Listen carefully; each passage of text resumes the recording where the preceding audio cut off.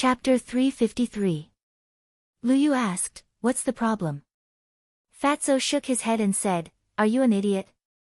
Can't you see that Brother Wolf wants to kill you?" Hearing this, Lu Yu's face turned pale. "You don't have to do this kind of thing. I'll take care of it."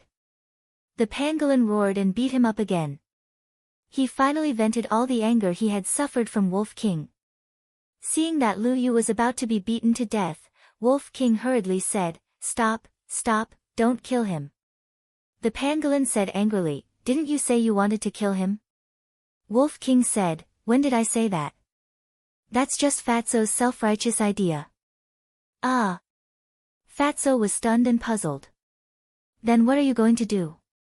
Wolf King said angrily, "How did you become so stupid?" "Of course, we're going to rob the Lu tribe." "Rob?" The pangolin was stunned and muttered, "It seems interesting." It couldn't help but be eager to try. Fatso also suddenly realized and said with a sneaky smile, "Brother Wolf is really shameless." "Damn, looking for trouble?" Wolf King glared at him and asked, "Do you have a portal on you?" "Of course." Fatso patted his chest. "That's good. Let's split up. Fatso, little follower, you take Lu Yu and go to the Lu tribe immediately. Brother and little Qin Zi stay here and turn the He tribe upside down." Wolf King said. "Leave it to Fat Lord." Fatso laughed. Throughout the whole process, Qin Feiyang did not interrupt. It was a tacit agreement. However, he felt more or less helpless. Only when doing this kind of thing would the ruffian wolf be so enthusiastic. Wolf King jumped and landed on Qin Feiyang's shoulder, roaring in high spirits, "Let's go out and do something big." "What should we do?" Qin Feiyang asked. "Kill everyone above the War King level." Wolf King's ferocious nature erupted. Qin Feiyang shook his head and smiled. With a thought, he appeared outside with Fatso and the pangolin. Fatso immediately opened a portal and walked in with Lu Yu. "Interesting, interesting." The pangolin chuckled and quickly followed. Coincidentally, at this moment, two burly men dressed in wolf skins walked towards them. "He has appeared. Leader, come out." As soon as they saw Qin Feiyang, the two of them shouted. In the meantime, his battle chi surged as he activated his fighting soul and charged towards Qin Feiyang. Both of them were 3-star battle kings. An ant trying to shake a tree. Qin Feiyang snorted coldly. He was now a 4-star battle king, and he could easily crush both of them. He struck out with his palm. Red-colored sword chi appeared and transformed into a shocking storm that swept out. Ah! The two of them died on the spot. They were minced into pieces by the sword chi, and their blood dyed the sky red. At this moment, He Yuan ran out of the hall. When he saw this scene, he was instantly enraged. "Damn bastard, I'm going to kill you." He charged towards Qin Feiyang at lightning speed. His entire body was filled with bone-chilling killing intent. The show has just begun. Qin Feiyang waved his hand and opened a portal. He then turned around and glanced at He Yuan before stepping into it. In the next moment, he appeared in front of the He clan's gate. "Leader, he's here." The 3 men guarding the gate were shocked. As they shouted, they used their battle arts and charged towards Qin Feiyang. "You want to kill me with just the 3 of you?" Qin Feiyang pointed his finger at them. Red-colored sword chi surged out like a raging wave. In the blink of an eye, it engulfed the 3 men. Ah! 3 cries of agony were heard too. Next, the red-colored sword chi whizzed past. It destroyed the gate of the clan. It shattered the tall fence. The few wooden buildings close to the door instantly collapsed and turned into ruins. 6 burly men dressed in wolf skins rushed out of the ruins. All of them were covered in cuts and bruises and were bleeding profusely. "Little bastard, you dare to destroy our clan's gate. Today, even if you have wings, you can't fly away." The 6 men roared and angrily rushed towards Qin Feiyang. 4 of them activated their battle souls. The other 2, although they did not have battle souls, they also took out a pitch-black broadsword. AO. Qin Feiyang was about to make a move, but Wolf King rushed out first. He directly activated the Berserker's Fury. Its aura, like a volcanic eruption, soared crazily. It took a step forward and swung its 2 thick claws like 2 arms. His terrifying strength crushed everything in its path. Ah! In the blink of an eye. Those 6 burly men, with painful screams, flew out horizontally, blood spurting out of their mouths. Immediately.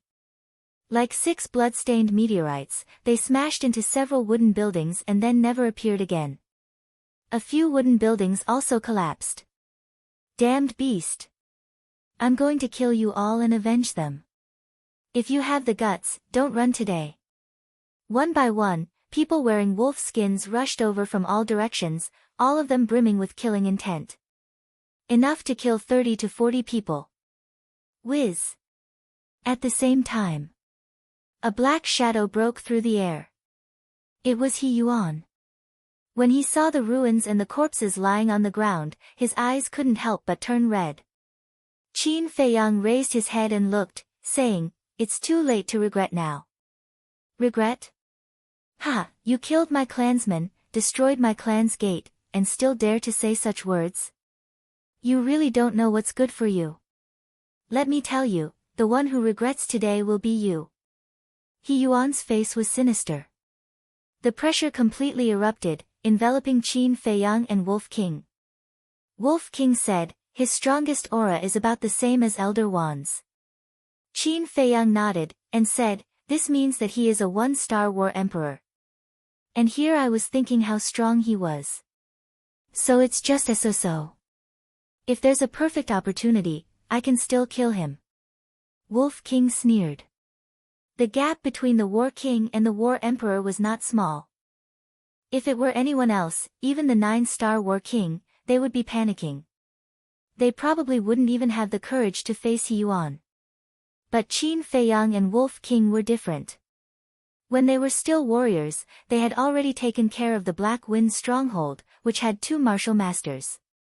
Later on, he challenged the Black Bear City's city lord. Later on, he even challenged Zuan, the Danwang Hall of Yen City, and the royal family. And the royal family of Pan County. The Merfolk clan's War Master level elders. There were also the Lu family, Wang family, Zheng family, and so on.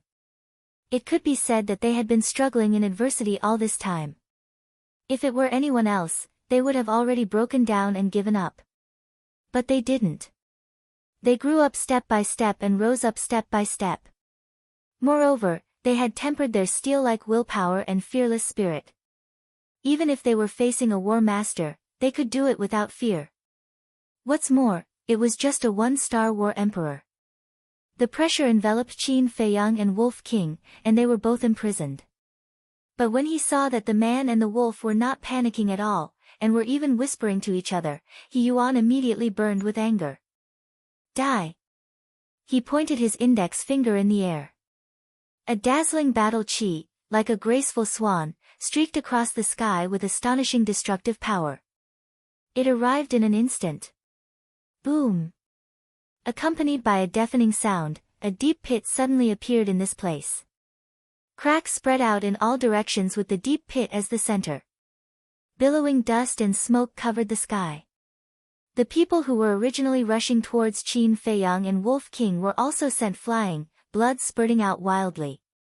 But they didn't have the slightest intention of blaming He Yuan, only joy on their faces. They're finally dead.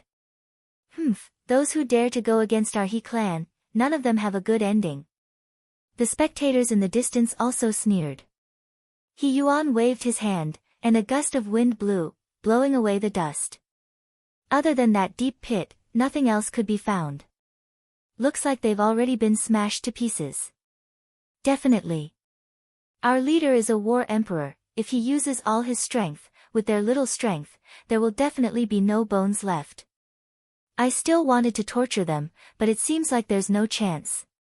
Many people revealed disappointment. If they died like this, it would be too easy for them. Quickly go and fill the pit. He Yuan also smiled contemptuously, and after giving some instructions to the clansmen below, he turned around and flew away. About 10 breaths later. Suddenly, a man and a wolf appeared in the deep pit. Those who were about to fill the pit couldn't help but be stunned. Not dead? How was this possible? Ayo! Wolf King howled and rushed out of the deep pit like an arrow.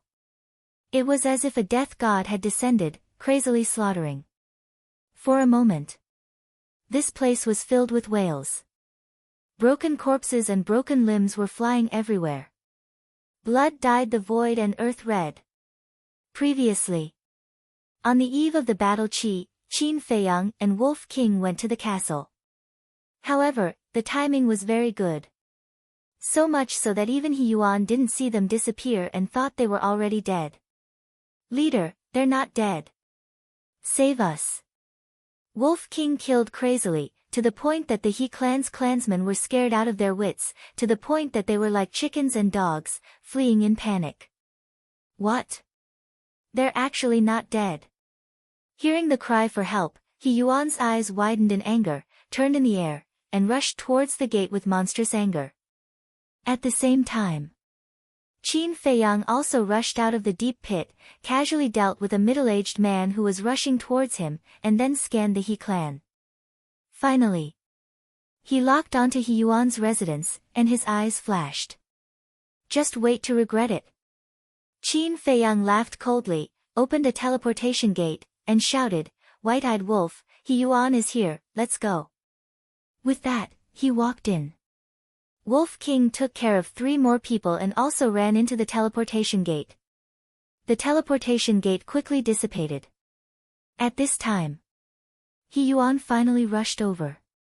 Seeing the corpses all over the ground, he roared, "Where are they?" Qin Feiyang opened a teleportation gate, "We don't know where they went." Leader, you must kill them and avenge the dead clansmen. Those who were lucky enough to survive all roared in grief and indignation. Damn it! He Yuan roared in exasperation and rushed into the sky, overlooking the entire tribe.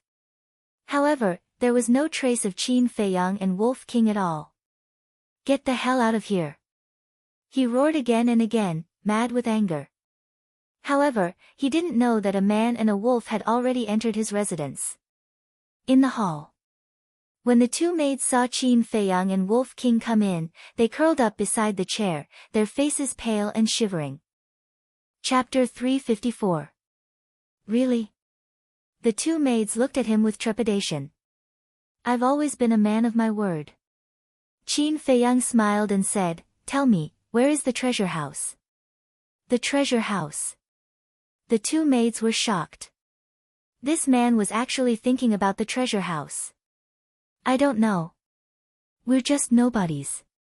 The leader won't tell us such an important place. The 2 maids shook their heads in horror. Little Qin Zi doesn't kill women easily. No, I won't kill you on behalf of my cousin.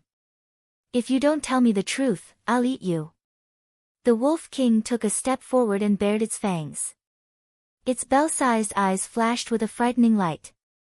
It's behind that wall. The mechanism is in that painting. The 2 maids were so frightened that they pointed to the wall behind them without thinking and blurted out. That's good. Wolf King chuckled.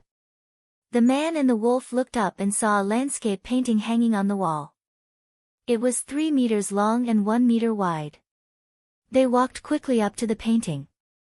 The 2 maids also collapsed on the ground, their faces pale. How can there be a mechanism in the painting? Wolf King looked up and down at the painting, puzzled. Ah! Qin Feiyang was stunned and speechless.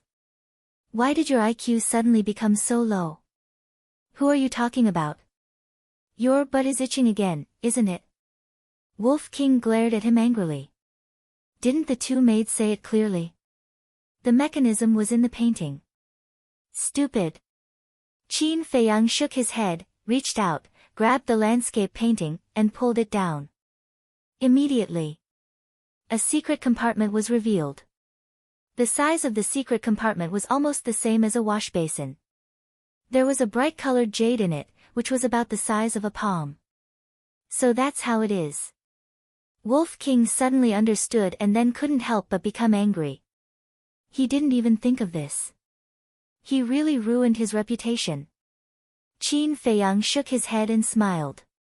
He grabbed the jade again and turned it hard. Crack! The wall in front of him split open and automatically moved to the sides. Very soon, a secret chamber appeared in front of the man and the wolf. The secret chamber was more than 10 meters wide. There was a stone platform in the center, and more than 10 cosmos bags were neatly placed on it. Looks like you've saved up quite a bit. Qin Feiyang's eyes lit up and he was about to walk in. However, Wolf King suddenly stretched out his paw and stopped him. He transmitted his voice, "There's someone inside." "Someone's there." Qin Feiyang frowned. He scanned the empty chamber. Where was there anyone? But suddenly, he looked at the stone platform. The stone platform was 1 meter tall and 2 meters wide. If there really was someone, they must be hiding behind the stone platform. Qin Feiyang secretly took out the Chang Shui and hid it in his sleeve. He used telepathy to say, "Pretend you don't know." Wolf King nodded. There are actually so many Qiankun bags. We've struck it rich this time. It shouted excitedly and ran towards the stone platform. Qin Feiyang also ran in. A man and a wolf came to the stone platform. Qin Feiyang stretched out his hand and grabbed the Qiankun bag. Boom! Sure enough, at this moment, a skinny white-haired old man jumped out from behind the stone platform and slapped at Qin Feiyang with lightning speed. Qin Feiyang raised the corner of his mouth. The hand that was reaching for the Qiankun bag suddenly moved up and collided with the white-haired old man's palm. The return formula reappeared. The two of them retreated at the same time, their arms were bleeding. But at the same time, Wolf King pounced. It opened its mouth wide, revealing white fangs. Its current size was 5 or 6 meters long.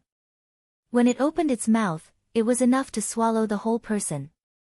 It bit the white-haired old man's head, and its fangs were as sharp as blades. In just an instant, it bit off the white-haired old man's head. Blood spurted out from the bowl-sized wound. The white-haired old man didn't even have time to scream before he breathed his last. Bah! Wolf King landed on the ground and immediately spat out his head. He swung his tongue and cursed, "It stinks. How long has it been since I washed my hair? It's disgusting." Qin Feiyang took a healing pill and put away the Qiankun bag on the stone platform. He looked at the headless body of the white-haired old man with lingering fear. If he hadn't noticed it in advance, he and Wolf King would have died without a doubt. Because this person was the 9-star battle king. Fortunately, Wolf King's nose was sharp enough and he was lucky enough to escape death. Wolf King chuckled and said, "Little Qin Zi, I saved your life again." Qin Feiyang smiled and said, "Let's record it first." "You can record this?" Wolf King was stunned. "Let's go." Qin Feiyang shook his head and laughed. He turned around and walked out of the secret room, glancing at the hall. The two maids had actually disappeared. "Leader, they're inside." At this moment, the voices of the two maids sounded outside the door. Whoosh! Following closely, a black figure rushed into the hall. Who else could it be but He Yuan? "Retreat!" Qin Feiyang shouted. He rushed to the wall on the left and punched a hole in it. Then, he and the Wolf King ran in one after the other.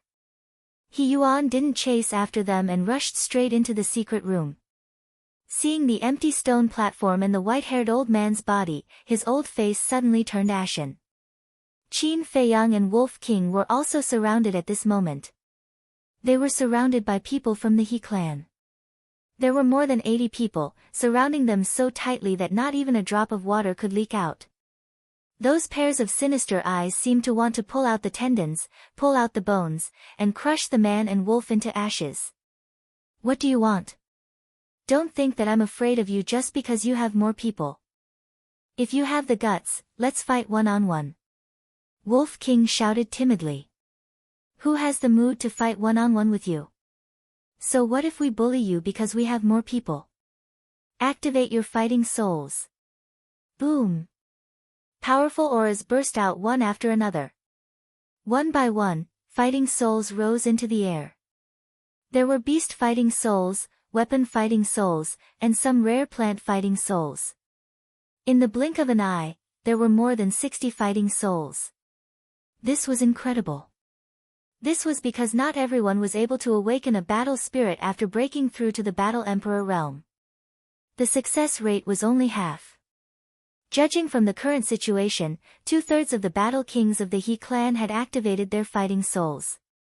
This probability was very rare. However, in front of Wolf King, without absolute strength, it didn't matter how many fighting souls there were. Are you sure you want to do this? Wolf King shrunk his head, feeling a little guilty. Don't talk nonsense with it. Kill! Everyone roared in unison. The sound of killing shook the sky. The 60 over battle souls charged towards the man and the wolf in unison. The aura of a single fighting soul was not strong. But when all the fighting souls were combined, the vast momentum made even Qin Feiyang's expression change. The killing intent soared into the sky. Hey! Do you really think I'm afraid of you? Little guy, I'll let you see how powerful I am. Wolf King's eyes were full of disdain, and his previous timidity was swept away. Boom! A shocking aura burst out from his body. A huge golden beast shadow appeared out of thin air, as if the king of all beasts had descended, shaking the entire area. Deprive! Following Wolf King's long roar, the 60 fighting souls flew uncontrollably towards the golden beast shadow. In the blink of an eye, those fighting souls were swallowed by the golden beast shadow in one gulp. What? There's actually such a thing. Oh no, I can't activate my fighting soul. Me too. What's going on? The place was suddenly in chaos. Everyone's face was full of shock and disbelief. This was too ridiculous. How could the fighting souls disappear? I, He Yuan, swear that if I don't kill you, I'm not human. At this moment, an angry roar came out from the secret room. Qin Feiyang's expression changed as he shouted to Wolf King, hurry up and kill our way out. Ayo! Wolf King raised his head and howled, his ferocious might unparalleled. One man and one wolf were like two human-shaped Tyrannosaurus Rex, crazily slaughtering their way out. Boom! The wooden building behind them shattered into pieces with an earth-shattering sound. He Yuan rushed out from the ruins. His eyes were bloodshot. Seeing that the man and the wolf were about to break out of the encirclement, He Yuan shouted, they killed the high priest and stole all our savings. Quickly stop them. What? The high priest was in seclusion in the secret room and was about to break through to the one-star war emperor. He was actually killed by them. How preposterous. Not only did they strip us of our fighting souls, they also stole our treasures. Even if I have to risk my life, I can't let you escape. Kill. Everyone went crazy. One after another, they pounced on the man and the wolf without caring about their lives. At the same time, He Yuan also rushed towards the man and the wolf, his entire body shrouded in a murderous aura. Not good. Qin Feiyang's expression changed. He grabbed Wolf King and entered the castle without hesitation, temporarily avoiding the danger. Wolf King turned into the size of a palm and jumped onto the iron box that contained the 6-word divine arts. He said with joy, hee, it seems that we have really driven them crazy. Qin Feiyang let out a long breath and laughed, let's rest first, wait for Fatso to send us a message. Wolf King said, have you forgotten? The image crystal can't be sent here. That's right. Qin Feiyang frowned. That's not right. We can't send a message to Yan Nanshan and Ren Wushuang because they aren't in the Forgotten Land. But Fatso and we are both here. Logically speaking, we should be able to communicate with each other. Qin Feiyang said. Wolf King was stunned and nodded. It seems to make sense. Why don't you give it a try? Qin Feiyang took out the image crystal and poured his battle chi into it. In less than 3 breaths, an illusory figure appeared. It was Fatso. Can it really work? Qin Feiyang and the Wolf King stared blankly for a moment before they were overjoyed. As long as they could communicate with each other in the Forgotten Land, it would be much easier to do things in the future. Fatso was also a little surprised. However, with his brain, he understood after thinking carefully. He chuckled and said, "Boss, Brother Wolf, are you guys trapped and asking Master Fatty for help?" TSK. You think they can trap us? You underestimate me and little Qin Z too much. But you haven't come back for so long, are you in trouble?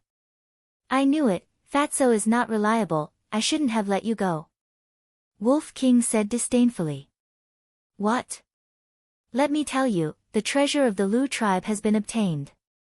As for now, Fat Lord is teaching those disobedient people a lesson. Fatso said. Wolf King shook his head and sighed. It turns out that you are still acting tough over there. You really haven't changed. After a pause, Wolf King said lightly, let me tell you a piece of good news, we also got the treasure of the He tribe. What? When Fatso heard this, he suddenly became excited and roared, wait for me, when I'm done here, I'll meet you immediately. Chapter 355. The tribe outside was in a mess. The high priest was dead. The treasures were gone. The war soul was also taken away. 40 to 50 war kings had also fallen. The overall strength of the tribe could be said to have plummeted. They searched everywhere for Qin Feiyang and Wolf King. If they didn't take revenge, they wouldn't be human. But after searching the tribe, they couldn't find any trace of the man and the wolf. Where the hell did they go? Get out here and die. Some people roared. He Yuan didn't look for them. He stood at the place where Qin Feiyang disappeared, his eyes flickering. Every time they disappeared, they would appear in the same place. This was enough to show that the man and the wolf definitely didn't leave. As long as he waited here, he should be able to find them. With that thought in mind, a strong cold light burst out from his old eyes. But after a long time, he didn't see Qin Feiyang and Wolf King appear. He began to wonder if his judgment was wrong. Had the man and the wolf left long ago? His mind was in a mess. He didn't know if he should continue to wait or go somewhere else to look. Inside the castle, Qin Feiyang pricked up his ears and listened carefully to the movements outside. Wolf King asked, how is it? Is it safe outside? I didn't hear anything. But I'm afraid that He Yuan will silently wait outside. After all, we've been in and out several times. Anyone with a bit of brains will be able to find some clues. Qin Feiyang said. Wolf King said, don't we have a teleportation gate? Can't we just teleport out? Qin Feiyang couldn't help but be stunned. He had never tried to teleport out of the castle. However, the castle was an independent space divine object. Could it be directly teleported out? Probably not. He took out a teleportation gate and tried it. The result was that it really couldn't be teleported. Wolf King was a little disappointed. But Qin Feiyang didn't. Everything was within his expectations. Right. As if he suddenly thought of something, he turned his head to look at the Wolf King and asked, that battle soul of yours, can it be taken away from everyone? Of course. Wolf King nodded and said, but it also depends on the opponent's cultivation. What do you mean? Qin Feiyang was suspicious. Wolf King said, as long as they are in the same realm, I can strip them of their battle souls. Qin Feiyang was shocked and asked, if you were a 1-star battle king now, would you still be able to seize the battle soul of a 9-star battle king? That's right. Wolf King nodded and added, however, if the opponent's cultivation has surpassed the Battle King realm and reached the Battle Emperor realm, then it won't work. Suck. Qin Feiyang gasped. Wasn't this too heaven-defying? If Wolf King broke through to the 1-star combat emperor, wouldn't he be able to take away the fighting soul of a 9-star combat emperor? With such a terrifying ability, who would dare to go against it in the future? Wolf King smiled proudly and asked, "What are the innate abilities of your 3 war souls?" Qin Feiyang smiled and said, "Don't you always like to keep people in suspense? I will also keep it a secret this time. TCH, it's just 3 broken war souls, what's the big deal?" Wolf King's eyes were filled with disdain. "Yes, I do have broken war souls, but I have a lot of them, 3 of them. Your war soul is awesome, but unfortunately, there is only 1. This proves that there is still a gap between you and me." Qin Feiyang joked. "I'll bite you to death." Wolf King bared his teeth and pounced towards Qin Feiyang. Qin Feiyang sent it flying with a slap. He said unhappily, "All right, stop messing around. Let me think about how to get rid of He Yuan." Although he was not afraid of He Yuan was a 1-star combat emperor and was not easy to deal with. "Got it." Suddenly, his eyes lit up. He took out an illusory form pill and threw it into his mouth, turning into a skinny old man with white hair. Wolf King was still brooding over the fact that Qin Feiyang had sent it flying, but when he saw Qin Feiyang's change, he couldn't help but be surprised. Because Qin Feiyang's current appearance was that of the He tribe's high priest. He wanted to use this identity to confuse He Yuan. Was that possible? He Yuan already knew that the high priest was dead. Now that he had turned into the high priest, if he went out and was seen by He Yuan, he would definitely be suspicious. It wouldn't work. Qin Feiyang laughed, "I'm not trying to confuse him, I'm just trying to distract him. As long as he's distracted, we'll have a chance to launch a sneak attack." At the same time, he took out Chang Shui and threw it to Wolf King, saying seriously, "I'll leave the mission of the sneak attack to you, you must kill him in 1 hit. Wolf King hesitated for a moment, then nodded, "All right, big brother will fight it out with him." Qin Feiyang took out another rib and lowered his head to look at it, his eyes shining. Although this thing couldn't compare to Chang Shui, it was undeniable that it was also a treasure. It was perfect to use it as a bludgeon. Putting the rib into the leader's body, he turned to the Wolf King and asked, "Are you ready? Attack at any time." Wolf King's eyes flickered with a cold light. Qin Feiyang smiled coldly and appeared outside in an instant. He Yuan was about to lose his patience and was about to go somewhere else. But suddenly, he sensed an aura appear. "I've been waiting for you for a long time." Killing intent crawled up from his eyes, and without hesitation, he turned around and punched out. However, just as he turned around, he immediately braked and stopped, his old face instantly filled with bewilderment. High Priest? Wasn't he dead? Driven by instinct, He Yuan turned his head to look at the wooden building behind him that had already turned into ruins. He had clearly seen with his own eyes that the high priest had died in that secret room, so why did he suddenly appear again? Not good. It must be Qin Feiyang, who had disguised himself as the high priest, trying to pass himself off as a fake. He Yuan was not stupid and immediately thought of this. But just as he thought of this, Qin Feiyang quickly took out the rib. Grabbing one end with both hands, he used it as a stick and smashed it towards He Yuan's head. At the same time, with a thought, Wolf King also appeared out of thin air. Its 2 rows of steel teeth were biting Chang Shui's hilt, and the tip of the blade was pointed forward. At this moment, Wolf King was like the shaft of an arrow, and Chang Shui was like the tip of the arrow. The wolf and the dagger fused together and transformed into a bone-piercing arrow. As soon as it came out, it shot towards He Yuan's lower abdomen. In the blink of an eye, He Yuan had just turned around when the hard rib smashed into his head. Bang! Ah! At this moment, He Yuan saw stars and howled in pain. Damn it!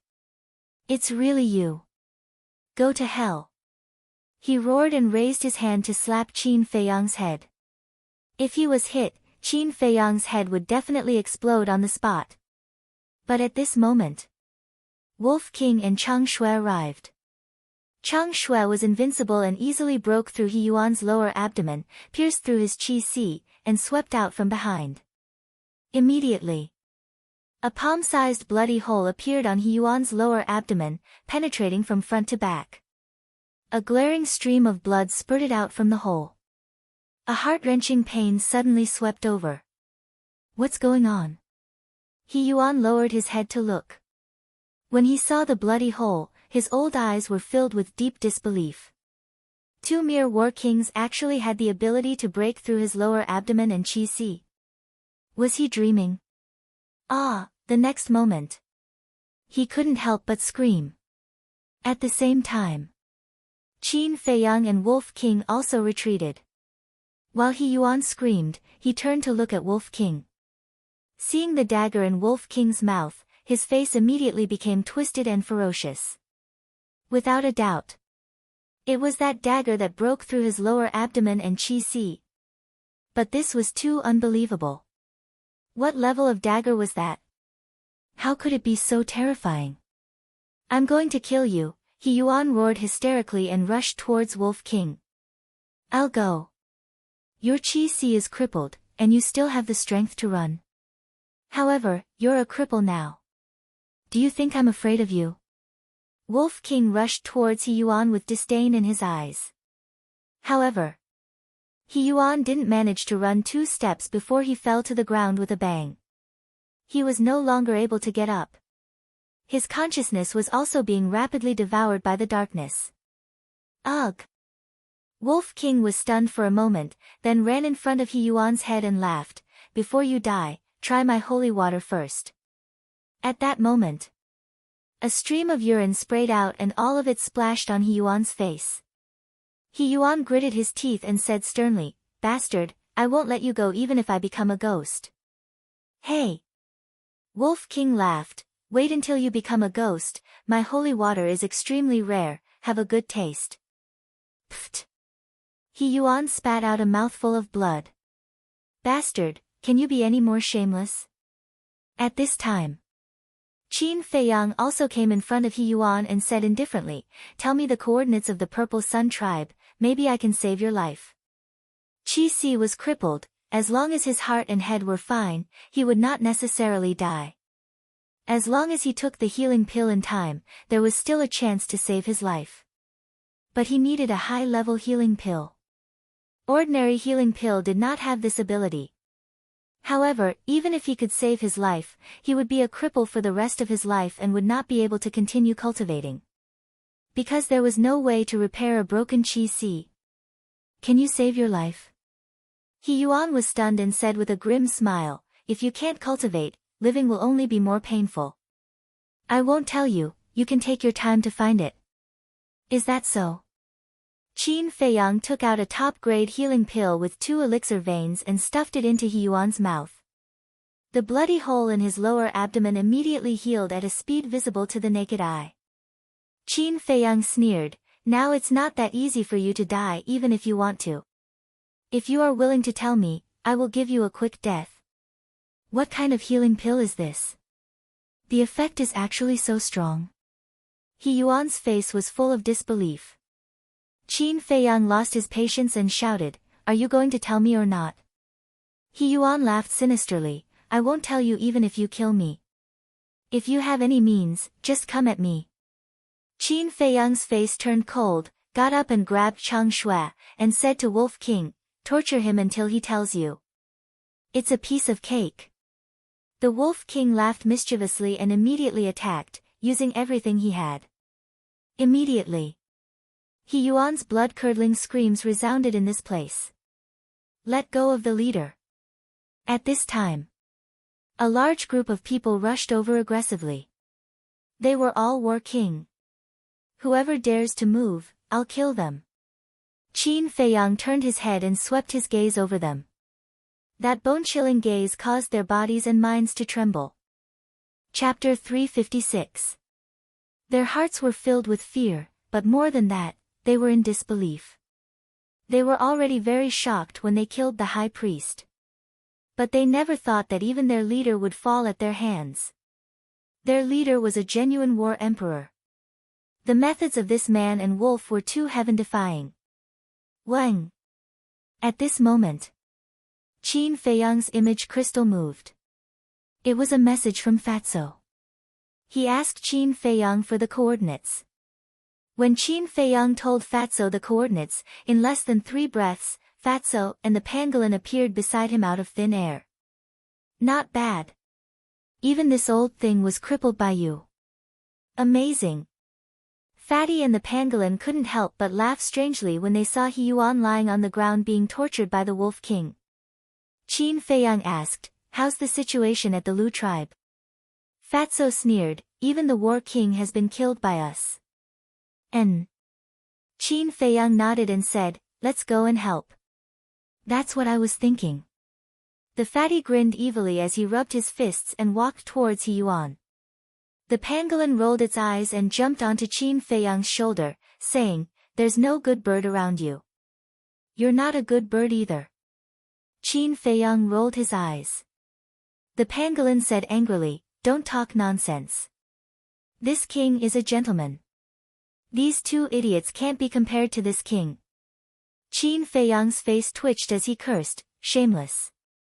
Wolf King and Fatso were already narcissistic enough, but this guy was even more narcissistic than them. With Fatso's addition, He Yuan's screams became even more miserable. He even wanted to bite his tongue and commit suicide, but Wolf King didn't give him the chance at all. It's not that easy to die. Once, there were 2 idiots like you who came to provoke us recklessly. In the end, you were tortured by me for 2 to 3 days. That feeling was really satisfying. Wolf King chuckled. The 2 people it was talking about were Wang Fei and Jing Chuan, who were plotting against Lu Hong. 2 or 3 days. The moment He Yuan heard, he could not help feeling chills all over his body. He hurriedly said, "You all quickly stop. I'll talk, I'll tell everything." "Then say it." Fatso shouted. He Yuan said, "Ziyang tribe is too far away from here. I don't know the coordinates." Wolf King said angrily, "If you don't know, then why are you still pretending?" He Yuan hurriedly said, "Although I don't know, I know of a place where someone definitely knows the coordinates of Ziyang tribe." "Stop!" Qin Feiyang said. Wolf King's paw landed on He Yuan's crotch. Roar! He Yuan immediately let out a miserable howl like a pig being slaughtered. Fatso also kicked him a few times, and then retreated to the side with Wolf King. Qin Feiyang said, "Hurry up and tell me, where is it?" He Yuan endured the pain and said, "White Fox City." Qin Feiyang said, "Be more specific." He Yuan said, "White Fox City is the only city within 1,000 miles, and the city lord is a 2-star war emperor." Next, he told Qin Feiyang about the situation and the coordinates of White Fox City.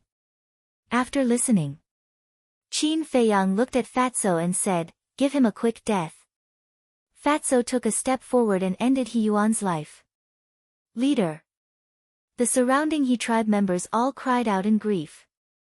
"Let me give you a piece of advice.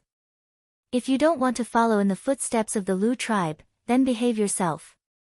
Qin Feiyang opened a teleportation gate and brought Fatso, Wolf King, and the pangolin beast in, leaving behind a bone-chilling sentence. White Fox City. This was an ancient city with a very long history. But it wasn't big, about the same size as the Black Bear City. With Qin Feiyang's cultivation, it would only take a few hundred breaths of time to cross White Fox City. There was a dense forest outside the city. The dense forest was covered in snow, and a few figures appeared out of thin air beside a big tree. It was Qin Feiyang and his group. There were a few fierce beasts hunting nearby. When they saw them, they pounced forward. Scram! Wolf King roared, and a terrifying might pressed down. The ferocious beasts immediately fled. Qin Feiyang looked around, then looked at Fatso and said, "There's nothing much to do now, you go to the castle first and sort out these Qiankuan bag." He took out the dozen or so Qiankuan bag. Fatso grabbed it in his hand, his eyes shining with green light. Although the He tribe only had one war emperor, it was still the He tribe's many years of savings, so there must be a lot of valuable treasures. Qin Feiyang waved his hand and sent Fatso into the castle. The pangolin looked at Wolf King sneakily and said, "Let me in too. Don't even think about it. Grow up immediately and take me and little Qin Zi into the city." Wolf King shouted. "What?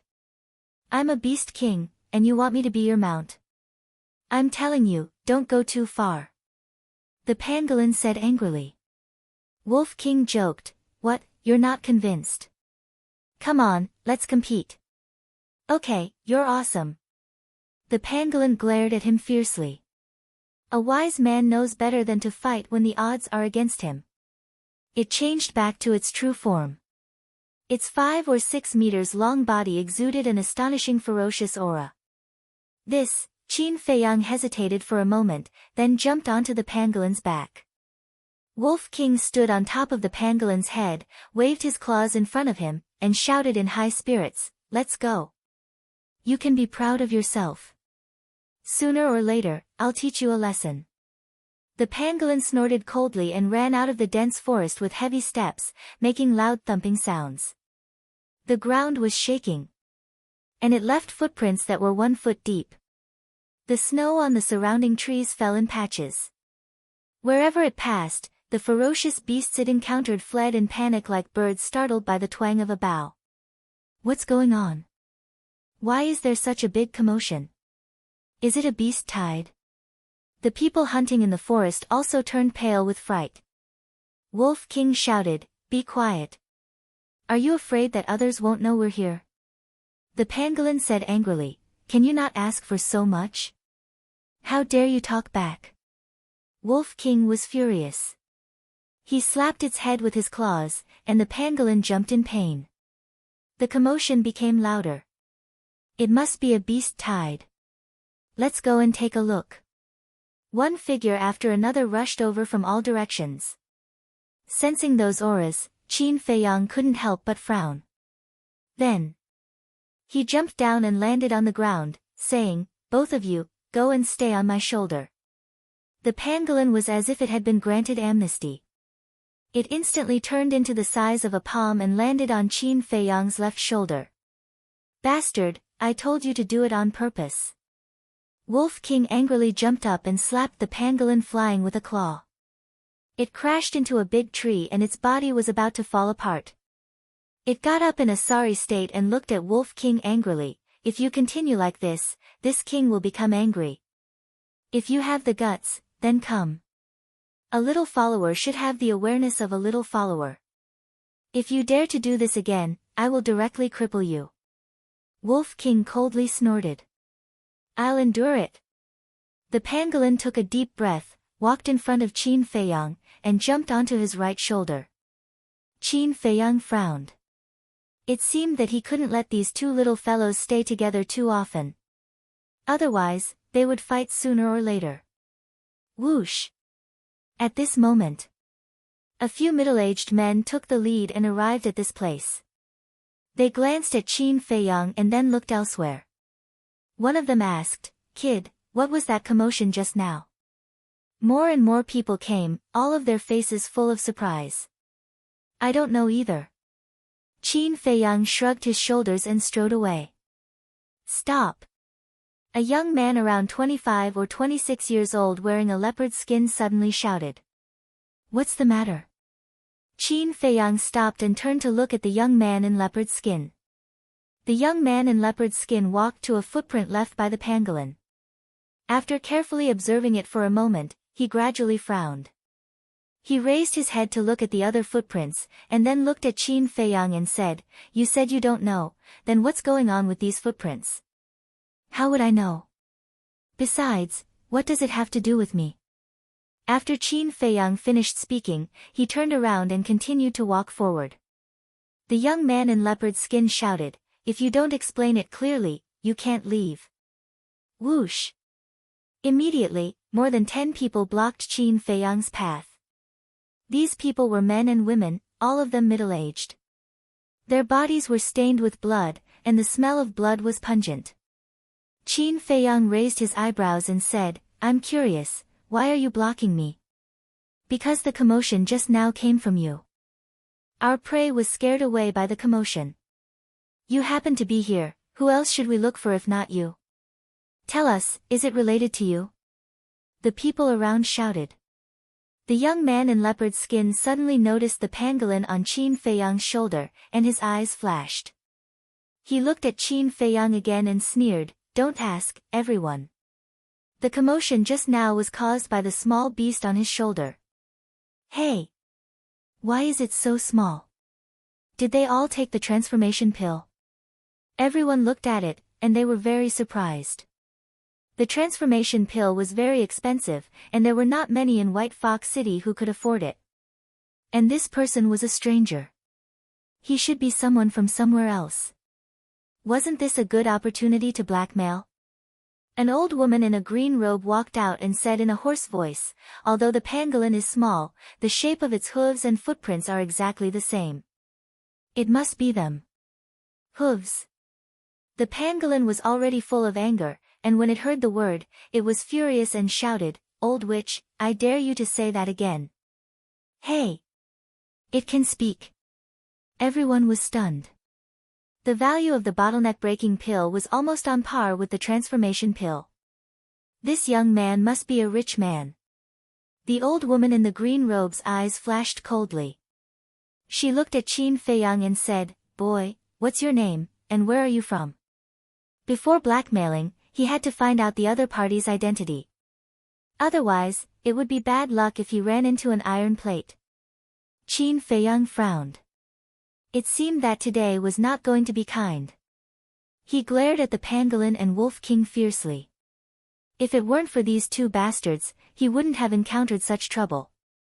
After a moment of silence, Qin Feiyang said, I'm from the Purple Sun tribe. What? The Purple Sun tribe? The surrounding people were shocked. Everyone, don't be fooled by him. He's not from the Purple Sun tribe. Because the Purple Sun tribe is too far from here. It's impossible to come here without a few years. The young man in leopard skin sneered with a trace of mockery in his eyes. Qin Feiyang turned to look at the young man in leopard skin and said indifferently, Don't you know that there's something called the teleportation gate? What's wrong with this person? He kept getting in the way. Did he have a grudge against him? Chapter 357. The young man in leopard skin said, Stop quibbling. You're not from the Z Sun tribe at all. Qin Feiyang said, How can you be so sure? The young man in leopard skin sneered. Of course I'm sure. You can fool others, but you can't fool me. Qin Feiyang frowned. That's not right. Why did he feel that this person knew him very well? Could he be from the He tribe or the Lu tribe? The old woman in green robe said, Since Ding Ming said no, then he's definitely not from the Z Sun tribe. Ding Ming? Qin Feiyang was stunned. It seemed that this person was not from the He tribe or the Lu tribe. Kid, you actually dare to bluff us. You've got guts. We won't make things difficult for you. 1 million gold coins each. Hand over the gold coins and we'll let you go. But if you don't hand it over, don't even think about walking out of this forest alive. Everyone's eyes were cold. 1 million.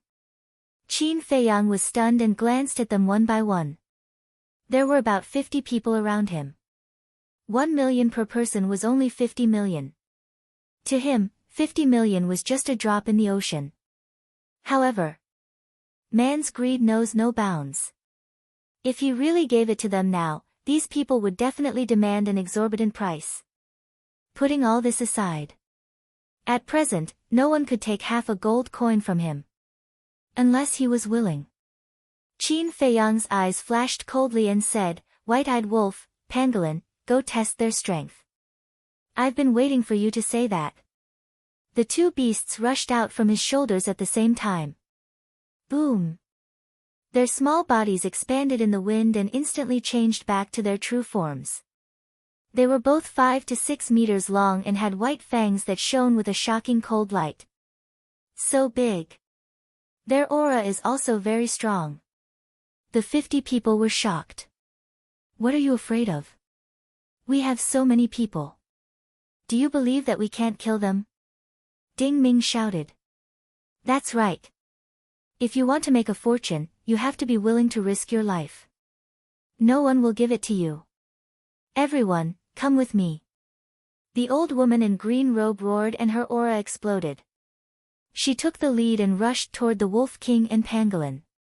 She was a 5-star battle king. The others also unleashed their auras and pounced towards them. For a moment, the place was filled with snowflakes. Brother Wolf, I'll leave that old witch to you. Seeing this, the pangolin turned around and charged at the others. The green-robed old woman was a 5-star battle king, while it was a 4-star battle king. Although there was only a difference of 1 level between them, it was very likely that the green-robed old woman still had more battle arts. Therefore, it wisely chose to leave this heavyweight opponent to Wolf King to deal with. However, it specifically targeted those who were weaker than it. Useless. Wolf King glared at it in disdain and instantly activated Berserk Rage. The bird that sticks out gets shot. Haven't you heard of that? Apart from the young man in leopard skin, this old witch was the most arrogant one. Wolf King naturally wouldn't show mercy to such a person. It rushed in front of the green-robed old woman and waved its claws. Ah! Before the green-robed old woman could react, she was sent flying with a shrill scream. What a strong force! It has a battle art. The green-robed old woman's face was full of regret. If she had known this would happen, she wouldn't have used her brain. She flew more than 30 meters away and smashed into a huge stone door the size of a house. She spat out a mouthful of blood and died on the spot. As for the boulder, it also shattered into pieces. What? A 5-star battle king was killed in an instant. Everyone was shocked by this scene. Everyone looked at the Wolf King, their eyes filled with unresolvable fear. I'll kill it.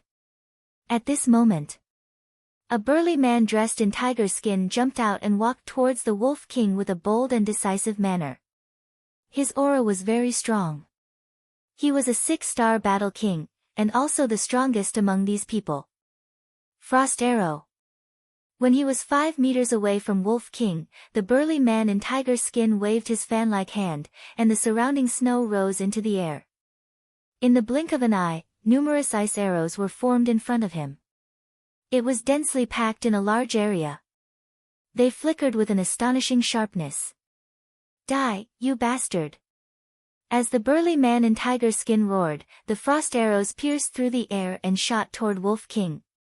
There are so many people who aren't afraid of death.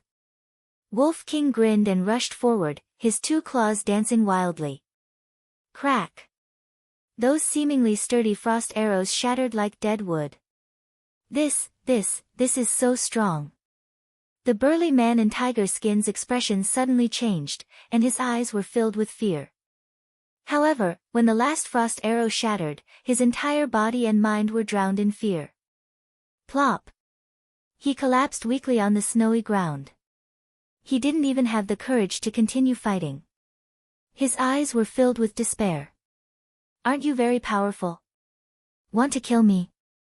Come, get up. How dare you be so arrogant with your little strength?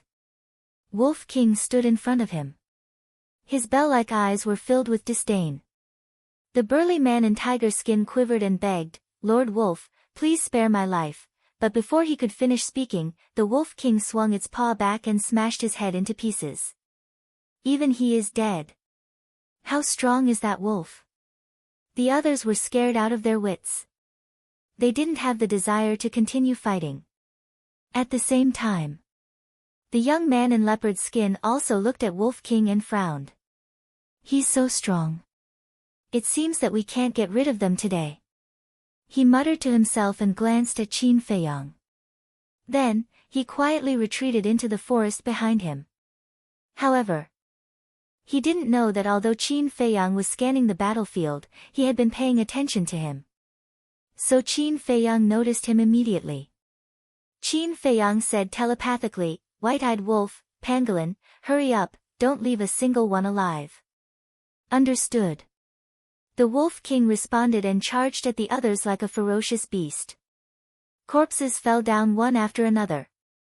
Blood splattered everywhere. The snow here was dyed red, and the smell of blood was pungent. Soon, there were only a dozen people left. The pangolin's methods were also extremely cruel. Those who were killed by it didn't have an intact corpse. There were even a few people who were trampled into meat paste by its foot. "We're no match for them. Run!"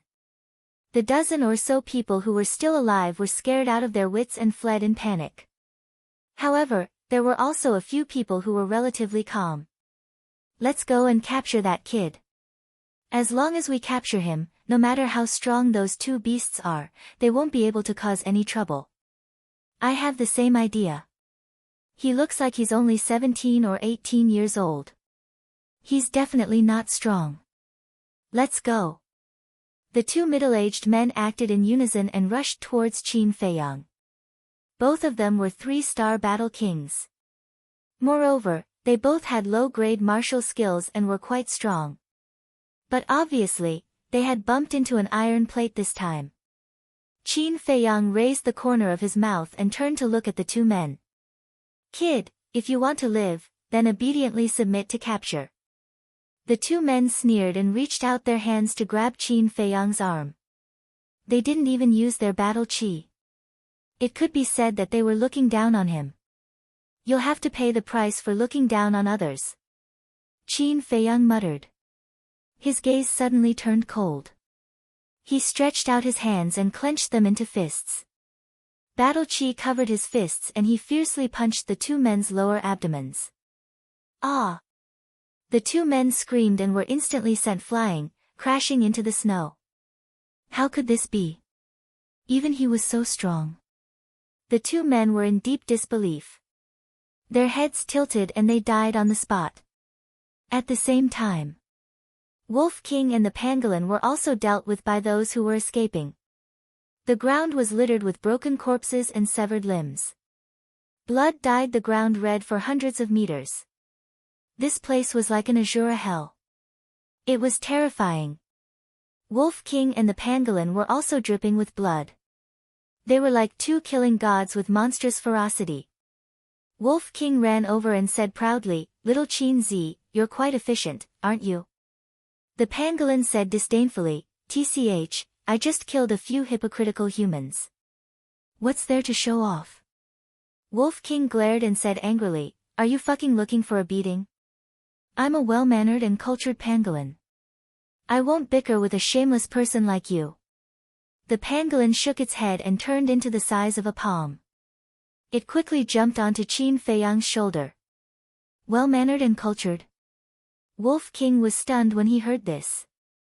When he came back to his senses, he was furious. This bro has a bad temper. "If I don't beat you to death today, I'll walk backwards in the future."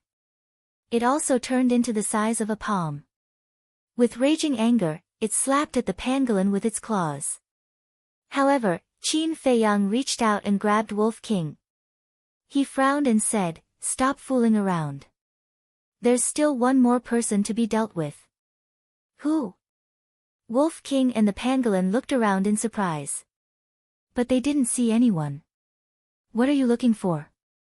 "I'm talking about that person called Ding Ming. He's really rotten wood." Qin Feiyang was helpless. "Ding Ming? Why didn't you kill him?"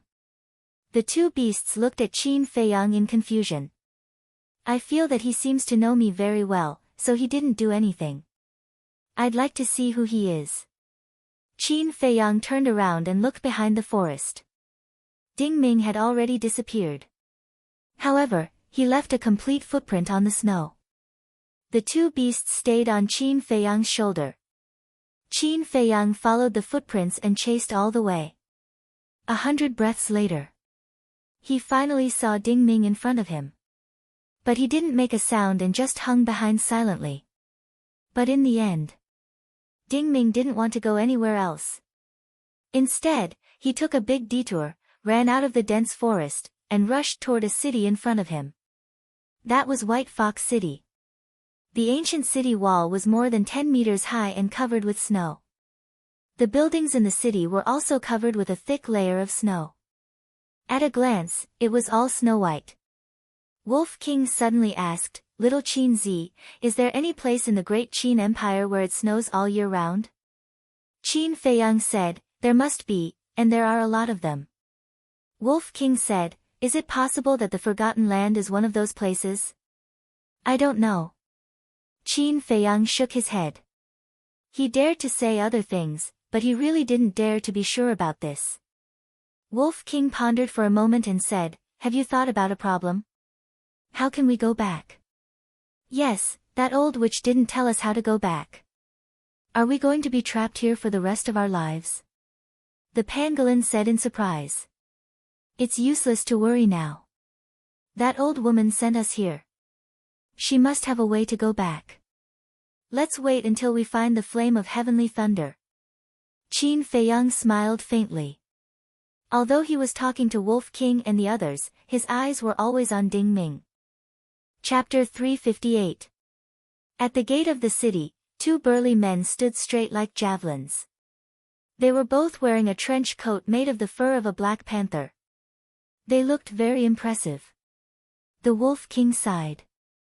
"The ferocious beasts living here are really miserable." "Yes." Along the way, all the humans we met, no matter strong or weak, were wearing animal fur coats. If this continues, the beasts of the Forgotten Zone will be extinct sooner or later. The pangolin said, somewhat indignant. Why could humans kill beasts wantonly like this? Qin Feiyang laughed, "Extinction is a bit too serious. A beast fur coat can be worn for many years." The pangolin said, "Then you should also get one.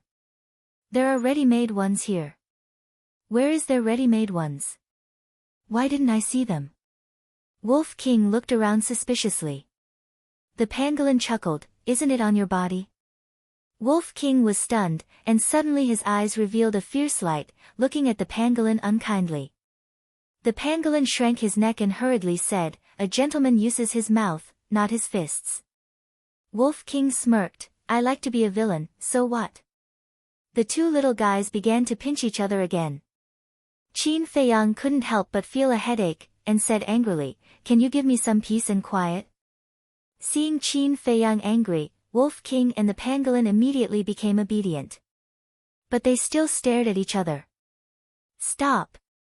Just as Qin Feiyang was about to enter the city, the two city guards looked at him, raised their eyebrows, and blocked in front of Qin Feiyang. Qin Feiyang was stunned and asked doubtfully, "What's the matter, two big brothers? Were you the ones who killed people in the dense forest over there?" One of the burly men asked. He had a black mole the size of a pellet on the left side of his face. Qin Feiyang raised his eyebrows. When Ding Ming entered the city just now, he didn't greet these two people. He hadn't even spoken a single word, so how did these two know? The mole man said, "Don't try to quibble. When you were killing people, someone saw it with their own eyes from afar. So there are still fish that escaped the net." Qin Feiyang mumbled and said with a smile, "Two big brothers, we were also forced to kill them." "Is that so?" The two of them sneered. "Yeah, they joined hands to blackmail me. What can I do?" Qin Feiyang looked helpless. They were indeed in the wrong to extort you. However, you shouldn't have killed them all. Do you know what kind of impact your actions will have on White Fox City? The two of them shouted. Wolf King said telepathically, "Little Qin Zi, hurry up. Ding Ming is about to disappear." Qin Feiyang looked at the streets of the city. Ding Ming had reached a crossroad and was walking to the right. "What are you looking at? Do you think we don't exist?" The two burly men said angrily. They were very unhappy with the feeling of being ignored. The pangolin said telepathically, "Damn it, they are simply courting death. Don't be impulsive. These two just want some benefits." Problems that can be solved with money are not problems. Qin Feiyang secretly sneered. He took out 200 gold coins and handed them to the two men, saying with a smile, "This is a small gift from me." The two men's eyes lit up, but when they glanced at the 200 gold coins, they frowned again. "That's all? Are you trying to dismiss beggars?" The two men sneered. "Oh, are you not satisfied?" Wolf King's eyes flashed fiercely. Qin Feiyang also raised his eyebrows and said, "I'm alone and don't have much savings. Please don't mind." "Is that so? Then show me your cosmos bag." The burly man with moles stretched out his hand in front of Qin Feiyang and looked at Qin Feiyang arrogantly. "You want to search my cosmos bag?" The smile on Qin Feiyang's face was instantly replaced by frost. "You really don't want face? Do you still want it or not?" He casually tossed 200 gold coins to the two of them, then turned around and walked into the city. "What? How dare you be so arrogant here?" The people coming in and out all looked at Qin Feiyang in shock. The two burly men's faces were also livid. Although their strength was not very good, they had support. After guarding the city gate for so long, no one had ever dared to say a word to them loudly. Not to mention throwing gold coins at them and humiliating them. "Stop right there!" The two men shouted at the same time. Qin Feiyang turned a deaf ear. "I told you to stop, didn't you hear me?"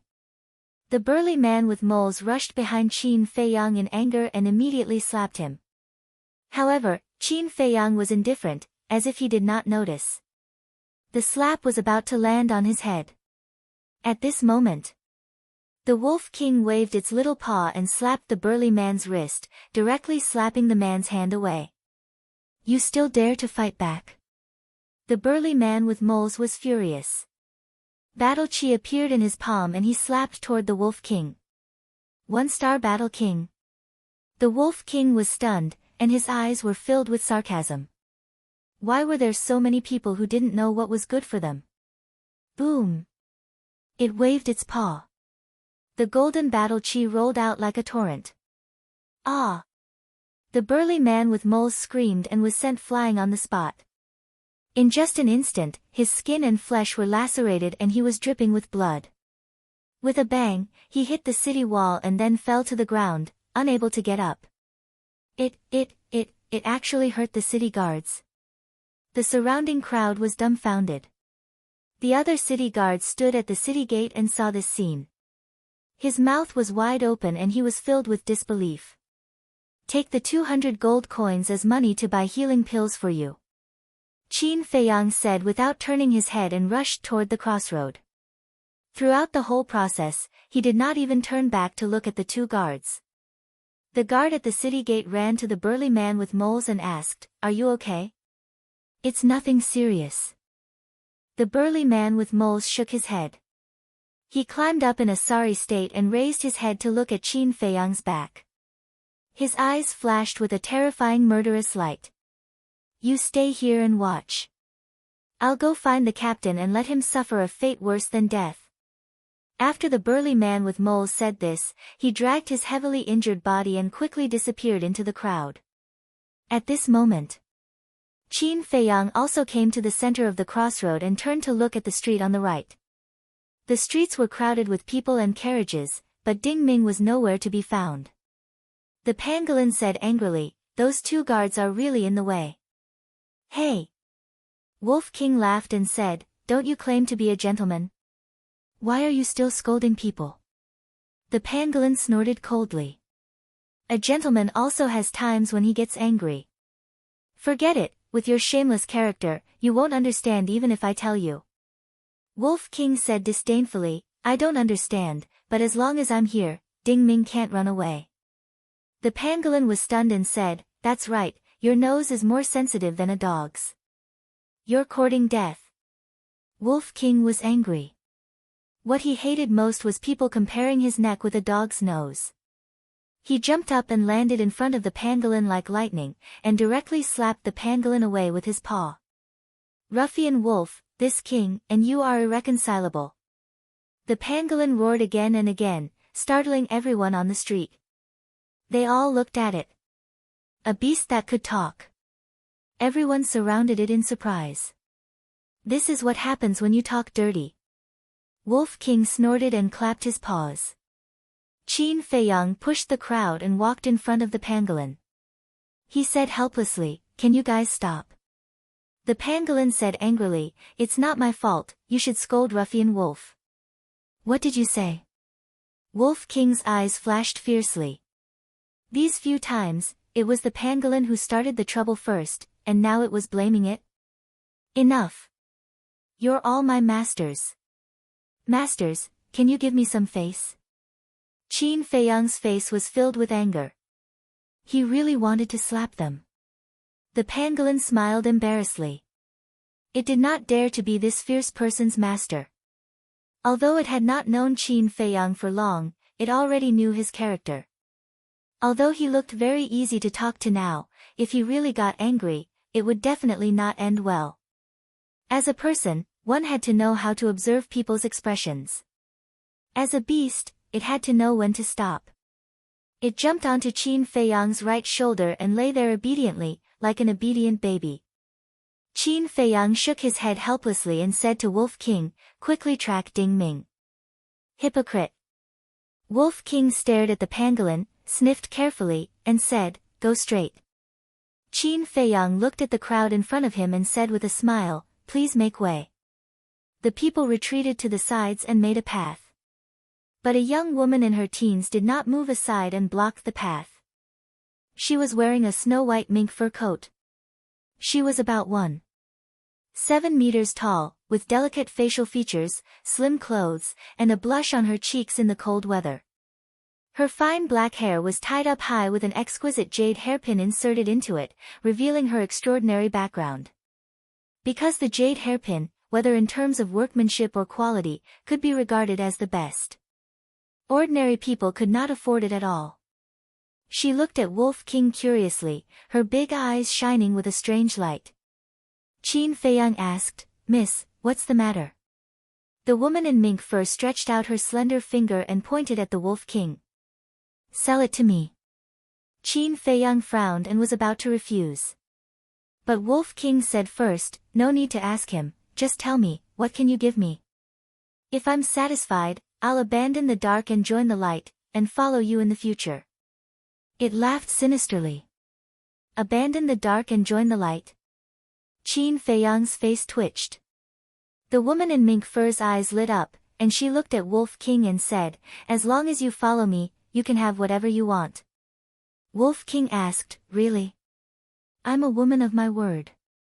The woman in mink fur nodded. Wolf King laughed and said, "I want to go to the Purple Sun Tribe, do you have a way?" "Why are you going to the Purple Sun Tribe?" The woman in mink fur was shocked. The surrounding crowd also began to discuss in low voices, their eyes filled with bewilderment. Wolf King said, "Don't ask so many questions, just tell me, do you have a way?" The woman in mink fur said, "Of course, my father knows the coordinates of the Purple Sun Tribe." Qin Feiyang's eyes lit up. He thought that it would take a lot of effort to find the coordinates of the Purple Sun Tribe. But he did not expect to find it as soon as he entered White Fox City. Chapter 359. Wolf King was also overjoyed and jumped onto the shoulder of the woman in mink fur. Then it began to fish for information. But Wolf King and the woman in mink fur were communicating with each other through telepathy, so no one else could hear them. The pangolin looked at Wolf King and then at Qin Feiyang. Seeing that there was a hint of a smile in Qin Feiyang's eyes, it used telepathy and asked in confusion, "Qin Feiyang, is there something wrong with your head?" Qin Feiyang was stunned and asked, "What do you mean?" The pangolin said, "Ruffian wolf is about to betray us, and you're still laughing?" "Betray us?" Qin Feiyang was stunned and said with a smile, "Don't worry, it won't betray us." "You're so confident." The pangolin was surprised. "You won't understand my friendship with Ruffian Wolf." Qin Feiyang smiled faintly. At this moment, Wolf King suddenly shouted, "Little girl Meng, aren't you being too insincere? Forget it, I'll continue to follow little Qin Zi. After that, Wolf King jumped and landed on Qin Feiyang's shoulder. The woman in mink fur frowned. Qin Feiyang said through telepathy, "How is it? Did you find out?" Wolf King said, "Let's go first, we'll talk later." Qin Feiyang's eyes flashed, and he walked past the woman in mink fur. The woman in mink fur turned to look at Qin Feiyang and frowned, "How many gold coins do you want before you're willing to sell it to me? If it's not willing, what can I do?" Qin Feiyang turned his head and smiled at the woman, then turned around and strode away. "Humph.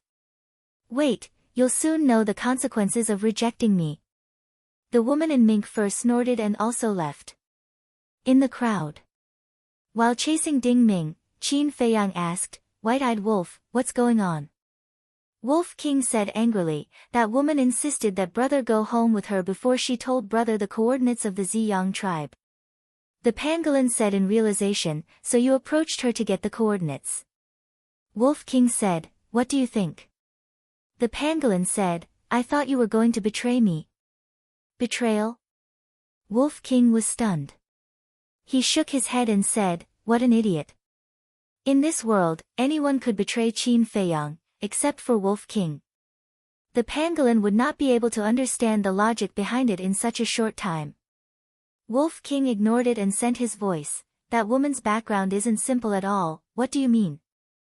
Qin Feiyang said, "Her Meng family is the biggest family in White Fox City. Moreover, her father is the mayor of White Fox City and has the strength of a one-star combat emperor. Her grandfather is even stronger. He's a 3-star combat emperor." Wolf King sent his voice. The pangolin said in surprise, "Doesn't that mean White Fox City belongs to her family?" "You're not stupid." Wolf King glanced at it and said, "White Fox City is under the control of the Meng family, but they don't belong to any tribe. But because of the Meng family's strength, all the tribes within 1,000 miles, including the few big tribes nearby, will give them some face. Also, White Fox City is a gathering place for rogue cultivators. Every day, a large number of people come to trade. Therefore, the Meng family has set up a trading pavilion opposite the mayor's mansion. Even the big tribes often come here to buy resources." Wolf King said in one breath. His eyes were serious.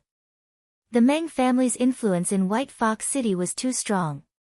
It wouldn't be easy to get the coordinates. The pangolin said, "Only the Meng family knows the coordinates of the Ziyang tribe?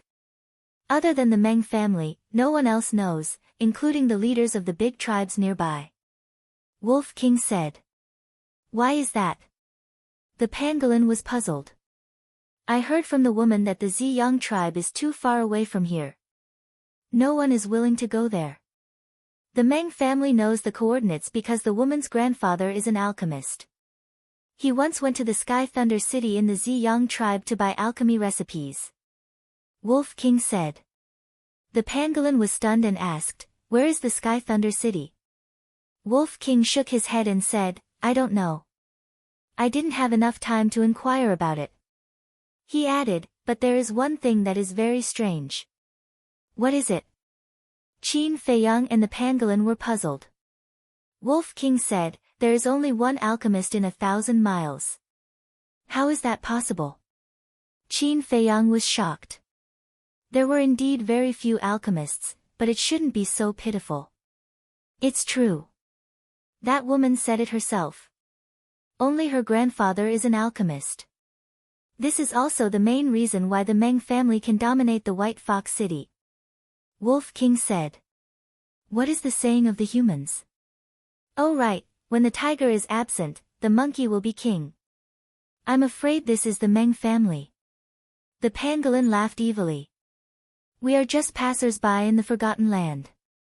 Whether they are tigers or monkeys, it has nothing to do with us. We just want the coordinates." Qin Feiyang said indifferently, but there was a trace of suspicion in his eyes. Sky Thunder City, Heavenly Thunder Flame, both of them had the word Heavenly Thunder. Could it be related? While he was deep in thought, he came to another fork in the road, glanced at the two streets in front of him, and asked, which direction did Ding Ming go? Wolf King sniffed carefully. Left. We have to hurry. There are too many people on the streets and his smell is getting fainter. I can't tell. Wolf King said. Qin Feiyang frowned and used wind-riding steps to speed down. More than 10 breaths passed. Qin Feiyang came to the center of White Fox City. The city lord's mansion was right in front of him. It was more than 20 meters tall and covered in thick snow.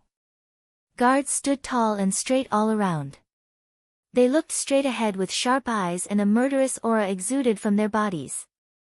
Opposite the gate of the city lord's mansion, there was a slightly short hall. Similarly, there was a guard every 3 steps and a sentry every 7 steps. The security was extremely tight. There were 3 bold words engraved on the gate of the hall. Trading Pavilion. Many people came in and out in a hurry. Stop! The moment he arrived, Wolf King shouted secretly. Qin Feiyang slammed on the brakes. Wolf King glanced at the city lord's mansion and then at the trading pavilion. His eyes flashed and he said, he entered the trading pavilion. What is he doing in the trading pavilion? The pangolin was puzzled. Let's go take a look and we'll know. Qin Feiyang strode in. Immediately, a young woman of 17 or 18 years old came forward. The young woman looked at Wolf King and the pangolin with a hint of joy in her eyes. It was obvious. Both of these small beasts had consumed the transformation elixir. This also proved that the person in front of her was definitely a rich man. She looked at Qin Feiyang and smiled. Young master, is there anything I can do for you? There's no need to entertain me. I'm just strolling around.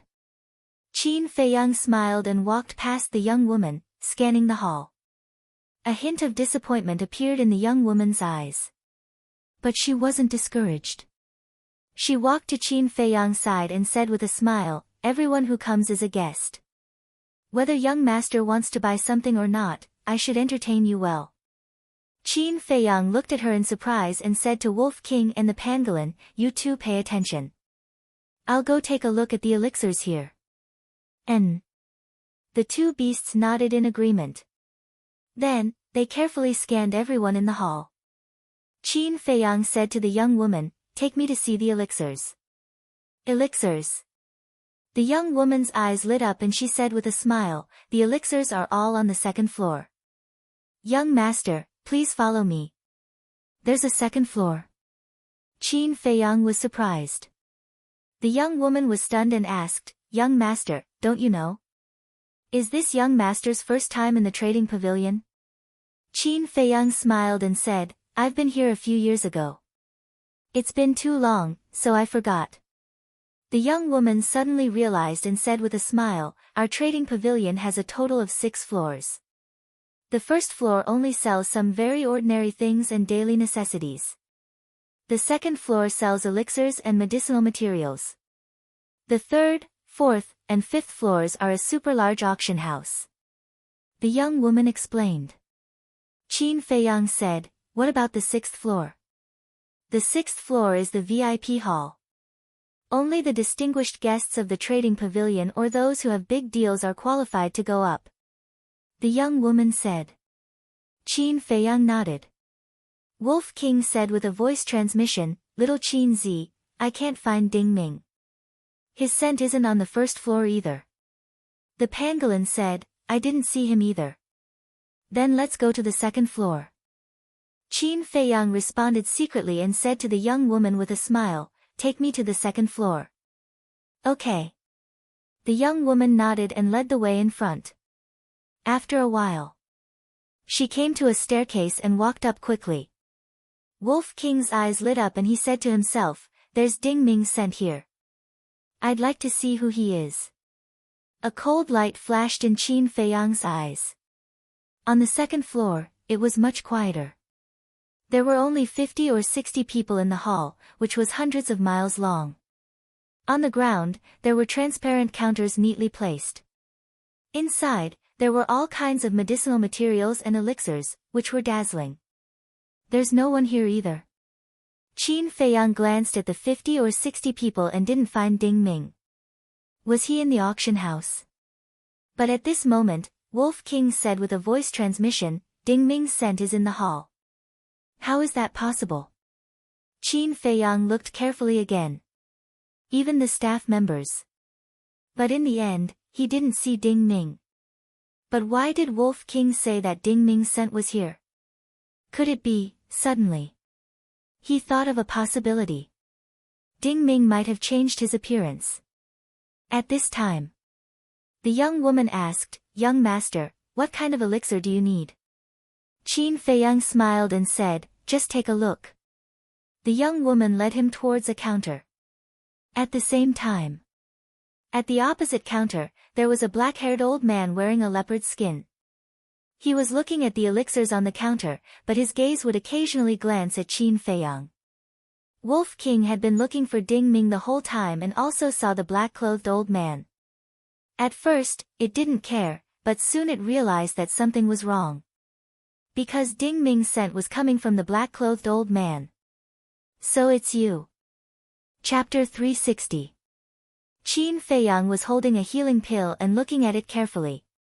Hearing Wolf King's sound transmission, his eyes flashed and he turned to look at the black-haired old man. A person's appearance could change, but the smell they emitted would not change. He believed in Wolf King's sense of smell, so it would definitely not be wrong. But he only glanced at it for a moment, then turned to look at the young woman and said with a smile, Is there no better quality medicinal pill? Young master is not satisfied? The young woman frowned. Her expression was a little displeased. This was the best medicinal pill in White Fox City, and he actually didn't like it? However, the young woman did not know that Qin Feiyang was not dissatisfied, but very dissatisfied. This healing pill was just an ordinary medicinal pill. Moreover, even among the ordinary healing pills, it was considered a low-grade item. How could such a medicinal pill enter the eyes of a top-grade alchemist who could refine 2 pill veins? Even the medicinal pills that he casually refined were stronger than this. But he just smiled, put the healing pill on the counter, and turned to walk to another counter. Although the young woman was a little dissatisfied, she still followed. Because in her eyes, Qin Feiyang was a little fat sheep waiting to be slaughtered. In fact, Qin Feiyang was not in the mood to look at these medicinal pills at all. He had been paying attention to the black-haired old man. But after a while, he came to a counter. A fiery red flower attracted his gaze. It was actually a 9 suns flower. And beside the 9 suns flower, there was a red fire glass tree. He had really picked up a treasure. Qin Feiyang was overjoyed and was about to ask the young woman about the price. But he suddenly frowned and asked secretly, Don't you think it's strange? What's strange? Wolf King and Pangolin were puzzled. Within 1,000 miles, only that woman's grandfather is an alchemist, then why would he sell medicinal herbs in the trading pavilion? Qin Feiyang said. Logically speaking, the Meng family should directly refine these medicinal herbs into medicinal pills. Because the price of a finished medicinal pill would be several times higher than that of medicinal herbs. Moreover, medicinal herbs were only useful to alchemists.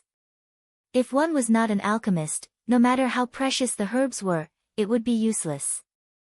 In this entire area, besides the Meng family, there were no other alchemists.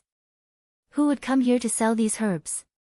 For some reason, Qin Feiyang had an intuition when he saw these herbs. The Meng family's selling of these medicinal herbs was not as simple as it seemed on the surface. Hearing Qin Feiyang's words, Wolf King and Pangolin also felt a little strange. Seeing that Qin Feiyang was sizing up the medicinal ingredients, a strange look flashed across the young woman's eyes. She asked, Young master, do you want these herbs? Qin Feiyang asked, How much is this 9 suns flower? 200,000 gold coins per flower. There's more in the warehouse. If young master needs a large amount, I can give you a discount. The young woman smiled. So cheap. Qin Feiyang was stunned and asked, How many? The young woman said, I'm not sure, but there should be no less than 20 flowers. Qin Feiyang was secretly surprised. 9 Suns flowers were rare in the spiritual state, but he didn't expect there to be so many here. Wolf King urged, "Little Qin Zi, what are you waiting for? Hurry up and buy them all." Qin Feiyang secretly said, "Don't worry, let's figure out the situation first." He believed in his intuition that there must be a secret behind the medicinal herbs sold in the trading pavilion. At this moment, the black-haired old man opposite bought an elixir, put it in his arms, and walked towards Qin Feiyang. Qin Feiyang noticed it immediately. A glint flashed across his eyes. After the black-haired old man walked over, he chuckled and said, "Young man, do you have time to talk?" Qin Feiyang turned to look at the black-haired old man and asked in confusion, "Old man, are you talking to me?" The black-haired old man nodded. "Strange. Why would he take the initiative to approach me?" Qin Feiyang muttered and said with a smile, "If I have time, what does the old man want to talk about?" The black-haired old man glanced at the young woman and said in a hoarse voice, "Let's find a restaurant and talk slowly." "Okay." Qin Feiyang nodded. Seeing this, the young woman hurriedly said, "Young master, do you still want to buy these herbs? I'm not an alchemist, what use do I have for these herbs?" Qin Feiyang smiled faintly, took out 50 gold coins, and said, "This is for your hard work." "Thank you, young master." The young woman's eyes lit up, and she hurriedly accepted it and bowed to thank him. "It's fine." Qin Feiyang waved his hand and looked at the black-haired old man. "Old man, after you." The black-haired old man nodded and turned to walk to the first floor. Qin Feiyang followed closely behind. After the two left one after another, a door in the corner opened. A middle-aged man with a square face walked out from inside. The middle-aged man walked to the young woman's side and asked, "Why is that kid asking about herbs? Is he an alchemist?" "No." The young woman shook her head and said, "I think he's just curious." The middle-aged man said, "All right then, continue to watch. If anyone buys herbs, immediately report to me." "Yes." The young woman nodded. The middle-aged man turned to leave, but suddenly turned back to look at the young woman and asked, "Did you see Ding Ming?" The young woman said, "I saw him come back, but he suddenly disappeared." The middle-aged man said angrily, "The trading pavilion is so busy all day, and he still has time to run around. When you see him, tell him to come see me immediately." "Okay." The young woman replied. At the same time, Qin Feiyang followed the black-haired old man and walked out of the trading pavilion. Qin Feiyang transmitted his voice, "White-eyed wolf, are you sure he's Ding Ming?" Wolf King said, "Brother is sure." "Strange, what does he want to do?" Qin Feiyang was puzzled. The black-haired old man suddenly took a step back and walked side by side with Qin Feiyang, whispering, "Young man, do you know why this old man suddenly came to see you?" Qin Feiyang was stunned, and said, "Please enlighten me." The black-haired old man said, "Because you're going to buy those herbs." Qin Feiyang's heart trembled, and asked calmly, "Is there a problem with those herbs?" "There's a big problem." The black-haired old man's eyes flashed, and said, "You should know that only the Meng family has alchemists in this area." Qin Feiyang nodded. The black-haired old man said, "If that's the case, why are they selling herbs? Have you ever thought about this?" "No." Qin Feiyang shook his head, pretending to be puzzled. The black-haired old man said, "To tell you the truth, there are other alchemists in this area." Qin Feiyang raised his brows and asked, "Where are the other alchemists?" The black-haired old man said, "They've all been killed by the Meng family." "What?" Qin Feiyang was shocked. The Meng family sells herbs in the trading pavilion to attract people to buy them. You know that herbs don't have much use for ordinary people. Therefore, the people who would go and buy medicinal herbs must be alchemists. And once someone buys herbs, they'll be assassinated by the Meng family immediately." The black-haired old man said in a deep voice. "Why would the Meng family do that?" The pangolin was bewildered. The black-haired old man said, "It's simple. Without other alchemists, the Meng family can safely guard White Fox City. The pangolin snorted coldly, the Meng family is really despicable. The black-haired old man sneered, if the Meng family wasn't despicable, they would have been annihilated by the nearby tribes. Qin Feiyang's eyes flashed and he asked suspiciously, Old man, this should be a secret of the Meng family, right? How do you know about it? I have a friend who works in the trading pavilion. One time, when I was drinking with him, he had too much to drink and told me about this secret. The black-haired old man said. Qin Feiyang nodded and asked, Then why are you helping me? I'm helping you because you're a stranger and I don't want you to get into trouble. There's another reason. My grandson is also an alchemist. Just like you, he didn't know about this secret at the time and went to the trading pavilion to buy herbs happily. In the end, he was targeted by the Meng family and died outside the city. By the time I found him, he was already a cold corpse. The black-haired old man said with hatred in his eyes. Qin Feiyang said, The Meng family is truly heartless. There's nothing I can do. The Meng family is too powerful. Even if I know about this secret, I won't dare to say it. Young man, don't talk nonsense. Otherwise, you'll get yourself killed. The black-haired old man warned. Thank you for your reminder. Qin Feiyang said. The black-haired old man said with a smile, We're quite fated. Why don't you accompany me for a few drinks? I'd love to.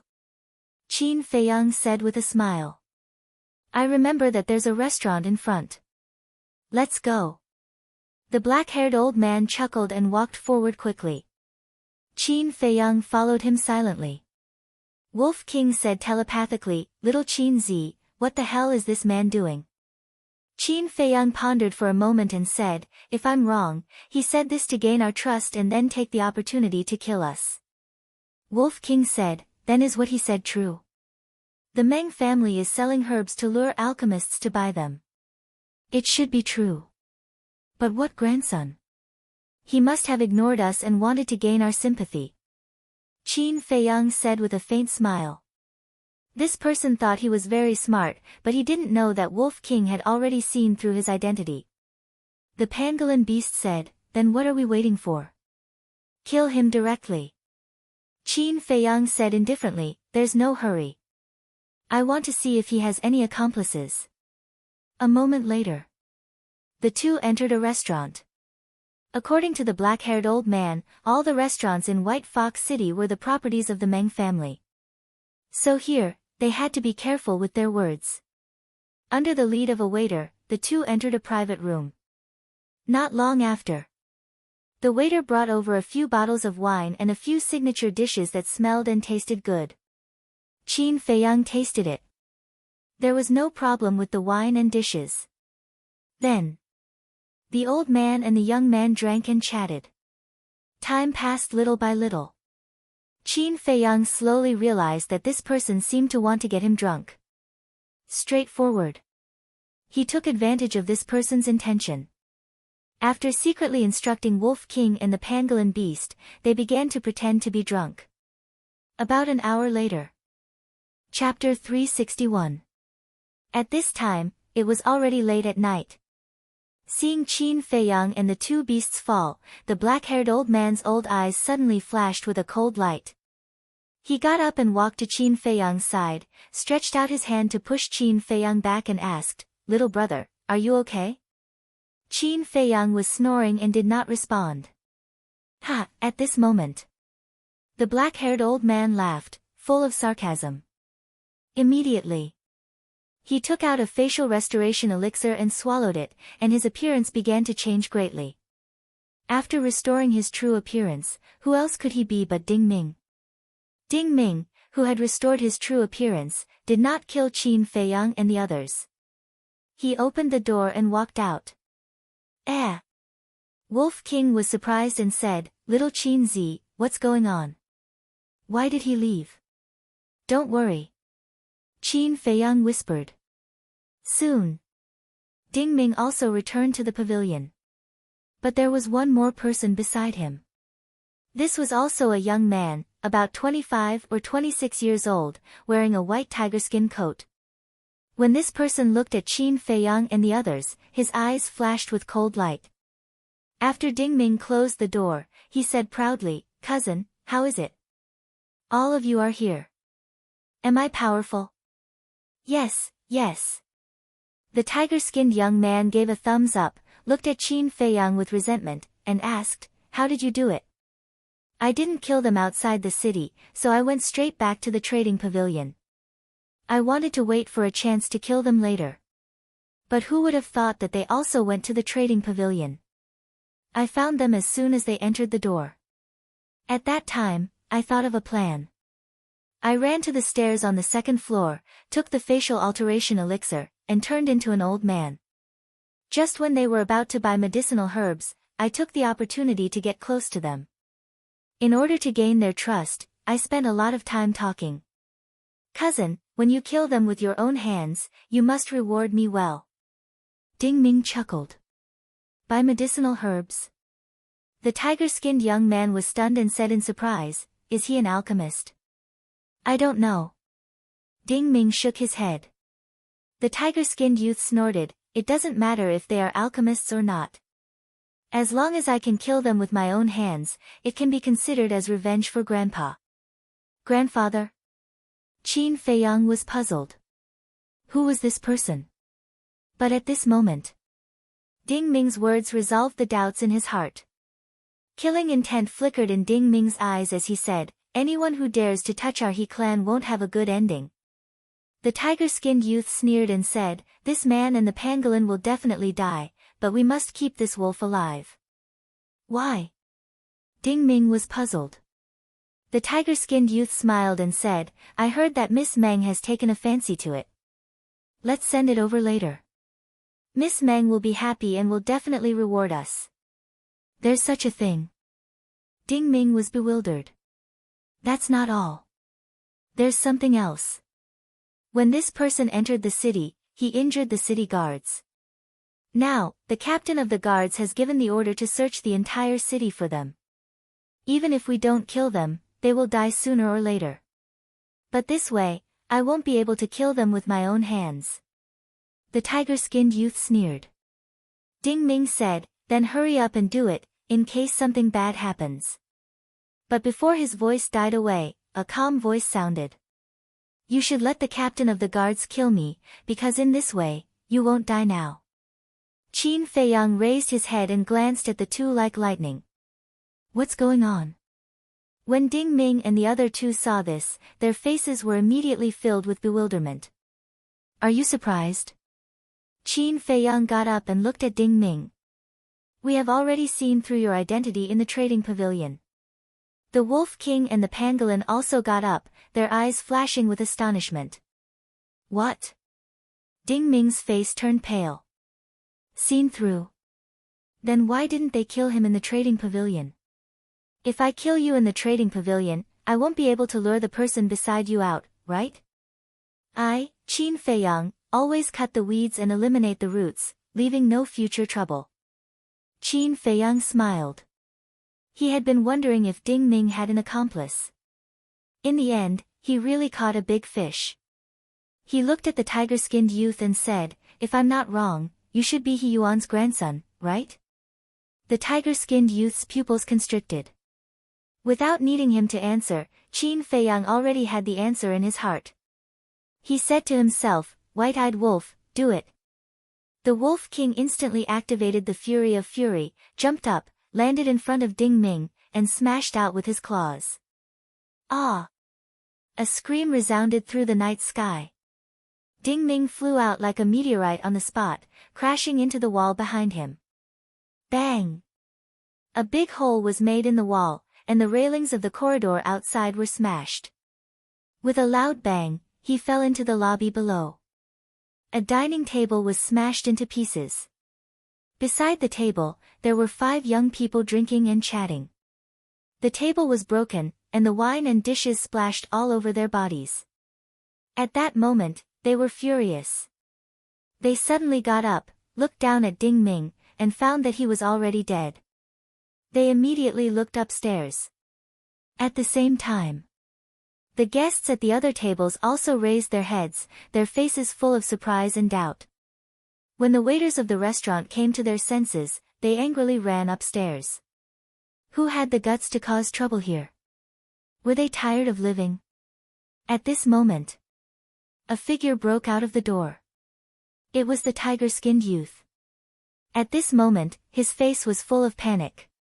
After running out of the private room, he jumped down and landed beside Ding Ming. Dead? Immediately. His eyes were full of hatred. Let's see where you can run today. Wolf King also ran out, carrying an astonishing ferocious aura, and swooped down towards the leopard-skinned youth. Why does this wolf look a little familiar? Everyone was puzzled. It's the one that injured the city guard. Someone exclaimed. What? It actually dares to appear. Everyone was dumbfounded. Cousin, I will avenge you. The tiger-skinned youth said in a low voice, raised his head and looked at Wolf King with resentment, and fled towards the door. Where do you want to go? But at this moment, Qin Feiyang and the pangolin beast suddenly stopped outside the door. He knew that the tiger-skinned youth would escape. So, when the tiger-skinned youth broke out of the door, he also jumped down from the window with the pangolin beast to stop him at the door. It's him. Everyone's pupils shrank. It was this person who used gold coins to hit the two city guards. His attitude was even more arrogant than that wolf. Do you have to kill me? In front of him was Qin Feiyang and the pangolin beast blocking the way, and behind him was the violent Wolf King. The tiger-skinned youth was sandwiched in the middle and had nowhere to run. Moreover, he was only a 7-star martial grandmaster and had not even reached the War King. How could he be Qin Feiyang's opponent? I have always been a person who doesn't offend others if they don't offend me. Since you are from the He tribe and want to kill me, of course I won't be polite.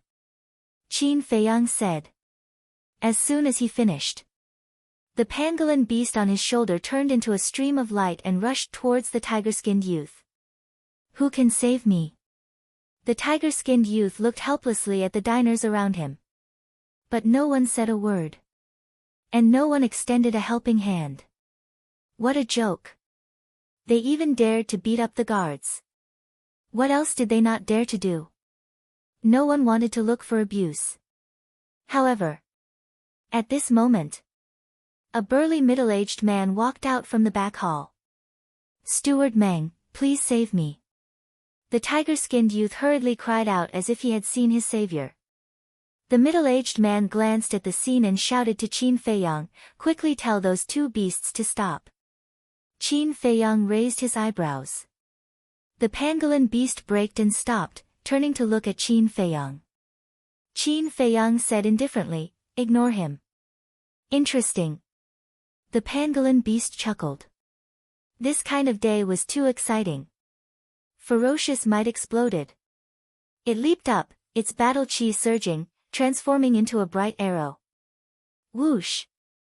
It pierced through the tiger-skinned youth's chest like lightning, leaving a palm-sized bloody hole. At that moment, blood spurted out like a pillar. Qin Feiyang, you will die a horrible death. The tiger-skinned youth roared hysterically, his body falling down, lying in a pool of blood, dead. Killed again. And in front of Steward Meng? Did these guys eat the guts of a leopard? Weren't they afraid that the Meng family would kill them? Steward Meng was also stunned.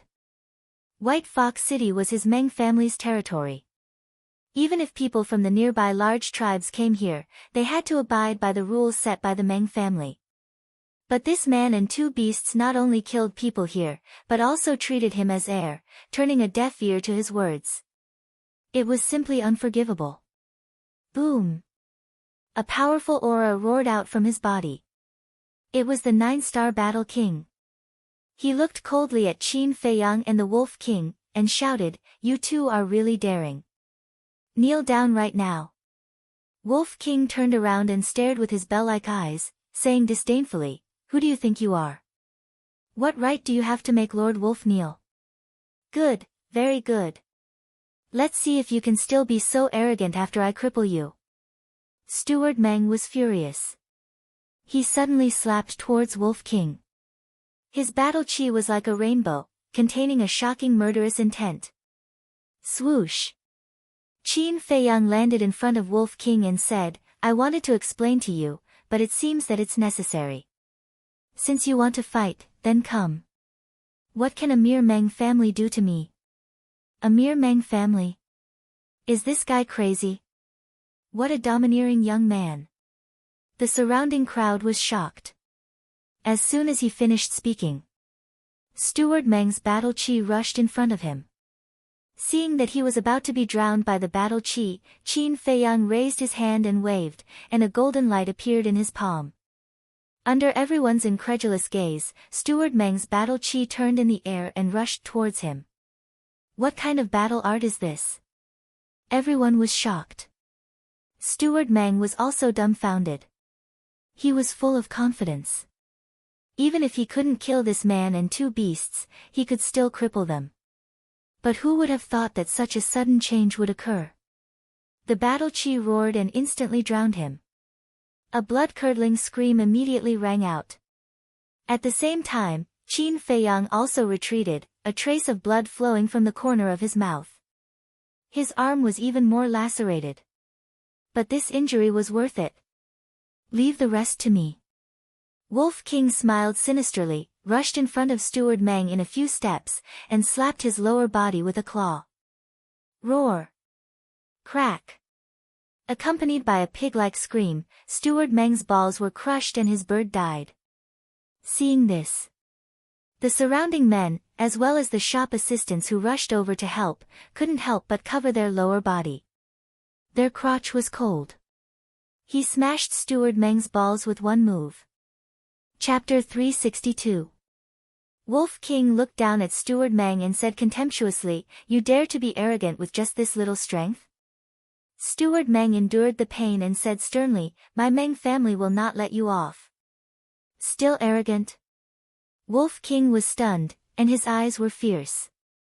Battle chi gushed out, and with a claw, it directly smashed Steward Meng's chi. Ah! Steward Meng screamed miserably, his face was distorted, and his heart was full of resentment. His chi is broken. Then even if he survives, he will only be a cripple in the future.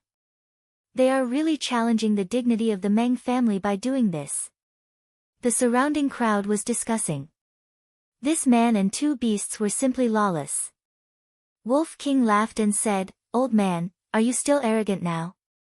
Steward Meng roared, You will be torn into pieces, and your bones will be crushed to ashes. Stubborn. Looks like I can only use my ultimate move. Wolf King laughed evilly. What ultimate move? Everyone was surprised. But in the next moment, everyone's face couldn't help but twitch. That bastard's ultimate move was actually a pool of urine. Too shameless.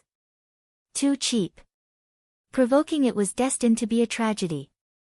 After Wolf King finished, he shook that thing and shouted, Come, continue to be arrogant, But before he finished speaking, he was stunned. Steward Meng was already dead. Although his chi was destroyed, he shouldn't have died so quickly. Obviously, it was because of Wolf King's urine. He was so angry that he died. How did he die? I haven't used my ultimate move yet. Wolf King was a little angry. What? There's still an ultimate move?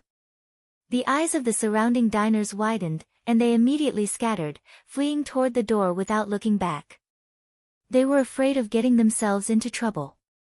What are you doing? Didn't you see the guard captain coming? Get out of my way. At this moment, an arrogant shout came from outside the door. There's something to play with again. Wolf King's eyes lit up.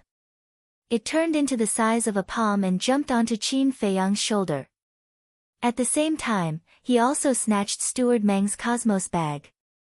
The pangolin said in disdain, Brother Wolf, why are you so despicable? You're practically invincible. Are you itching for a beating again? Wolf King glared at the pangolin with hostility. The pangolin shrank its neck and asked, Qin Feiyang, what do we do now? What should we do? Qin Feiyang shook his head and said with a smile, of course we have to meet them. With that said, he walked to the front of a dining table, turned around, and sat down. He raised his head and looked at the door, waiting for the guard captain to come in. He's not running away. Seeing this, the waiters of the restaurant were dumbfounded. If it were anyone else, upon hearing that the captain of the guards had arrived, they would have fled long ago. But this person was just sitting there leisurely. Was he not afraid at all? A short while later, all the diners ran out.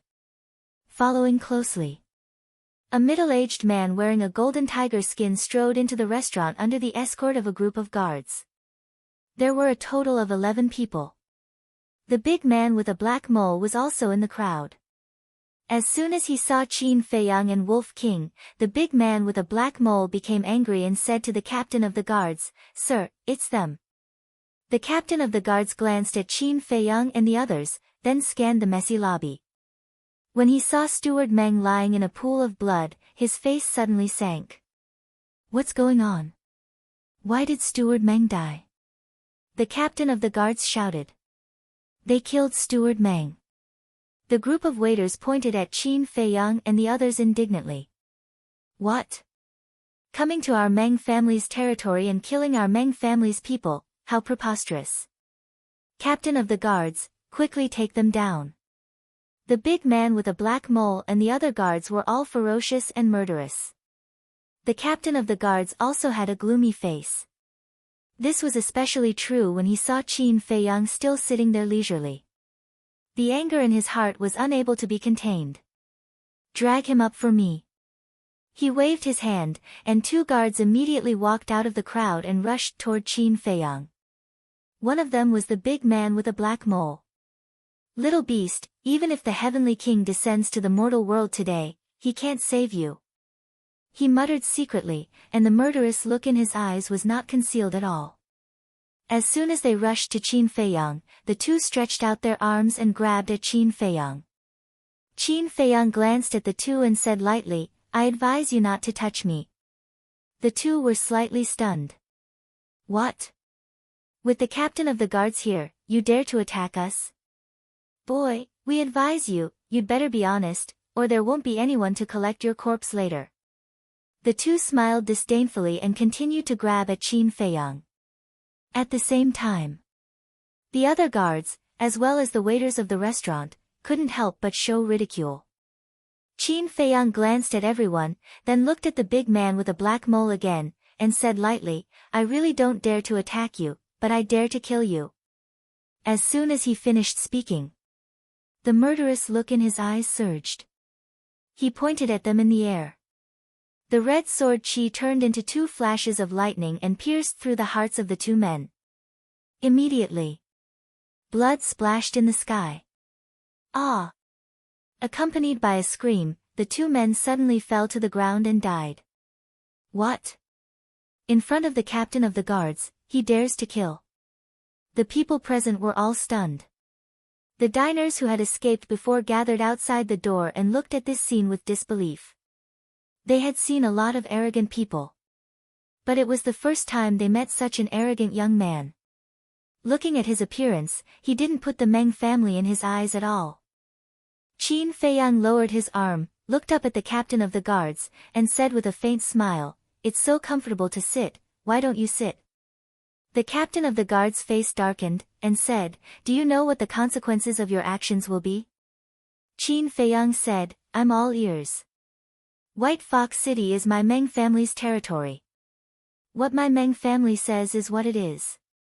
Your current behavior is challenging the dignity of my Meng family. The captain of the guards shouted. So what? Qin Feiyang said. So what? The captain of the guards was so angry that he laughed and said, You will die a horrible death. Is that so? Qin Feiyang smiled faintly. He looked at the captain of the guards. This person's aura was even weaker than Steward Meng, and he dared to be arrogant in front of him. Just because he was from the Meng family, did he think that he wouldn't dare to kill him? How naive. Qin Feiyang waved his hand and said, don't leave a single one alive, kill them all. Boom. Wolf King and the pangolin rushed out from his shoulder at almost the same time. Ferocious aura erupted. This was a one-sided massacre. One by one, the guards and waiters fell down. Blood flowed on the ground, dyeing the entire hall red. Corpses were scattered messily on the ground. The pungent smell of blood filled the air.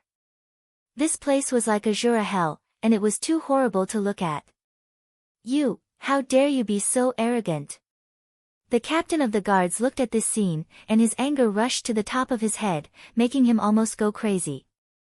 Wolf King finished off the last guard, turned to look at him, and chuckled. I still want to kill you, what should I do? The captain of the guard's pupils constricted, and he turned around without hesitation and fled outside. He was just a captain. His strength was only a 5-star battle monarch. He dared to be so arrogant because he had the Meng family's support. However, the man and 2 beasts in front of him obviously didn't buy it. He had to run. However, facing Wolf King, who was full of killing intent, how could he run away? Wolf King stood up and caught up with him in a few steps. He smashed the captain's head with his claws, and blood splattered on the spot. The hearts of the people gathered outside the gate were surging with waves of shock. They didn't know how to describe this man and 2 beasts. Arrogant? Arrogant? Lawless? None of them were enough. Whoosh! At this moment, Qin Feiyang stood up and walked toward the door. Everyone retreated to the side in fear. After killing so many people, he wanted to leave just like that. The Meng family probably wouldn't agree. Qin Feiyang walked out of the restaurant and walked along the street toward the city lord's mansion. Ding Ming's matter had been settled, and it was time to ask the Meng family for the coordinates. The night in the Forgotten Land was like a piece of ink. Moreover, it was colder than the day. On both sides of the street, there were large lanterns hanging at intervals, emitting a hazy light. The city lord's mansion. In the meeting hall, a middle-aged man wearing a golden tiger skin coat sat on the main seat. He was the patriarch of the Meng family and also the city lord of White Fox City. Beside him, there was a woman wearing mink fur. Her skin was sparkling and translucent, and it would break with a flick of a finger. She was Meng Tong. In front of the father and daughter, there was a middle-aged man standing respectfully. He was 8 feet tall and had a strong back and a bare waist. He was like a small giant, filled with a valiant aura. The mink fur woman looked at the valiant man and asked, "Have you investigated his background?" "Miss, this subordinate is incompetent. This subordinate only found out that he is a rogue cultivator. The place where he first appeared was the glacier forest near the Lu tribe." The burly man said respectfully. Glacier forest. The father and daughter were shocked. I have heard of the glacier forest's fierce reputation. It is said that there are a large number of War Emperor realm beasts there. It is a forbidden area in this area. Why would they appear there? Meng Tong frowned. This subordinate is also very puzzled. The burly man shook his head. Meng Tong turned to look at the Meng family lord and said, "Father, I don't dare to do anything. I want that wolf. Don't worry, it won't be able to escape." The Meng family lord said with a smile, his face full of doting. Then, he looked at the burly man and ordered, "Commander, go and capture them immediately." The burly man said, "I heard that the captain of the first team has already gone to look for them. He will probably bring them here soon." "No. This kid dares to go to the glacier forest, his strength is definitely not simple. It is better for you to go there personally," the Meng family lord said. Meng Tong added, "If he is alive, I want to see him. If he is dead, I want to see his corpse. This subordinate understands." The burly man bowed and replied, then turned and left. But at this moment, a guard hurriedly ran in and said, "Patriarch, Miss, Commander, that Qin Feiyang is here. He said that he wants to see the patriarch." The three of them suddenly stood up. Meng Tong said, "Where is he?" The guard said, "Just outside the gate." Meng Tong was overjoyed and hurriedly said, "Bring him in immediately." "Yes." The guard stood up, turned around, and ran out. "Wait." The burly man stopped him and asked, "Did you see the captain of the first team?" "No." The guard shook his head. "No." The burly man frowned and waved his hand, "Go." Chapter 363. Not long after. Qin Feiyang followed behind the guard and walked into the meeting hall. The burly man and Meng family lord immediately looked at him with a hint of curiosity in their eyes. Meng Tong's gaze fell directly on Wolf King, who was on Qin Feiyang's shoulder. "You can leave." The burly man's eyes flashed, and he waved his hand at the guard. The guard bowed and left. The burly man said, "Qin Feiyang, tell this commander, where is the captain of the first team now?" "Dead." Qin Feiyang said. "What?" The burly man's body trembled. Meng Tong and Meng family lord also frowned. The burly man asked, "How did he die?" Wolf King said, "Do you still need to ask?" "Of course we killed him." Meng family lord was furious and shouted, "Are you not afraid of death? How dare you kill people of my Meng family?" Qin Feiyang said indifferently, "There is no one in this world who is not afraid of death, but who told them to die? You are really arrogant."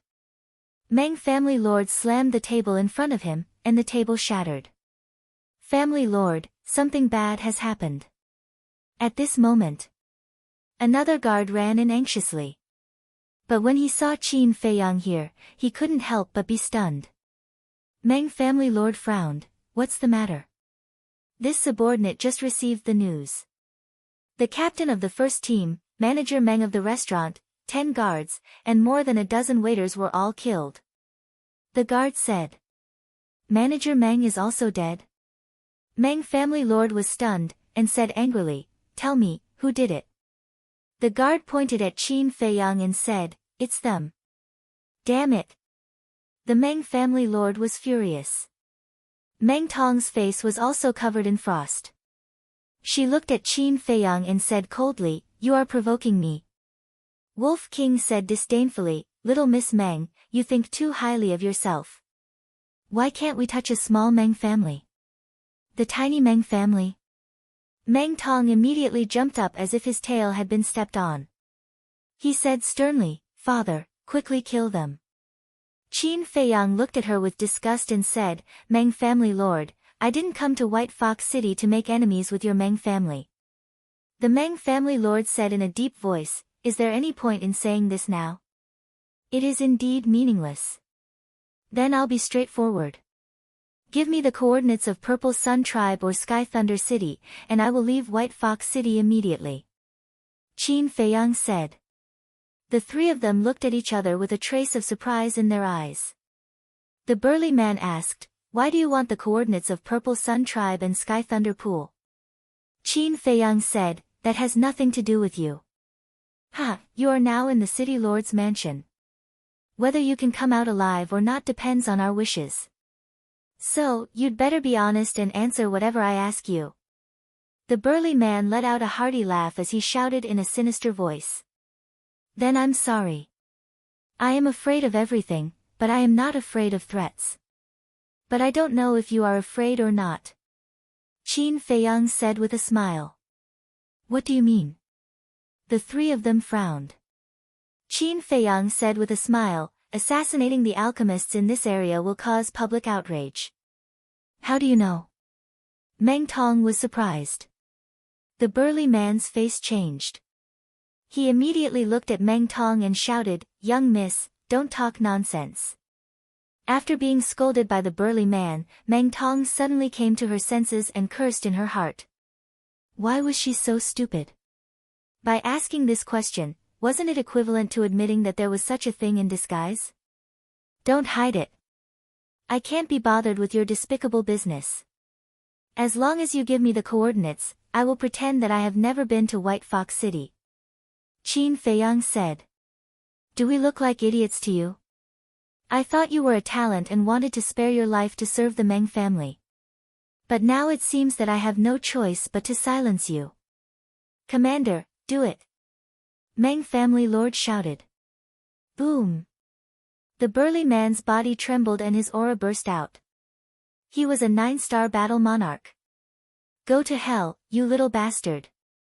With a roar, his large fan-like hand slapped towards Qin Feiyang's head with an astonishing astral wind. You will pay for this.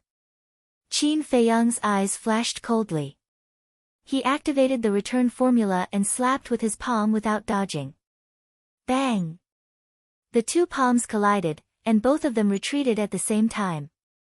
How is this possible? Meng family lord and Meng Tong were stunned.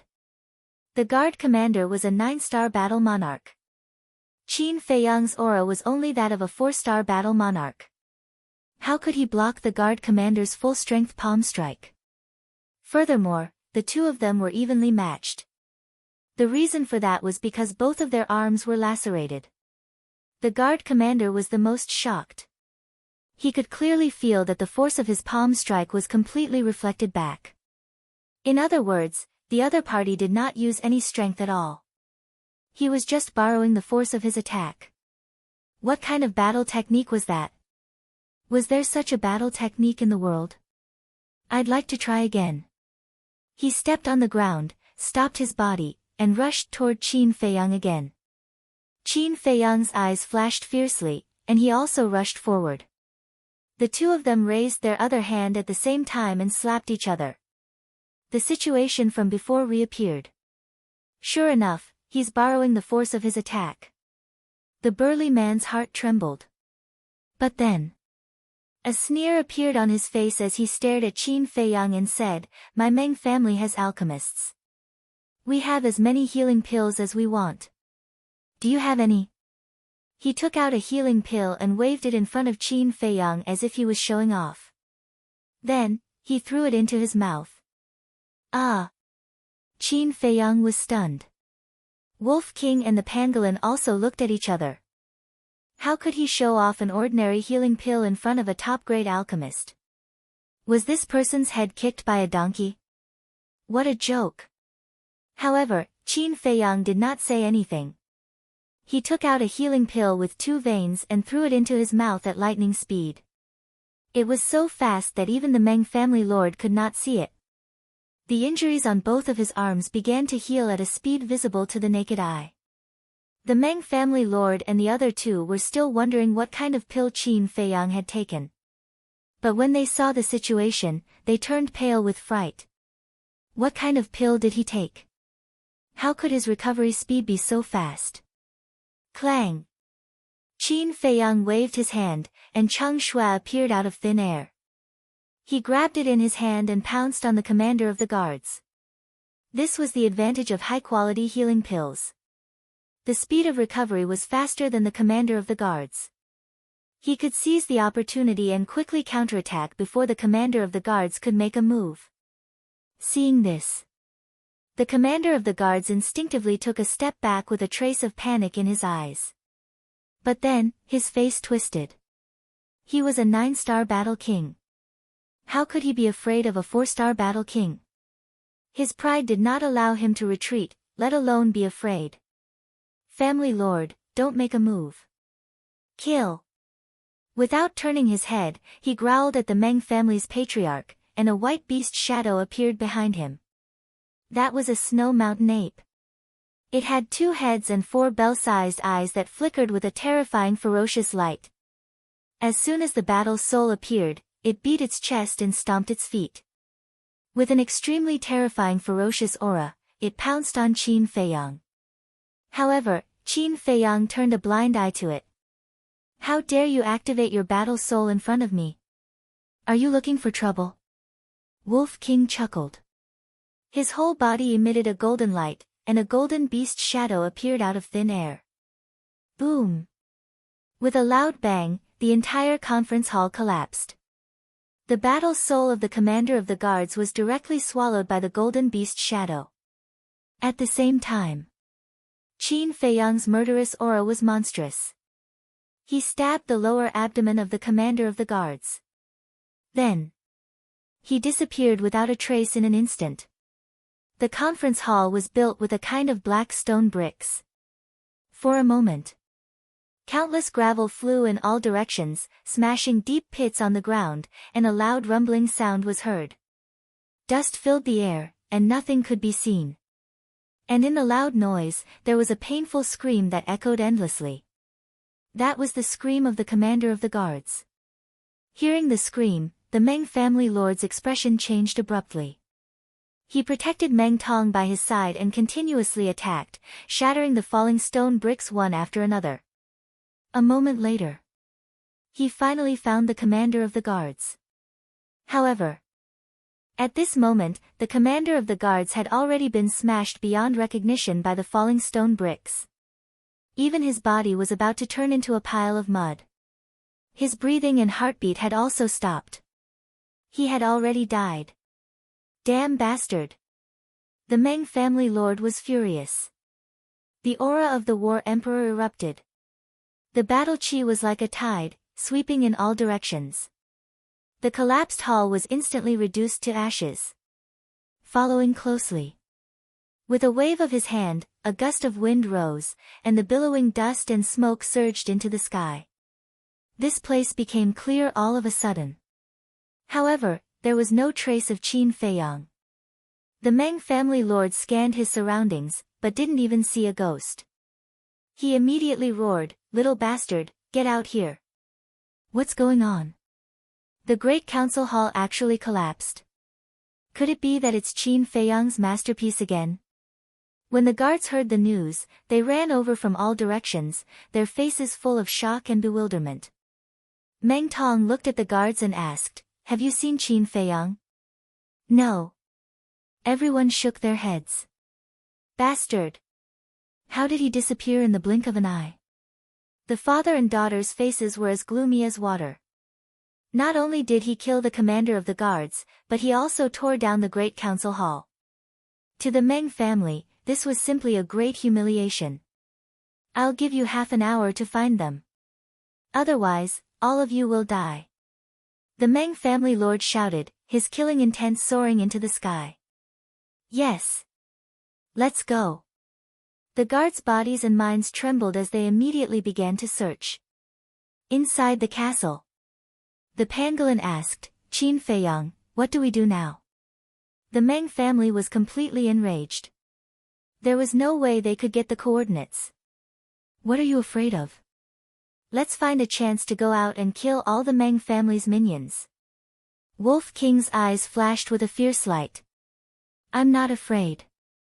I'm worried that I won't be able to get the coordinates. Brother Wolf, you have to know that Qin Feiyang only has 5 years. If we don't return in 5 years, the Black Fury poison will act up. At that time, even the gods won't be able to save him." The pangolin said. The pangolin is right. Although 5 years is a long time, if we don't have the coordinates, we won't be able to reach the Purple Sun Tribe or Sky Thunder City, let alone find the Flame of Heavenly Thunder. Fatso, who was organizing the Qiankuan bag, interrupted. Chapter 364. Qin Feiyang pondered for a while and smiled. "Actually, you don't have to worry about me. Boss, don't be too relaxed. If you really kick the bucket, who will Fat Lord follow in the future? Fat Lord still wants to be the imperial general of the great Qin Empire." Fatso said. "Imperial general?" The pangolin widened its eyes and said in surprise, "Qin Feiyang, are you from the imperial capital?" Wolf King stared at it unkindly and said, "Little follower, if you want to live, you have to understand one thing. Don't ask what you shouldn't ask." "That's right.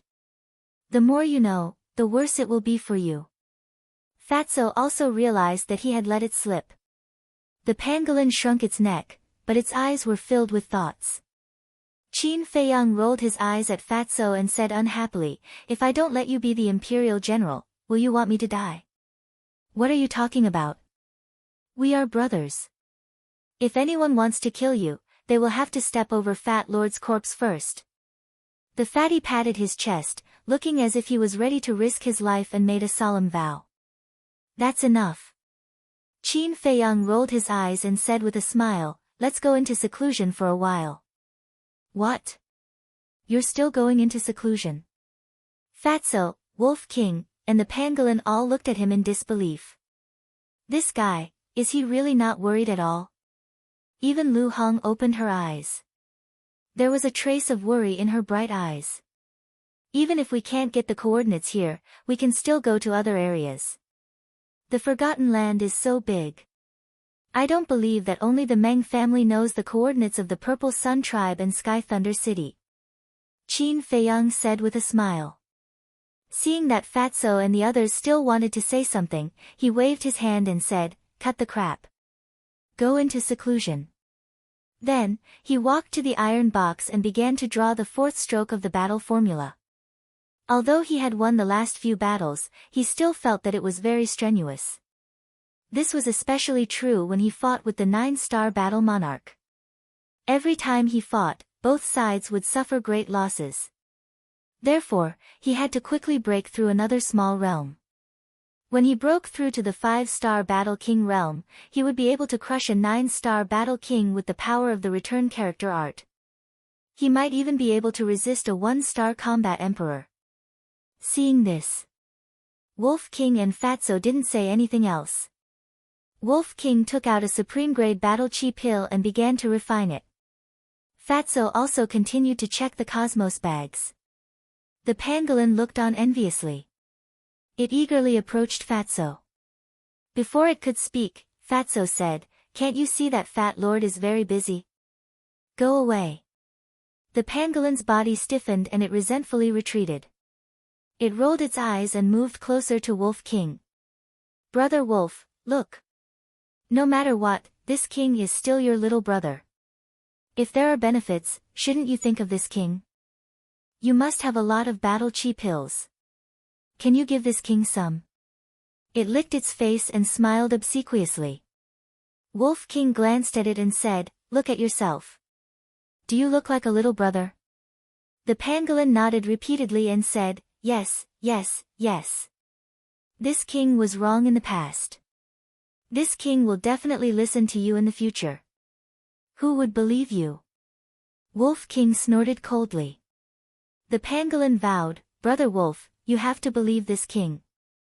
This king has always been a man of his word. I will never go back on my words. TSK. Wolf King's eyes were filled with disdain. However, he also took out a pile of battle chi pills from the Cosmos bag around his neck. Take it. After all, you're following us now. I don't want you to drag us down. Wolf King said. Thank you, Brother Wolf. Brother Wolf, don't worry. I will work hard to cultivate. The pangolin looked at the battle chi pills with shining eyes. Outside, the entire White Fox City was in chaos. All the guards of the city lord's mansion were dispatched to search for Qin Feiyang throughout the city. The city gates and city walls were also completely sealed off. They could only enter, not leave. But as the days passed, not even a shadow was seen, let alone a person. Did he disappear into thin air? It was impossible. He must be hiding somewhere. Later, the Meng family lord even issued a bounty. Anyone who reported would be rewarded with 1 million gold coins. If they could capture him alive and bring him to the city lord's mansion, not only would they be rewarded with 10 million gold coins, but they would also be rewarded with a red fire glass pill. As soon as the bounty was issued, everyone in the city went crazy. They went from house to house to look for Qin Feiyang. A month later, a burly man wearing a black tiger pelt rushed back from outside the city, looking travel-worn. He immediately found the Meng family lord. In a hall. The Meng family lord looked at the burly man and asked, how is it, have you found out? Yes. I've asked the people of the He family tribe. They said that Qin Feiyang has an ability that allows him to disappear and reappear suddenly. It's because of this ability that the He family tribe can only watch him do evil. But it's said that he can't move when he disappears. The burly man said.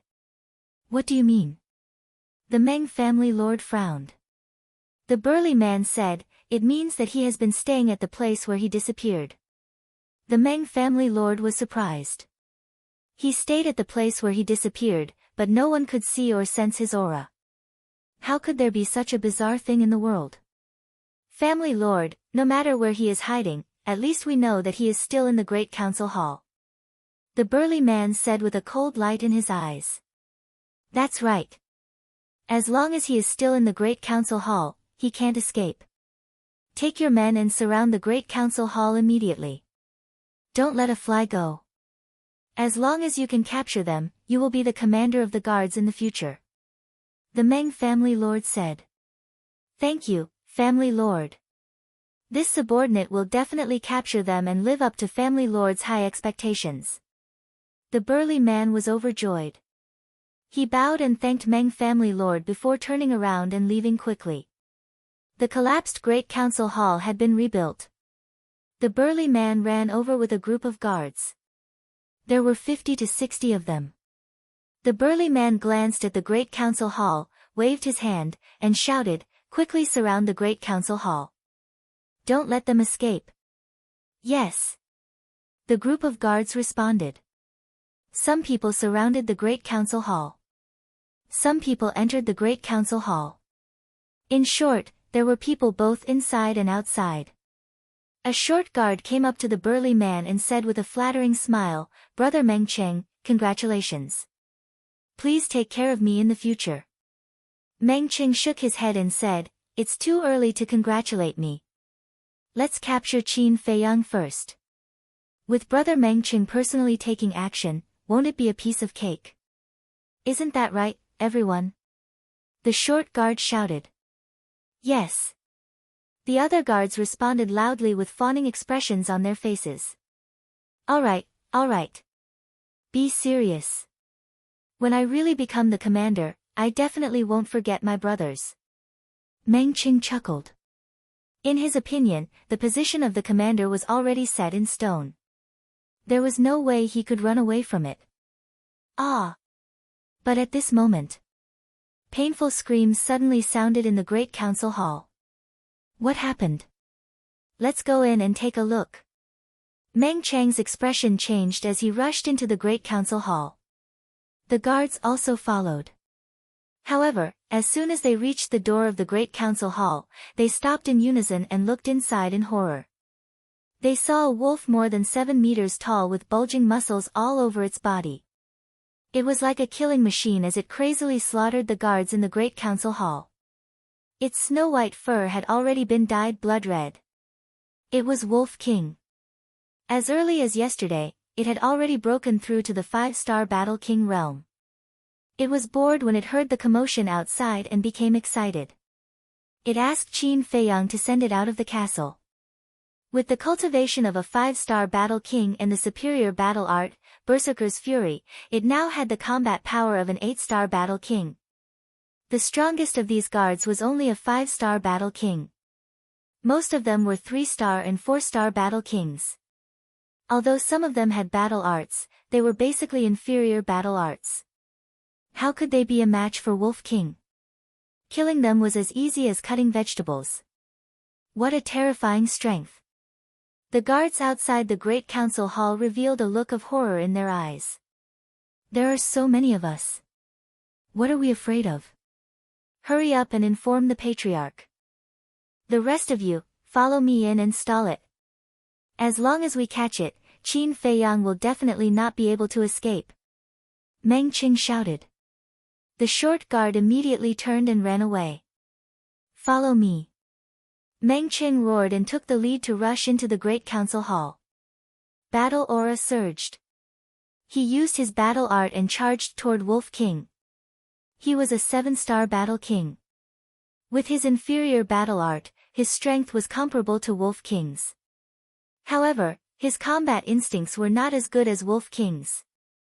Moreover, in the same realm, beasts were stronger than humans. This was because the bodies of beasts were naturally strong and powerful. However, this could not be generalized.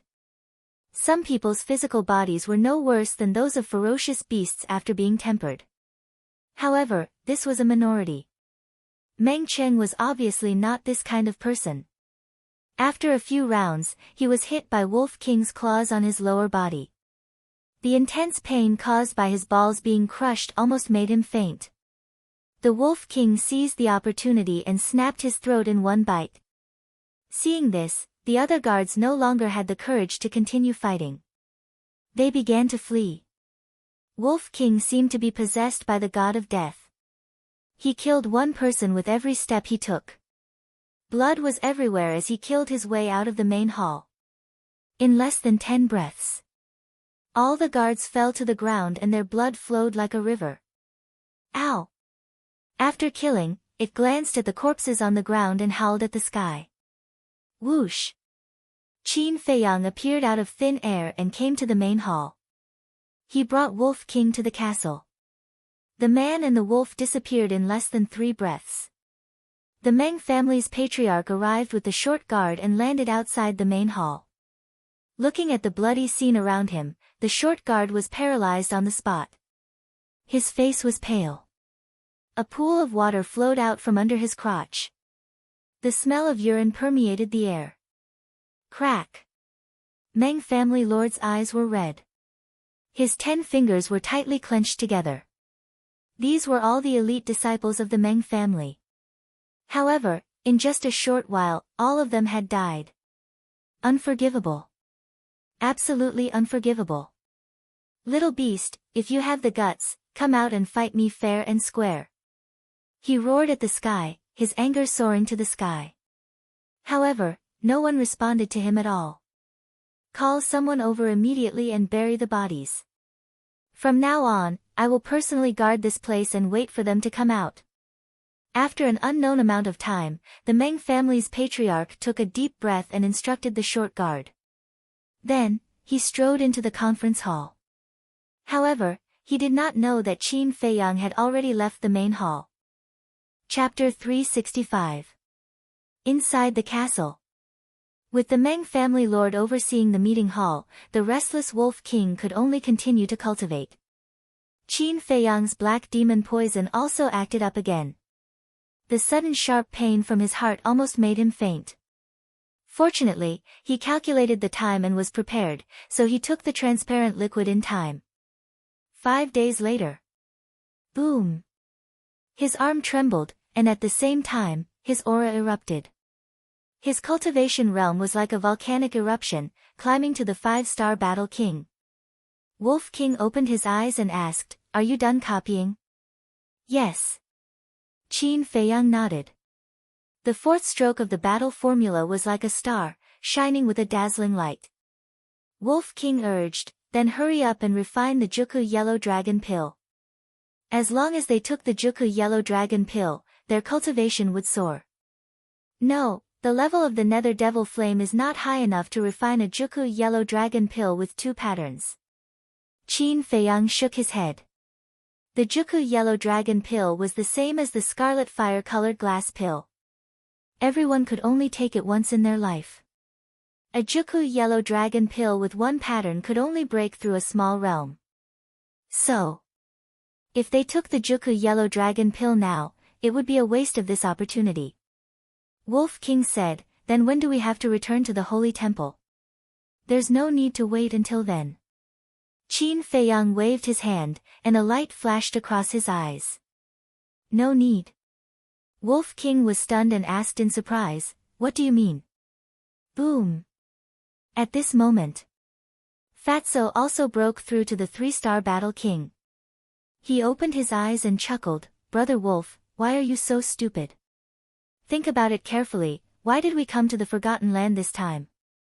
Wolf King said angrily, "Nonsense, of course it's for the Heavenly Thunder Flame." As soon as he finished speaking, Wolf King suddenly came to a realization and said with a sinister smile, "Brother understands, you want to use the Heavenly Thunder Flame to refine the Juku Yellow Dragon Pill." "Yes. The Sacred Hall's alchemy fire is only at the 3rd grade, but boss can refine a pill with 2 alchemy veins. The Heavenly Thunder Flame is a 6th grade pill fire. Who knows, it might be able to refine 3, 4, or even 5 pill veins." The power of the 9 songs yellow dragon pill will naturally increase exponentially. So there's no need to be in such a hurry. Fatso said. That's right. Wolf King nodded repeatedly. A 9-melody yellow dragon pill with 2 pill veins could increase one's cultivation by 2 minor realms. Not to mention 3, 4, or 5. He couldn't help but feel excited just thinking about it. The pangolin looked at them in confusion and asked, "That? Can you explain to this king what the 9 tunes yellow dragon pill is?" Wolf King smiled mysteriously and said, "It's a miraculous pill that will leave you dumbfounded. Can't you make it clear?" The pangolin was helpless. Fatso said disdainfully, "You're not one of us. Why should we tell you?" Hey, you can't say that. Yes, this king admits that there's still a gap between us. But now, we're at least grasshoppers on the same rope. Can't we trust each other more? The pangolin said unhappily. Only a ghost would believe you. Fatso and Wolf King glanced at it disdainfully at the same time. It wasn't so easy to integrate into this small team. If the pangolin didn't show sincerity, it would probably be impossible for a lifetime. Not to mention getting benefits from Qin Feiyang. Qin Feiyang glanced at the pangolin and asked, "Fatso, have you sorted out those Qiankun bags?" "Yes." Fatso nodded. Wolf King said, "What treasures are there?" "There's no treasure, just a lot of medicinal herbs and gold coins." "Let's not talk about the other medicinal herbs. There are medicinal herbs for the potential pill, 9 tunes yellow dragon pill, and red fire-colored glass pill. There's a total of more than 1 billion gold coins. There's also a lot of weapons and pills, but their value isn't high." Fatso said. Wolf King said, "No battle arts?" "No." Fatso shook his head. Wolf King's eyes suddenly had a trace of disappointment. Qin Feiyang said, "There's still a long way to go. We can slowly think of a way to create battle arts in the future. The most important thing now is to work hard to improve our own strength." Fatso said, "Boss, since your talent is so good, why don't you create a few battle arts yourself?" "Create?" Qin Feiyang was stunned and said with a wry smile, "Creating battle arts requires the right time, place, and people. None of them can be missing. I've heard that some people can't create a battle art even after spending their whole life painstakingly. But some people suddenly comprehend a battle art. In short, creating battle arts can't be forced. It all depends on luck." Qin Feiyang said. Fatso and Wolf King looked at each other. They didn't expect that creating battle arts would be so difficult. "Okay, you guys continue to cultivate. I'll go out and meet the Meng family head." Qin Feiyang's mind stirred, and he disappeared without a trace. At the same time, outside the Great Council Hall. "Who is it?" Qin Feiyang's appearance immediately alarmed the guards in front of the hall. "It's you. Family head, Qin Feiyang has appeared." When they saw that it was Qin Feiyang, the few guards' faces changed and shouted loudly. Whoosh! The next moment, the Meng family's patriarch rushed out of the hall. "You're finally willing to come out. Give me your life." His eyes were filled with bone-piercing killing intent. "Wait!" Qin Feiyang stretched out his hand and shouted. However, Meng family lord turned a deaf ear to him.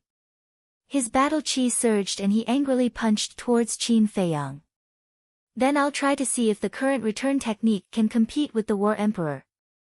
Qin Feiyang's eyes flashed with a radiant light. He raised his big hand, and a golden light burst out from his palm.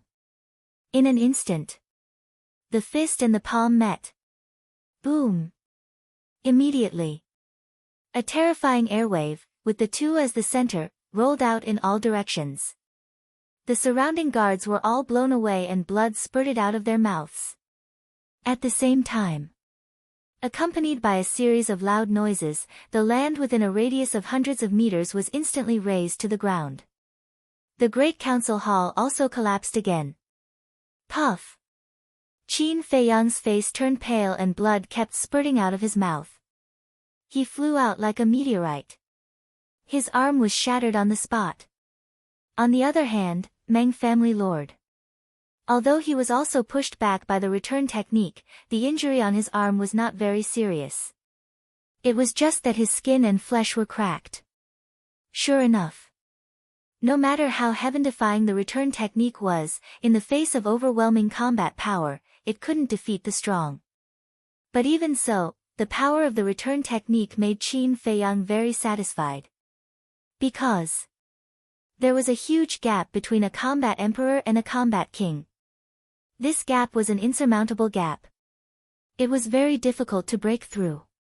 But from the current situation, although he couldn't win, he wouldn't be instantly killed when facing a one-star combat emperor in the future. In the blink of an eye. Accompanied by a bang, Qin Feiyang was like a meteorite, smashing into the ground dozens of meters away, creating a deep pit on the ground. His body seemed to be falling apart. Swish! Meng family lord swooped down and landed on top of the deep pit. He looked down at Qin Feiyang and said, "If you have any last words, say it quickly." Last words? Qin Feiyang climbed up in a sorry state and kept vomiting blood. He raised his head and looked up. There was still no fear in his eyes. He said indifferently, "You should know very well that you can't kill me." Meng family lord's face darkened. That's right. He really didn't have the slightest confidence. But if he didn't kill this person, the resentment in his heart would not disappear. I'll say it again. Give me the coordinates and I'll leave immediately. Otherwise, I'll fight to the death with the Meng family. Now you know what I'm capable of. If I really do that, you'll be the ones to suffer in the end. Qin Feiyang said. How dare you threaten me? Meng family lord's eyes were filled with murderous intent. He suddenly raised his big hand. Battle chi surged, and a huge golden hand appeared out of nowhere. Die! Following his roar, the big golden hand carried an astonishing ferocious aura and slapped toward Qin Feiyang. You asked for it. Don't blame me for being merciless. Qin Feiyang was also angry and disappeared without a trace. Boom! The big golden hand fell, and the ground shook violently. Cracks spread in all directions. Damn it! The head of the Meng family was seething with anger. Where is this little bastard hiding? Even a combat king couldn't do anything to him. If this continued, the Meng family would become a joke sooner or later. Inside the castle, Qin Feiyang consumed a regeneration pill. Then, his shattered technique started to slowly regenerate.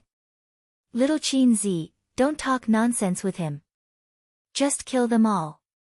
Wolf King's eyes flashed with a ferocious light. Let me think about it first. Qin Feiyang lowered his head and pondered. A moment later, murderous intent flashed in his eyes. The first step is to find out the location of the trading pavilion's warehouse. The second step is to loot the warehouse. Don't leave a single hair behind. The third step is to assassinate the Meng family and leave White Fox City directly after that. But remember, don't kill the innocent. Qin Feiyang said. Good, good, good. I've been waiting for you to say that. Wolf King shouted excitedly.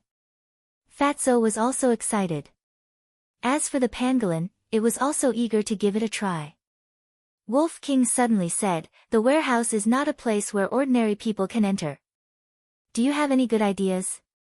Yes, let's find Meng Tong. Qin Feiyang said. Good idea.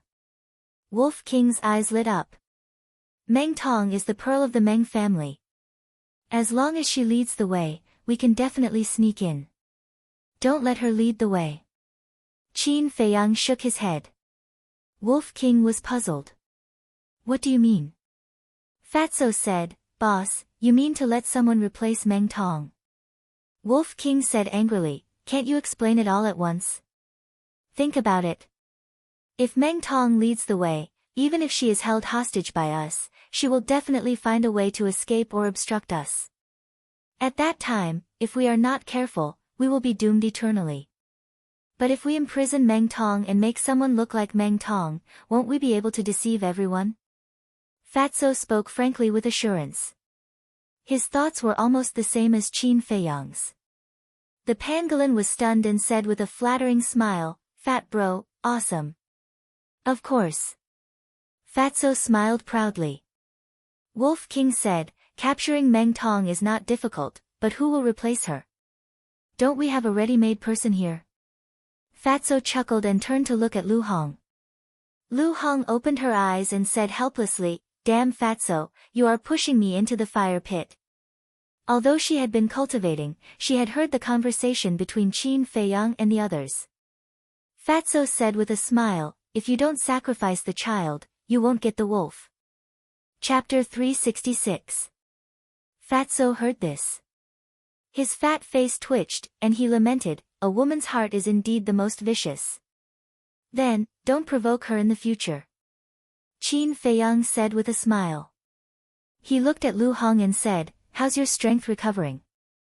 Lu Hong said, 2-star martial grandmaster. So fast. Qin Feiyang was surprised. But after thinking about it, he understood. Not only did she open the 3rd level of the door of potential, but she also had a chi-gathering pill with 2 patterns. In addition, her foundation was still there. Wolf King said, "If I remember correctly, Meng Tong is only a 1-star martial grandmaster." Qin Feiyang waved his hand and said, "It's just a small difference." "It doesn't matter." Wolf King asked, "Then how do we get out now?" Old dog Meng had been guarding outside. Once they went out, they would definitely be attacked by him. Wait patiently.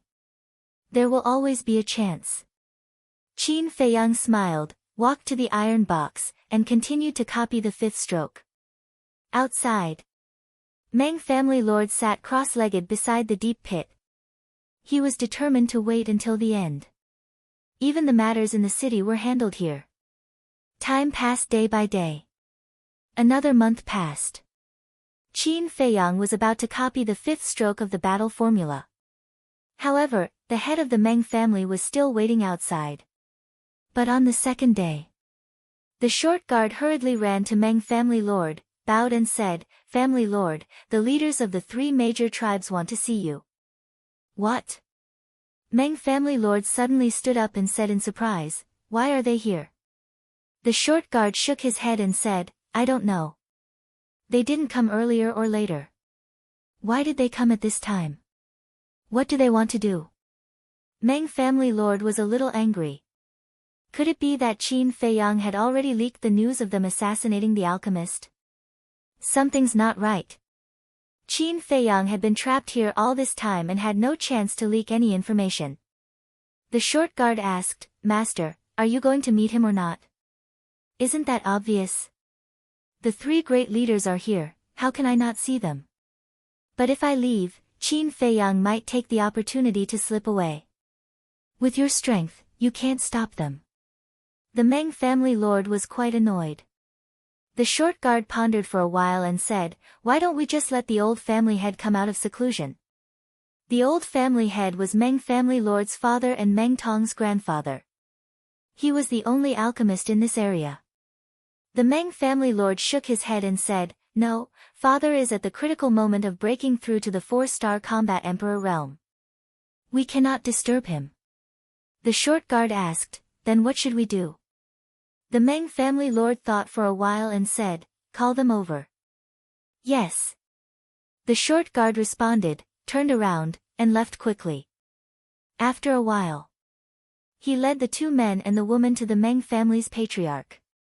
One of the 2 men was a black-haired old man. He was emaciated and wore a large black robe made of snakeskin. Deep in his sunken eye sockets, his dark eyes shone with a gloomy and cold luster. The other man was a big man, more than 8 feet tall. In the cold weather, his upper body was bare. His skin was dark. His muscles were bulging, filled with an explosive power. The woman was also quite old. Her back was hunched, and her old hand was holding a pitch-black walking stick with a dragon head. The aura of the 3 men was unfathomable. The Meng family lord went up to them and said with a smile, "Welcome, welcome. Please forgive me for not coming out to greet you. Brother Meng, you're too polite. We are the ones who should be apologizing for our intrusion," Li Qie said. "We only hope that Brother Meng won't chase us away." The three of them laughed. "Don't say that. It's my honor to have the three of you here. Come, let's talk in the hall." The Meng family lord stepped aside and made a gesture of invitation. The Great Council Hall had been rebuilt long ago. However, this was the second time it had been rebuilt. Every time he saw the Great Council Hall, the anger in the Meng family lord's heart burned stronger. The three leaders smiled and looked at the deep pit next to them. A hint of suspicion flashed in their eyes. Then, they walked into the Great Council Hall. The Meng family lord turned around and looked at the short guard. He ordered, "You stay here and watch. Call me as soon as they come out." "Yes." The short guard bowed and replied. The Meng family lord glanced at the deep pit, then turned around and walked into the Great Council Hall. The short guard also stared at the deep pit. A month passed. A thick layer of snow had accumulated in the deep pit. The bottom of the pit was frozen. The castle was buried under the ice. The three leaders, Qin Feiyang had stopped copying. He stood beside the iron box and fell into deep thought. "Boss," from the Meng family lord's tone, the three leaders should be very strong. The tribe they belong to must be a big tribe in this area. Should we take this opportunity to tell them about the Meng family's assassination of the alchemist? Fatso said. Qin Feiyang said, "I'm also thinking about this, but I don't think it's feasible." "Why?" Fatso was puzzled.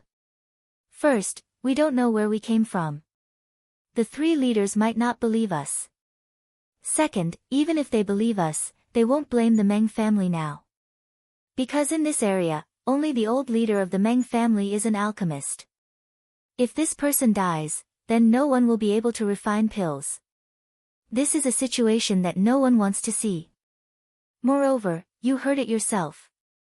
The old leader of the Meng family is about to break through to the 4-star combat emperor realm. If the three leaders aren't confident, they won't turn against the Meng family." Qin Feiyang expressed his worries. "That's true." Fatso nodded. He couldn't help but furrow his brows. "Let's find Meng Tong first. Let's talk about other things after we loot the warehouse. Fatso, open your wings and go out to help." Qin Feiyang said. "Why, Fat Lord? It's too dangerous." "Fat Lord won't go." Fatso shook his head. His face began to turn pale. "Cut the crap." Qin Feiyang glared at him and grabbed Fatso's arm. In a flash, they appeared at the bottom of the deep pit. The layer of ice that buried the castle also shattered with a cracking sound. Seeing this, the short guard was shocked and hurriedly shouted, "Home," but before he could shout, Qin Feiyang took a big stride forward and rushed out of the deep pit. He smashed his head with a palm strike. "Ah!" Cries of agony could be heard. "It's Qin Feiyang. Family head, hurry up, Qin Feiyang is coming out." When the guards outside the hall saw this situation, they immediately started to make a ruckus. "Hurry up!" Qin Feiyang shouted to Fatso. "What a tough life!"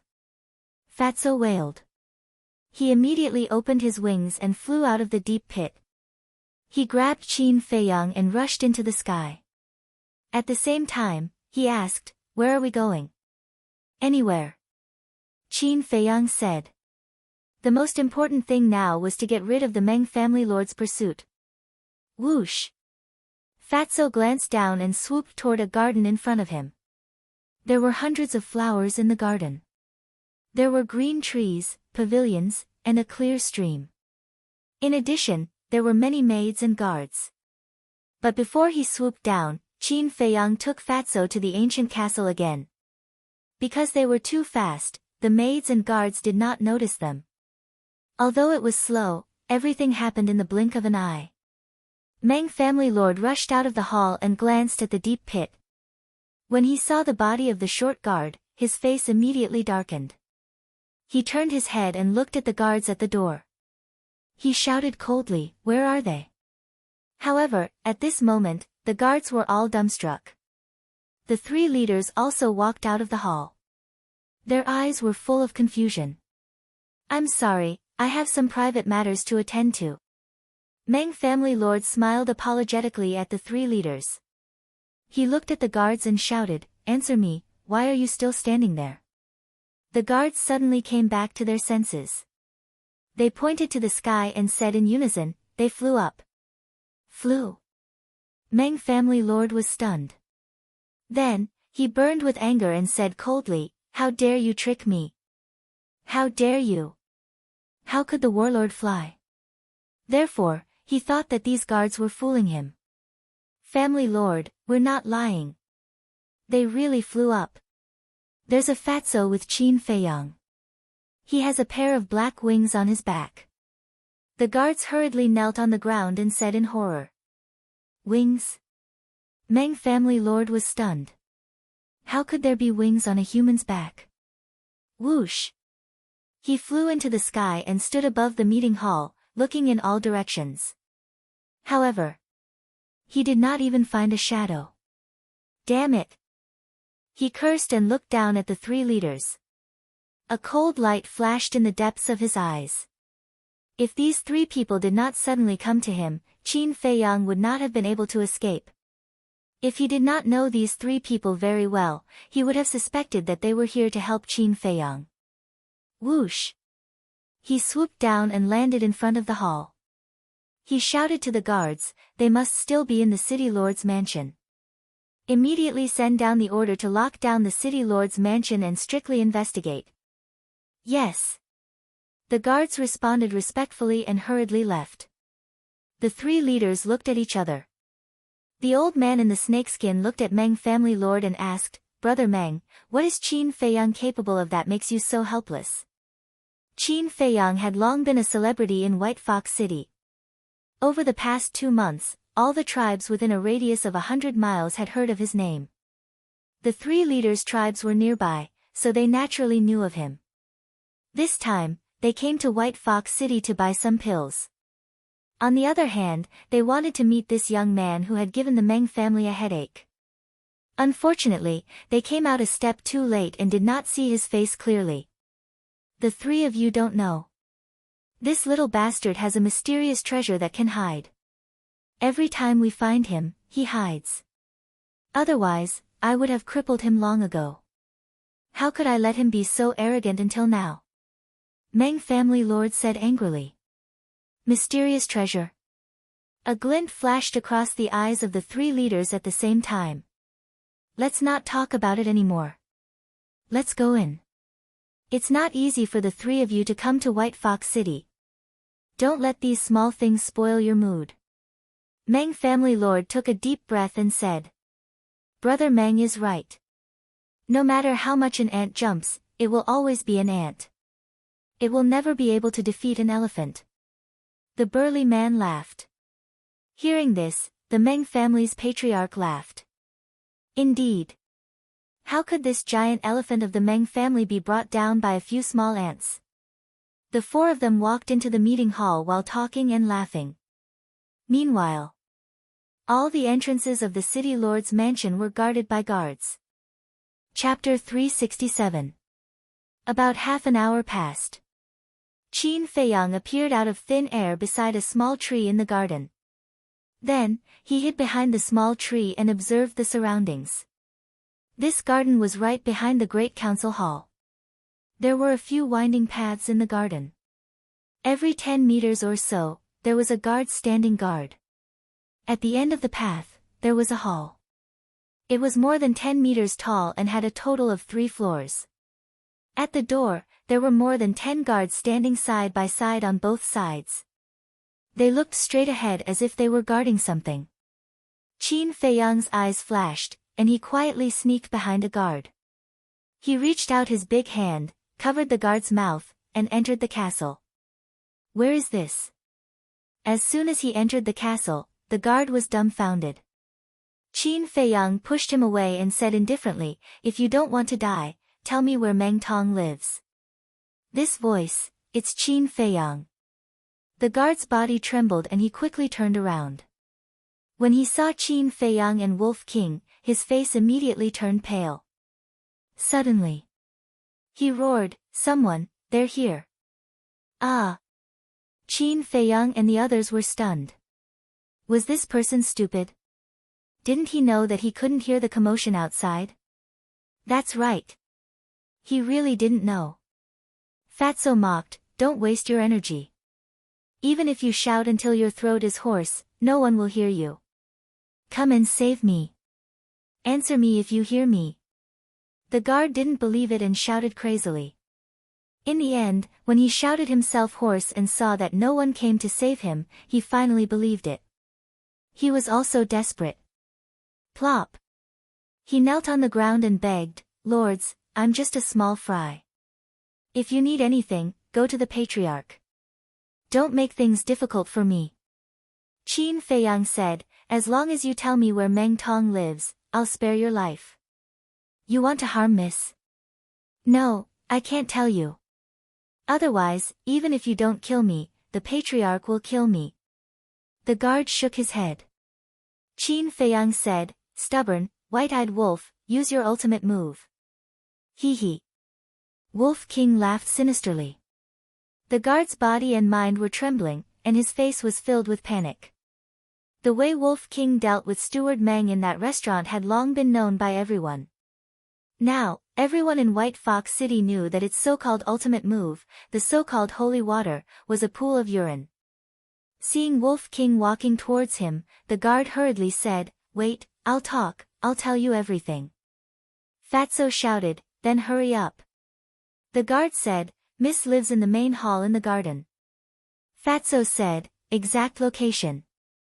The guard's gaze trembled as he said, third floor, the room on the far left.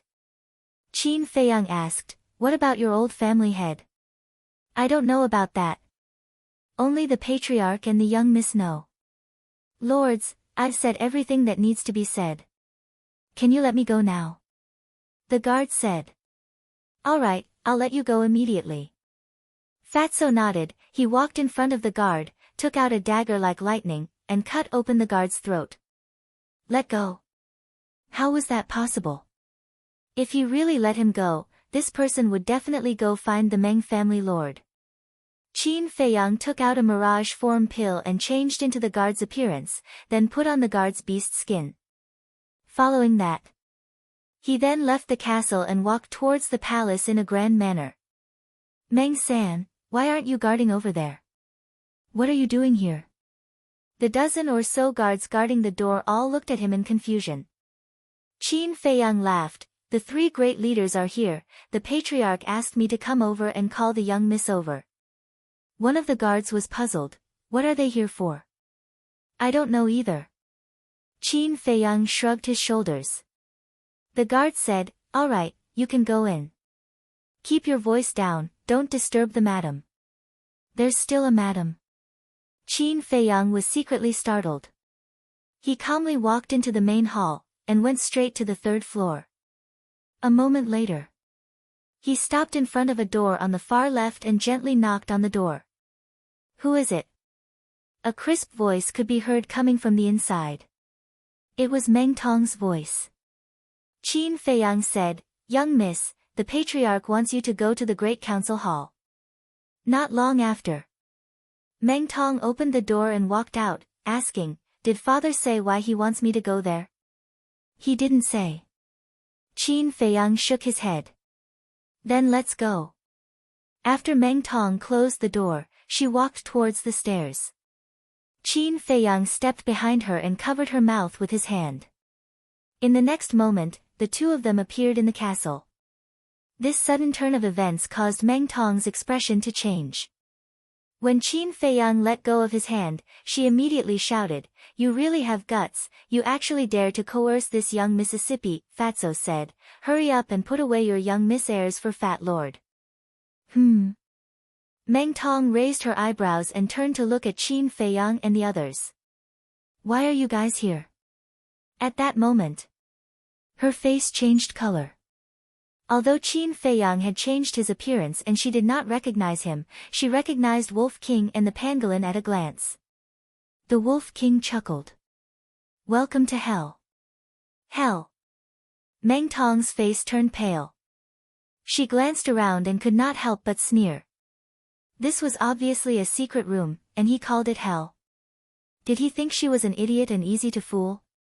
However, when she noticed Meng San's corpse, her eyes suddenly trembled.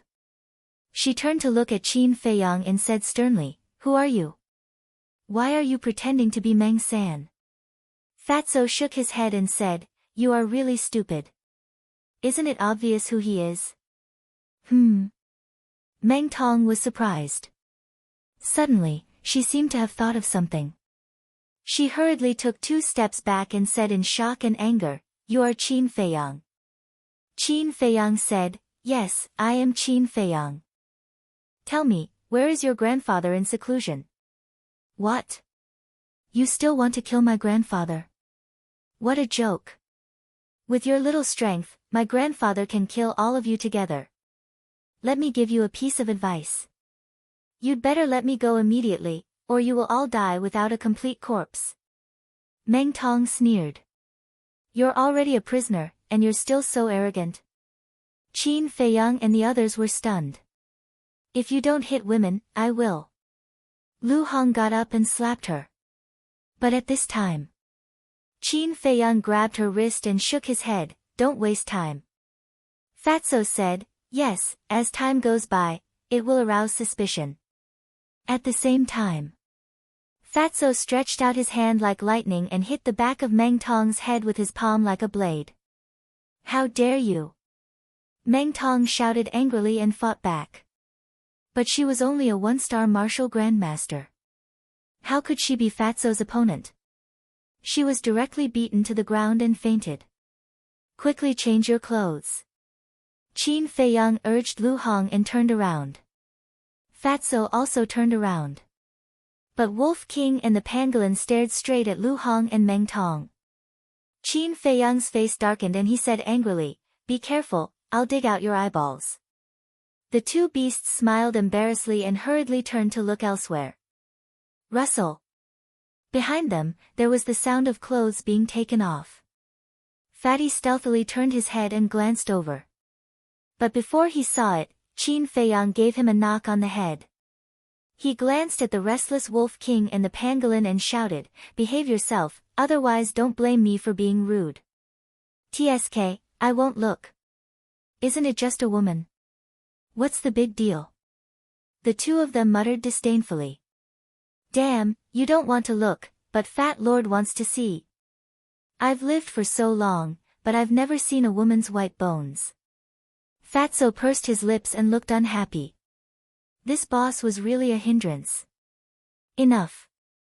After a while, Lu Hong's voice sounded. Fatso turned around anxiously. He definitely couldn't see Lu Hong's body, but he could see Meng Tong's. However, when he looked at Meng Tong lying on the ground, his face suddenly fell. He saw that Meng Tong was wearing Lu Hong's clothes. The parts that should be covered were tightly covered. He looked up at Lu Hong, his eyes full of resentment. It seemed that he was blaming Lu Hong for putting clothes on Meng Tong. Seeing this, Lu Hong rolled her eyes and snorted, "I didn't expect you to be so perverted. It seems that I have to be more careful in the future." Yes, he is a pervert. We must guard against him. You can't be too perverted. Fat brother, don't you agree? Wolf King and the pangolin also took advantage of the situation. Get lost.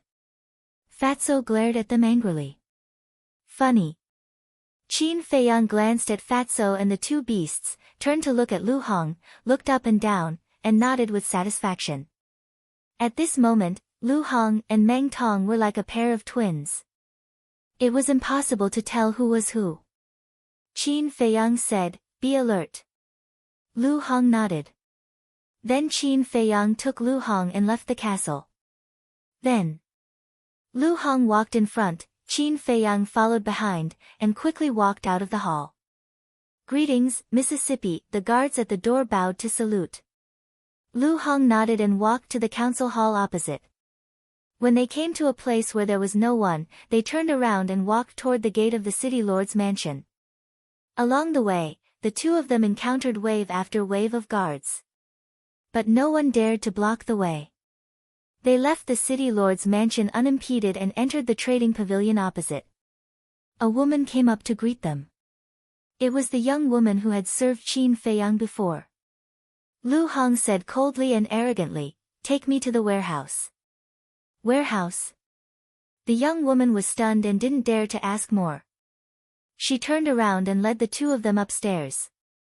Without stopping, the three of them arrived at the 6th floor. Greetings, Mississippi. A square-faced middle-aged man came up and bowed to Lu Hong. Lu Hong said, "Has anyone come to buy medicinal herbs recently?" "No." The middle-aged man shook his head and asked, "Miss, are you here for something?" The young woman said, "Miss wants to go to the warehouse." The middle-aged man was stunned and asked doubtfully, "I wonder why Miss is going to the warehouse?" Lu Hong shouted, "Do you need to ask what I want to do?" "I don't dare, I don't dare." The middle-aged man hurriedly shook his head and said to the young woman, "You can go down and do your work." "Yes." The young woman responded and went downstairs. "Please follow me, Mississippi." The middle-aged man smiled and called out, then turned and walked down the corridor on the right. So the warehouse is on the 6th floor, together with the VIP lounge. Qin Feiyang muttered to himself. The warehouse of the trading pavilion should have battle arts. Chapter 368. Following behind the middle-aged man, they walked to the end of the corridor and turned to the right. At that moment, Qin Feiyang saw an iron door in front of him. It was completely black and exuded a hard and heavy texture. In front of the iron door, there were 4 guards guarding it. Their auras were very strong. They were 4 9-star battle monarchs. Qin Feiyang couldn't help but be secretly speechless. If he hadn't thought of this method, it would be harder than ascending to the sky to sneak into the warehouse. Greetings, Mississippi. When they saw Lu Hong, the 4 of them cupped their hands and bowed.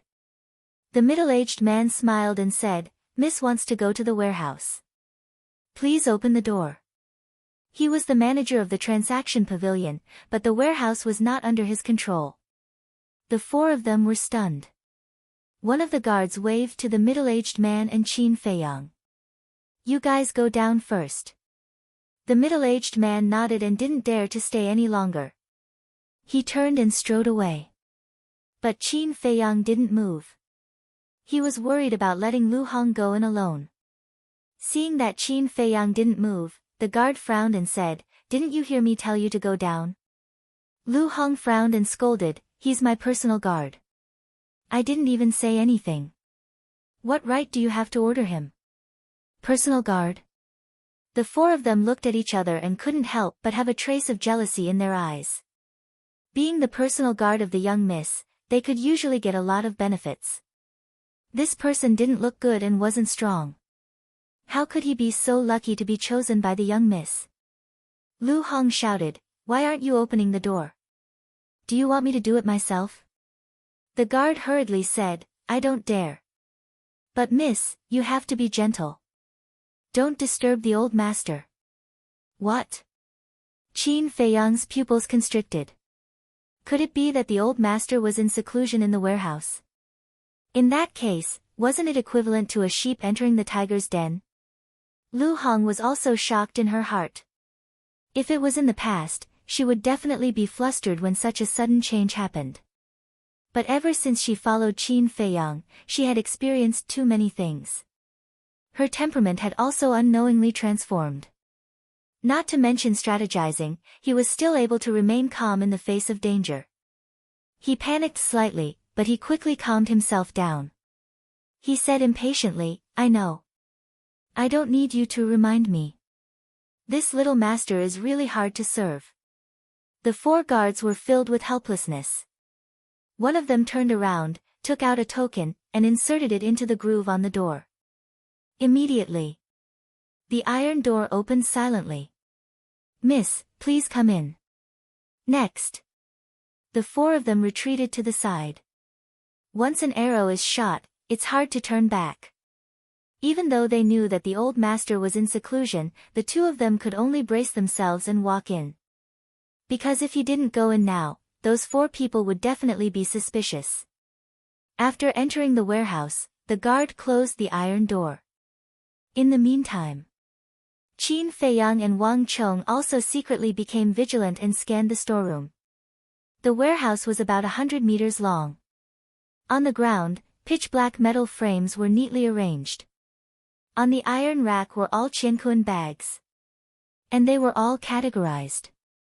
The medicinal pills were all placed on a metal rack. The medicinal ingredients were also uniformly placed on the other 3 iron racks. Moreover, on each qiankun bag, there was a note. It was clearly written what was inside the qiankun bag.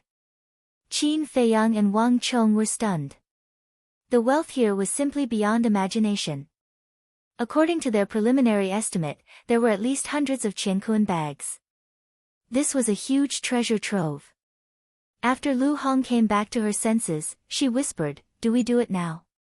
That weak voice could only be heard by the two of them. "No, the old master is here.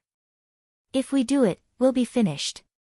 We have to think of a way to lure him out first." Qin Feiyang whispered. Lu Hong frowned, "I don't see him." In 100 meters, the two of them could see everything clearly. Indeed, they didn't see any trace of other people. But those 4 guards definitely wouldn't lie. Qin Feiyang carefully scanned the 4 walls again. Suddenly, his eyes locked on the wall on the right. There was a trace of a door there. It might be a secret door. The two of them walked in and took a look. It was really a secret door. The two of them whispered to each other for a while. Lu Hong reached out and knocked on the door. "Who is it?" An old voice came from inside, slightly hoarse. Lu Hong replied obediently, "Grandpa, it's me." "So it's this old man's little granddaughter." Hoarse laughter sounded. Soon, the secret door opened, and a white-haired old man walked out. He glanced at Qin Feiyang, then looked at Lu Hong and said with a smile, "What's the matter, Grandpa?" Lu Hong said, "Grandpa, Father asks you to go to the Great Council Hall." The old man frowned and asked doubtfully, "Did something happen?" "Yes." Lu Hong nodded. Qin Feiyang cupped his hands and said, "Old Patriarch, 2 months ago, a person called Qin Feiyang came to our White Fox City. He repeatedly went against our Meng family and even killed many of our Meng family's people." Qin Feiyang? The old man lowered his head and pondered for a moment. He frowned and said, "I've never heard of this person." "We've never heard of him either. Originally, the Patriarch didn't want to disturb your seclusion. But that Qin Feiyang has the ability to come and go without a trace. For 2 whole months, he has been in the city lord's mansion, but no one can find him, not even the Patriarch. So, we can only ask the old master to come out of seclusion." Qin Feiyang said indignantly. "How preposterous, how dare you cause trouble in my Meng family's territory." The white-haired old man flew into a rage and said, "Let's go, follow this old man to meet him." Lu Hong said, "Grandpa, I want to stay here and pick a few weapons for self-defense. It's good to stay here, so that when we fight, we won't accidentally hurt you." The white-haired old man smiled and looked at Qin Feiyang. He shouted, "Protect my good granddaughter well. If she loses a single strand of hair, this old man won't let you off easily." Qin Feiyang bowed and said, "I swear to protect Miss to the death." "Okay." The white-haired old man nodded and was about to leave, but he suddenly looked at Lu Hong. Qin Feiyang's eyelids twitched. Did he see through the clues? Lu Hong was also a little flustered, but she forced herself to be calm and asked in confusion, "What's wrong, Grandpa?" "Good granddaughter, when you came last time, weren't you only a 1-star martial arts grandmaster? How did you break through so quickly?" The white-haired old man said in surprise. "That's because your granddaughter is talented." "Why? Are you jealous?" Lu Hong smiled mischievously. This old man is jealous of you. Little girl, you really don't know the immensity of heaven and earth. Do you know how powerful Grandpa is? But I can see that you're working hard to cultivate now. Continue to work hard, don't let Grandpa down. The white-haired old man smiled. Yes. Lu Hong nodded heavily. So obedient? The white-haired old man was stunned and said with a smile, my good granddaughter has finally grown up and become sensible. After that, with a gratified smile, he turned around and landed in front of the iron door, pressing a black button beside it. The iron door suddenly opened. Then, the white-haired old man strode out. After the iron door closed, Qin Feiyang immediately gave Lu Hong a thumbs up and said with a smile, with your current temperament, you're already able to take charge alone. Lu Hong blushed and said, if you weren't by my side, I would have been exposed. She was not flattering him. With her current relationship with Qin Feiyang, there was no need to flatter him. This was the truth. With Qin Feiyang by her side, she felt particularly safe. Qin Feiyang smiled, glanced at the qiankuan bag on the iron shelf and said, hurry up and do it. At the same time, with a wave of his hand, he pulled Fatso and Wolf King out. As for the pangolin, he didn't trust it that much. If he took 1 or 2 qiankuan bag for himself, wouldn't he lose a lot of money? Damn, so many. We're rich, we're rich. Looking at the qiankuan bag one after another, Wolf King and Fatso seemed to have eaten stimulants, jumping up and down, crazily plundering. Qin Feiyang turned around and walked into the secret door. Inside was a cultivation room that was about 20 to 30 meters wide. On the left, there was another door. He walked in and saw that it was an alchemy room. Alchemy and cultivation were both here. This was simply the old man's personal treasury. Pill furnace. Suddenly, his eyes lit up as he walked to the pill furnace on the stone platform. However, upon closer inspection, a trace of disappointment crept onto his face. The pill furnace was completely black, without any treasure light. This meant that this was only a second-grade pill furnace. He then noticed that there was an iron box the size of an adult's palm next to the pill furnace. He opened the iron box, and a fist-sized flame immediately entered his line of sight. It was alchemy fire. This alchemy fire was no different from ordinary flames.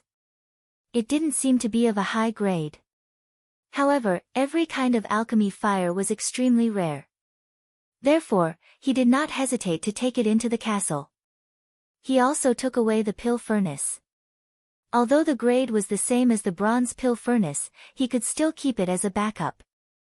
Last time in the Sea of Despair, it was because he did not have a backup pill furnace that he wasted a few months of time.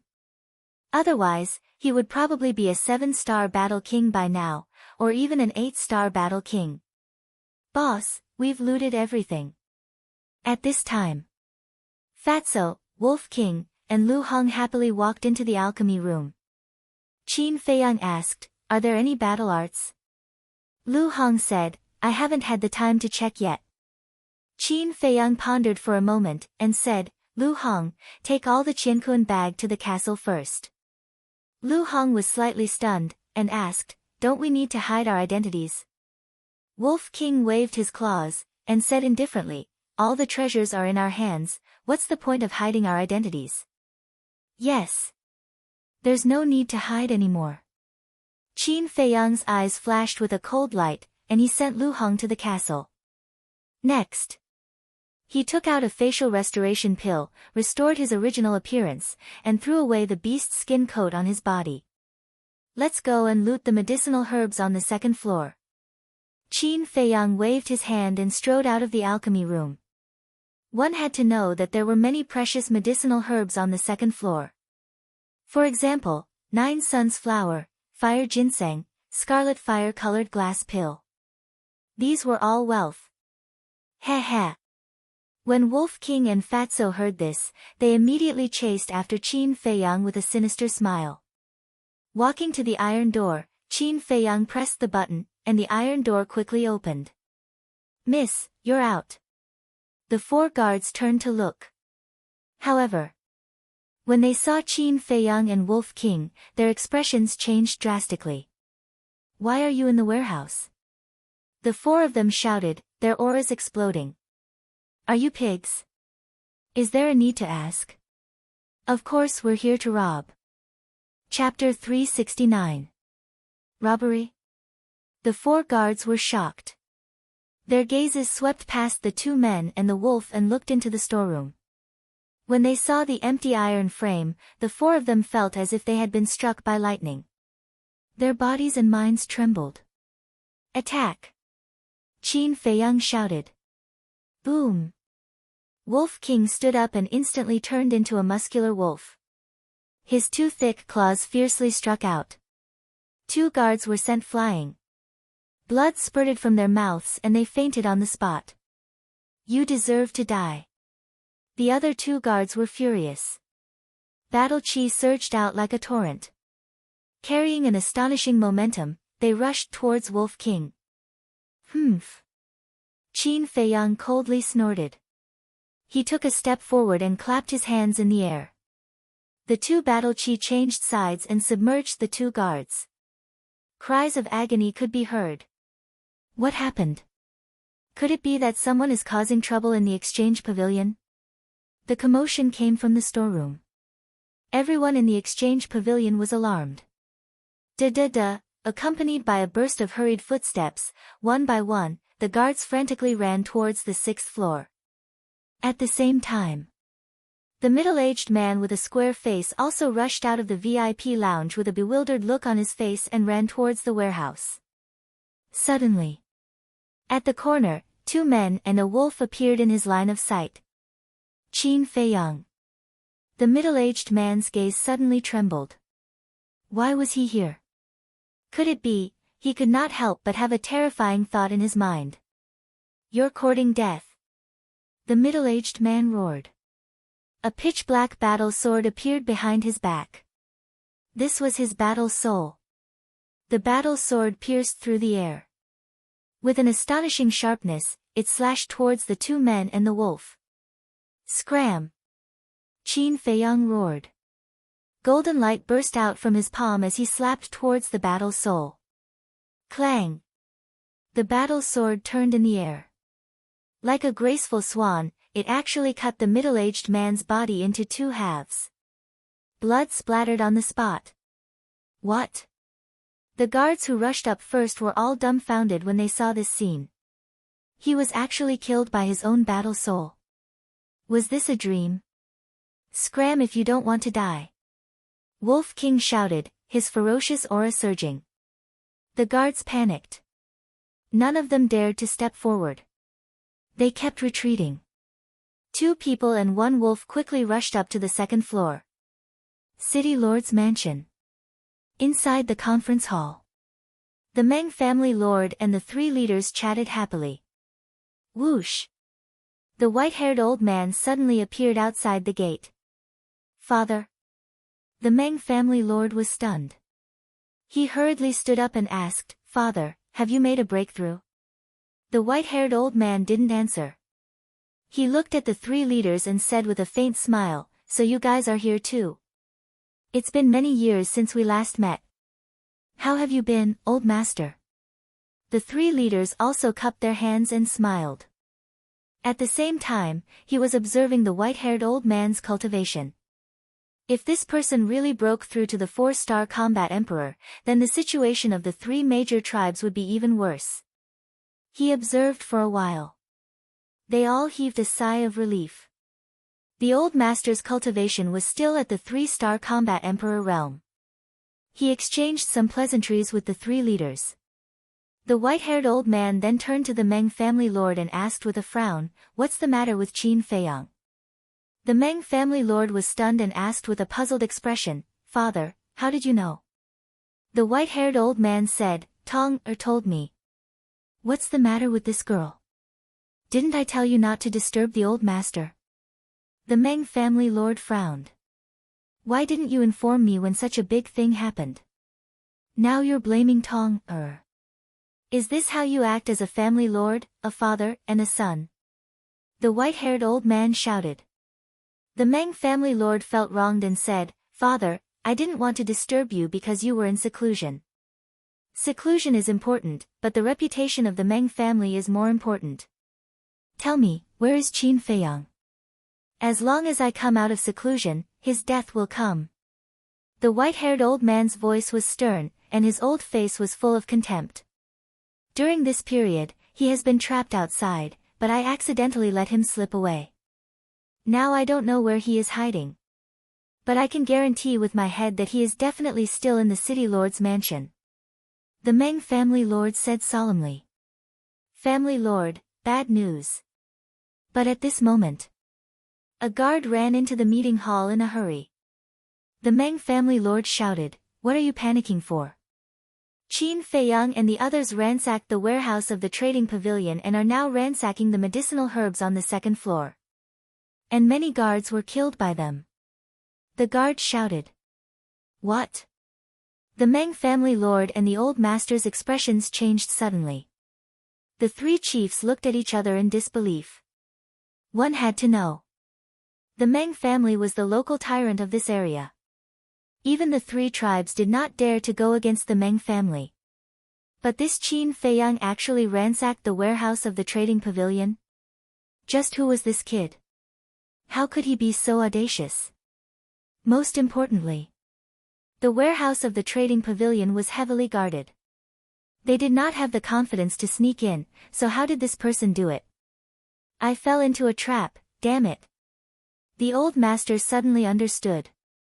The Meng Tong he saw before was not his biological granddaughter at all.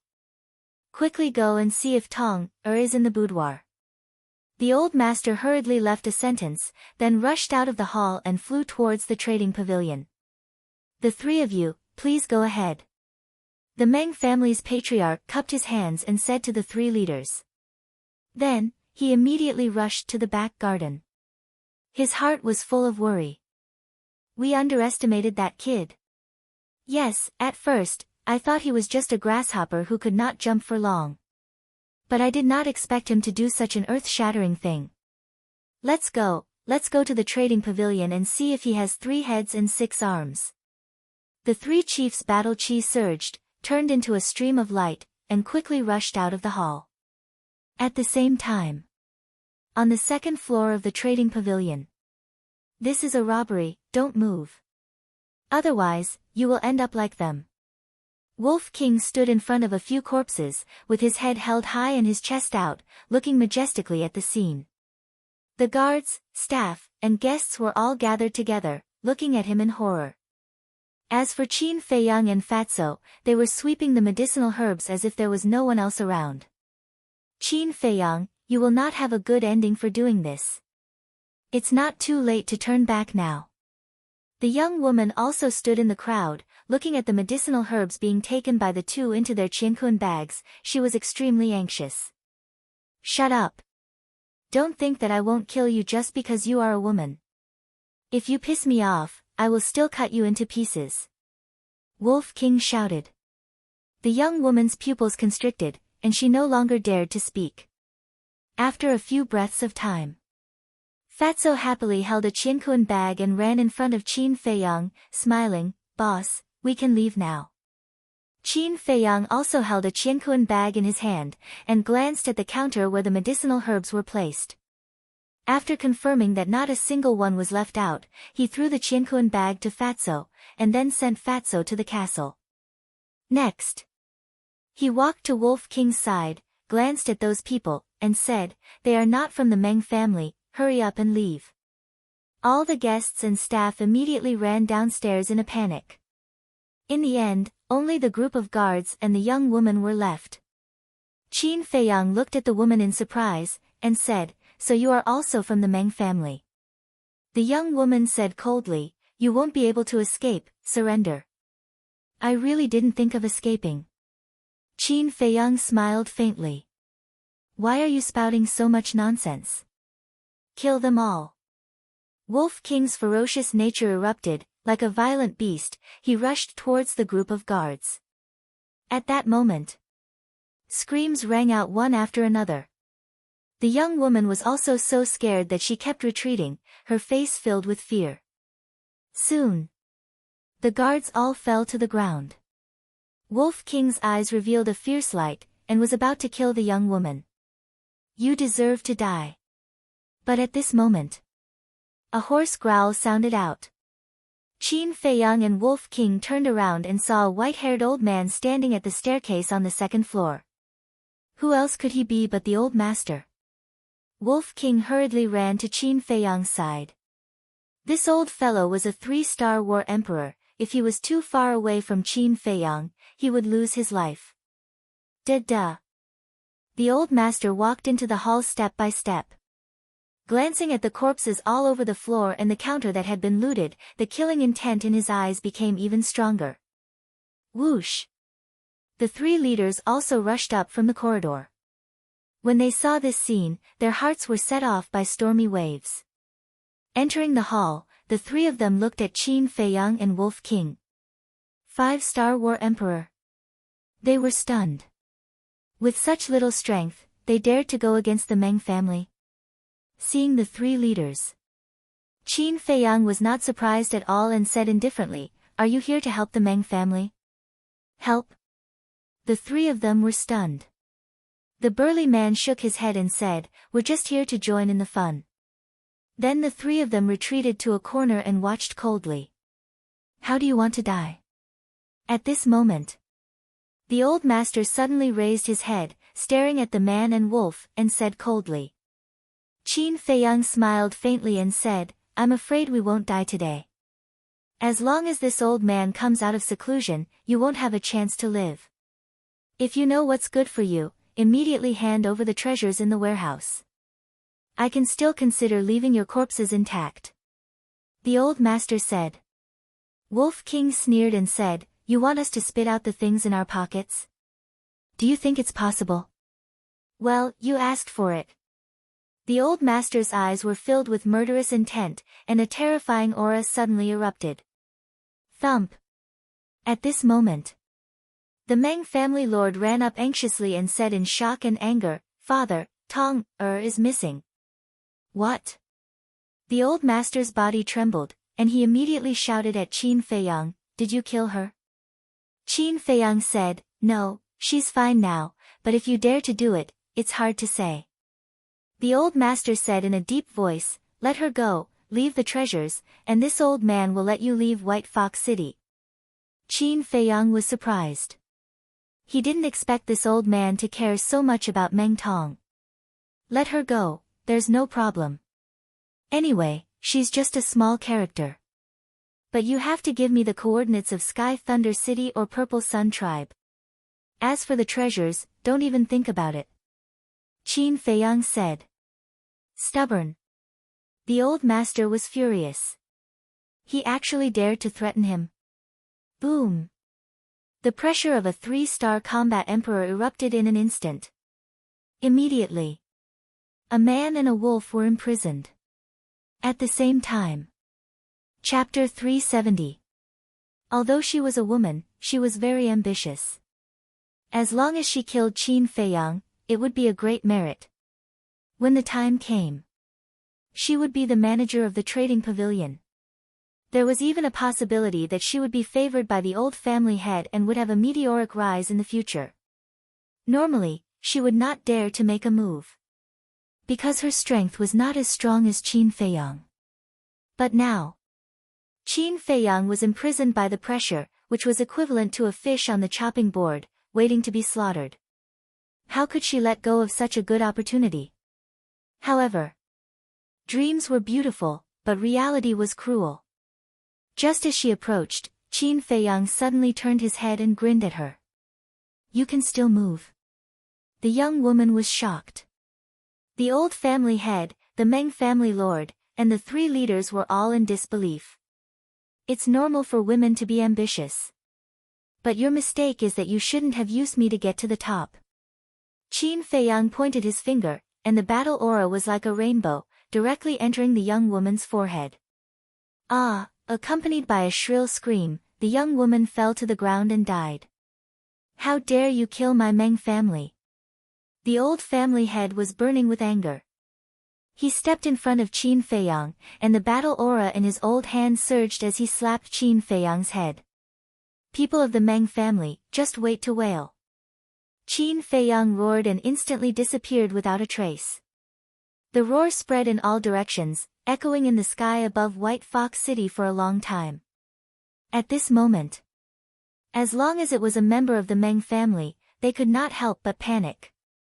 He can really disappear into thin air. In the hall on the second floor, the three leaders looked at the place where Qin Feiyang disappeared, and their eyes almost popped out. The old family head's expression was the most interesting. On the one hand, he was shocked. On the other hand, Qin Feiyang slipped away under his nose, which was tantamount to slapping him hard in the face. "Father, don't worry. He can't move. As long as we stay here, he'll come out sooner or later." Seeing that the old family head was on the verge of exploding in anger, the Meng family lord hurriedly comforted him. "Unable to move? Good, very good. You go and pacify the people. This old man will wait here personally." The elderly head stared blankly for a moment before bursting into laughter. Naive. At this moment, a cold laugh rang out. Qin Feiyang appeared in front of the old patriarch out of thin air. He was holding a person in his hand. It was Meng Tong. Whoosh!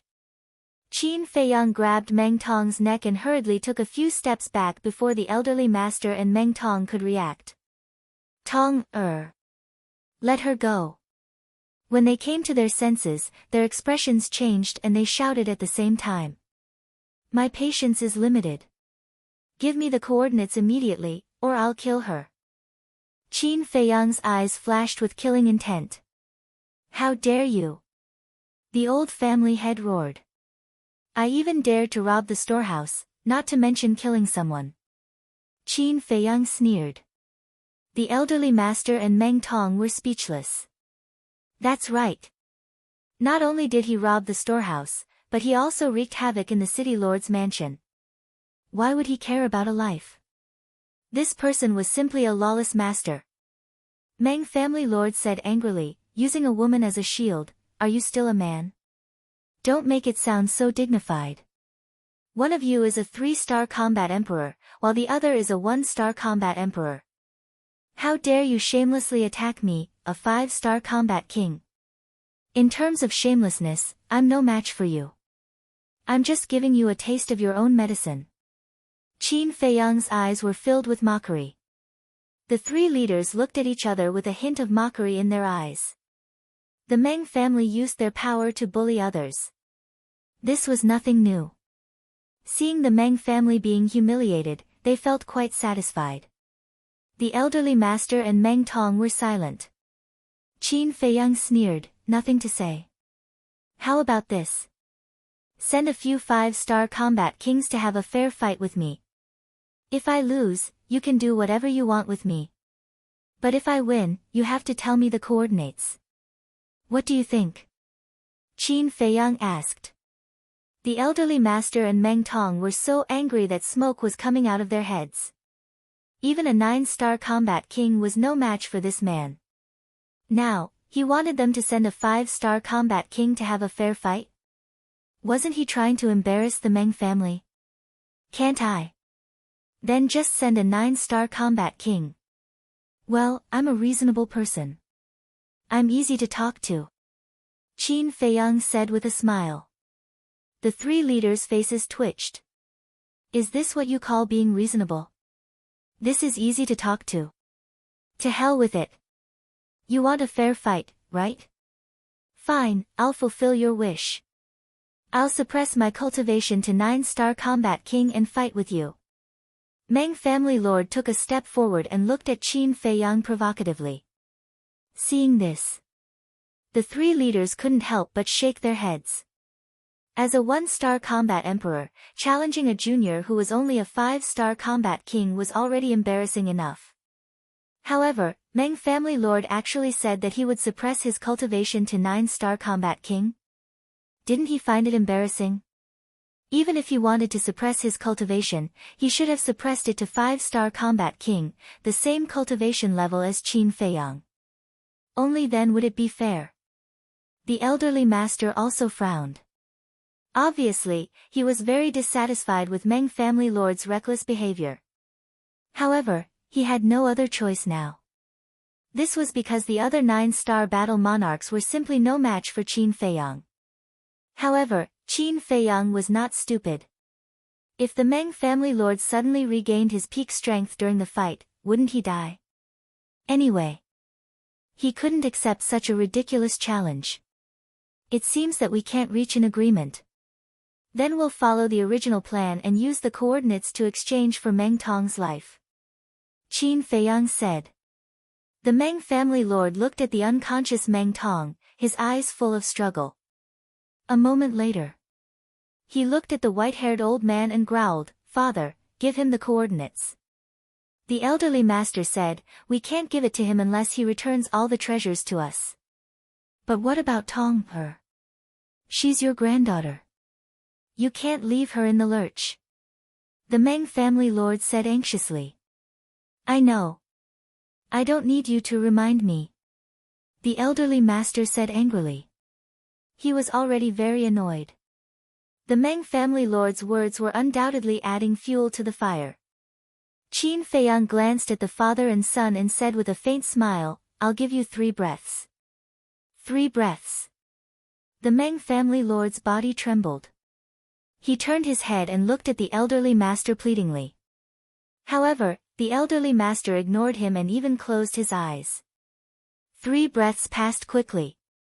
Suddenly, the elderly master opened his eyes. 2 cold lights burst out from his eyes. He pointed his finger without hesitation. Whoosh! 6 murderous battle chis shot toward Qin Feiyang and Meng Tong like lightning. What? The 3 leaders' eyes widened in anger. The elderly master was going to sacrifice his granddaughter. "Father, no."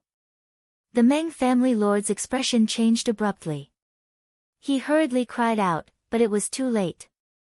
Puff! The 6 battle chis were like sharp arrows. They sank into Meng Tong's body. Instantly, blood splattered across the sky. Ah, the heart-wrenching pain woke her up. She immediately let out a shrill scream. At the same time, Qin Feiyang also felt a strong sense of danger. All the hair on his body stood on end. Driven by instinct, he quickly abandoned Meng Tong and entered the ancient castle. In the blink of an eye. The moment he entered the ancient castle, the 6 battle chis swept out from Meng Tong's back and blasted forward. If it had been a little later, he would have definitely died on the spot. Boom! Accompanied by a loud bang, the trading pavilion collapsed. The trading pavilion has also collapsed. The people on the streets were all in a daze. Could it be that even the elderly master could not do anything to Qin Feiyang? Boom! Soon after, 5 figures rushed out from the ruins. They were the 3 leaders, the elderly master, and the Meng family lord. The Meng family lord was still holding Meng Tong. However, at this moment, they were all covered in dust and looked extremely miserable. As soon as they came out, the Meng family lord roared, "Father, you're too cruel to even kill your own granddaughter. Shut up. Look at Tong's condition first before you blame me." The elderly master shouted coldly and scanned his surroundings, looking for Qin Feiyang. The Meng family lord was stunned. He lowered his head and looked at Meng Tong. His eyes immediately lit up. Although the 6 battle chis had pierced through Meng Tong's body, none of them were fatal. Moreover, his breathing and heartbeat were still there. As long as he took a healing pill in time and recuperated for a few months, he would be as good as new. It was only now that the 3 leaders realized what was going on. It turned out that the elderly master did not really want to kill his granddaughter. He just wanted to save her. However, this method was a little extreme. If he was not careful and injured his heart and sea of qi, Meng Tong's life would be over. The Meng family lord took out a healing pill and put it in Meng Tong's mouth. He asked, Father, have you found them? The elderly master shook his head. The Meng family lord said in a low voice, they must be hiding. The elderly master said, don't worry about this. Take Tong, back to recuperate first. Okay. The Meng family lord nodded. He turned around and flew into the city lord's mansion, disappearing from the main hall. The elderly master looked at the three leaders and asked, can the three of you do this old man a favor? Old man Snakeskin smiled sinisterly. Tell us first. The elderly master said, use your battle cheese to seal off White Fox City. Don't let Qin Feiyang escape. The burly man frowned and said, doing this will consume a lot of battle cheese. What benefits will we get? The elderly master said, after this matter is done, I will give each of you 100,000 battle chi pills. Deal. The three leaders' eyes lit up. They did not even hesitate and nodded in agreement. The elderly master said, then let's begin. The three leaders rose into the air and stood in a tripartite formation high in the sky. Boom! The next moment, their bodies shook, and their battle chi gushed out in all directions like tidewater. In less than 10 breaths, a huge barrier formed and fell with a loud bang, enveloping the entire White Fox City.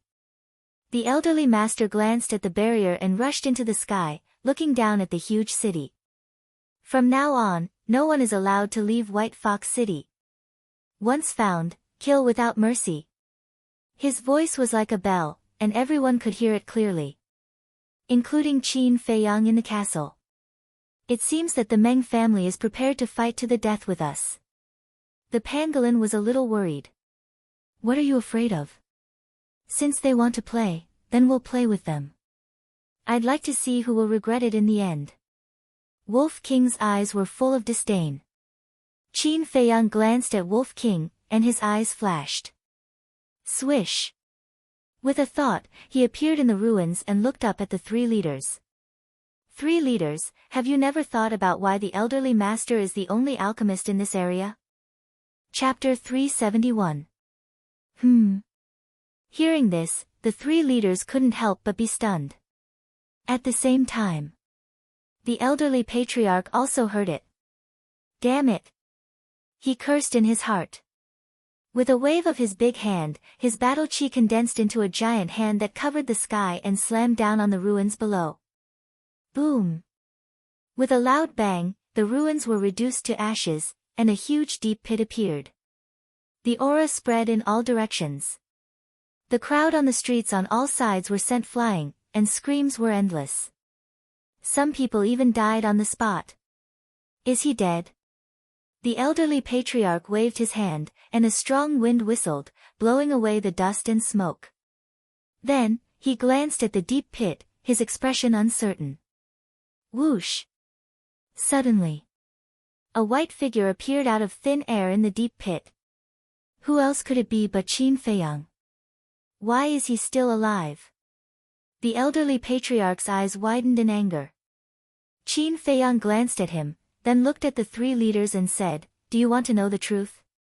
What truth? The burly man asked. Don't listen to his nonsense, he's trying to sow discord between us. The elderly patriarch shouted, and then swooped down toward the deep pit, his eyes filled with murderous intent. He couldn't care less about the treasures now. He just wanted to kill Qin Feiyang to silence him. There are no alchemists in this area, and it has a lot to do with the Meng family. After Qin Feiyang finished speaking, he disappeared again. Bastard, get out here! The elderly patriarch flew into a rage and crazily bombarded the deep pit. Inside the ancient castle. Little Qin Zi, didn't you say that it's useless to tell them? Why are you telling them now? Wolf King was puzzled. The past is the past, and the present is the present. Before this, I never thought of wiping them out. But now, I want the Meng family to disappear completely. Qin Feiyang's eyes flashed with a cold light. The pangolin's eyes trembled. This fierce man really couldn't be provoked. Outside, the three leaders stood in the air, all looking surprised. How could it be related to the Meng family? Could it be that there was some unspeakable secret hidden within? Old clan master sensed their expressions and hurriedly flew up into the sky. He said angrily, "This person has sinister intentions. The three of you must not listen to his nonsense." But before he could finish, Qin Feiyang's voice sounded again. In order to stabilize the Meng family's position in this area, they despicably assassinated other alchemists. Old man, in terms of viciousness, I can't even compare to 1/10 of you. He saw Qin Feiyang standing in the deep pit with a mocking smile on his face. What? The three leaders were startled, and their eyes flickered. Little bastard, don't talk nonsense. The old family head roared. You know very well whether or not I'm spouting nonsense. Leaders, if you don't believe me, you can capture someone from the Meng clan and interrogate them. Qin Feiyang said with a smile. You little brat who spouts nonsense, this old man will tear you to pieces. The old family head's killing intent soared to the heavens. Wait. But at this moment, the snakeskin old man spoke in a hoarse voice. The old family head was slightly stunned. He looked at the three of them and said in a deep voice, Do you really believe him? This matter is of great importance. We have to interrogate him first. The old woman with a walking stick said. If we confirm that he is lying, we will kill him ourselves. The burly man followed.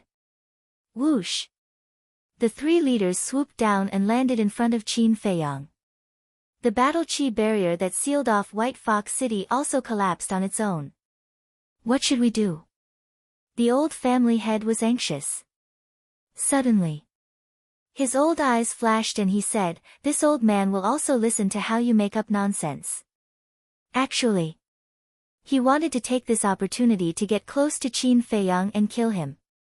However, he had obviously underestimated Qin Feiyang's intelligence. Qin Feiyang looked up and said with a smile, Old clan master, don't come down. I will be scared away by you. These words were actually meant for the ears of the three leaders. He was telling the three of them that he was afraid that the old family head would kill him. If the old family head came down, he could only hide. Old clan master, you haven't done anything wrong. You're not afraid of ghosts knocking on the door. Don't come down for the time being. Don't worry, we will never wrong a good person, and we will never let a bad person go. When the three leaders said this, the old family head really couldn't go down. Because if he still went down now, it would prove that he had a guilty conscience. The burly man looked at Qin Feiyang and whispered, Young man, do you know the consequences of lying to us? Of course I know.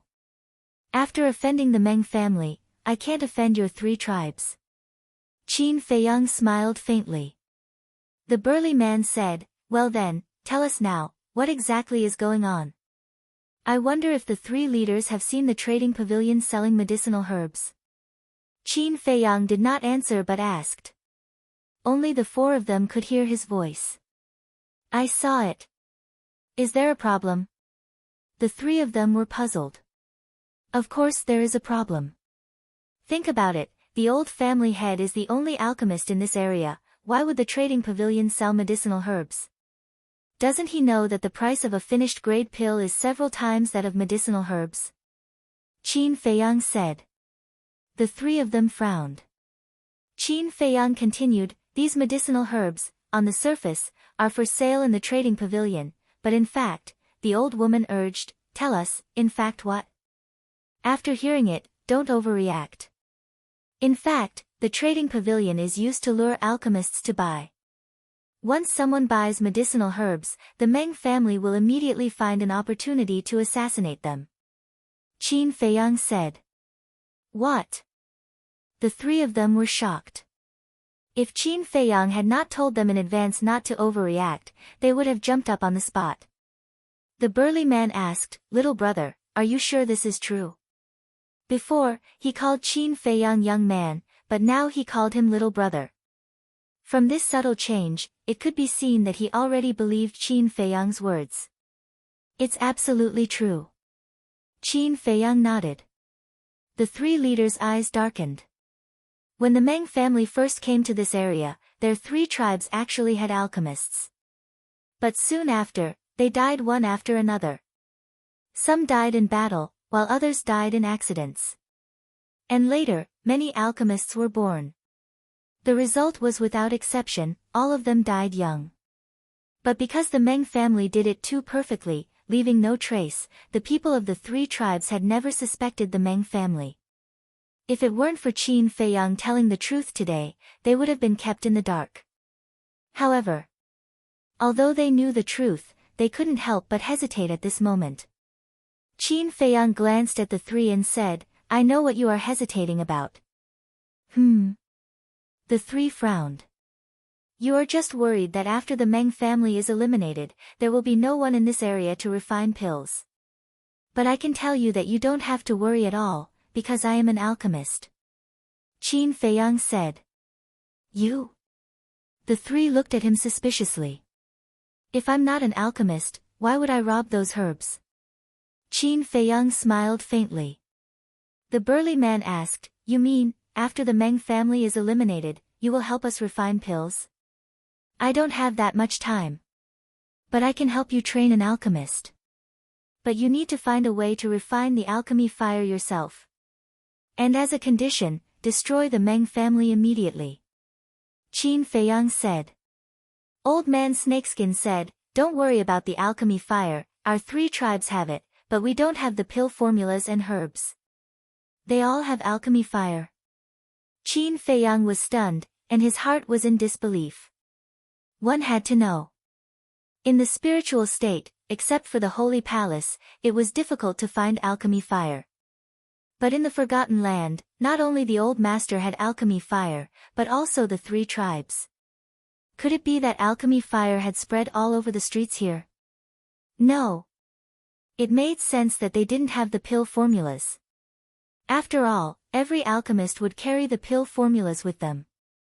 When a person was about to die, the pill formulas would naturally fall into the hands of others, or shatter and disappear along with the qiankuan bag. But without herbs, it didn't make sense. Qin Feiyang asked, "Your 3 tribes should be big tribes, how can you not have herbs?" "We originally accumulated a lot of herbs.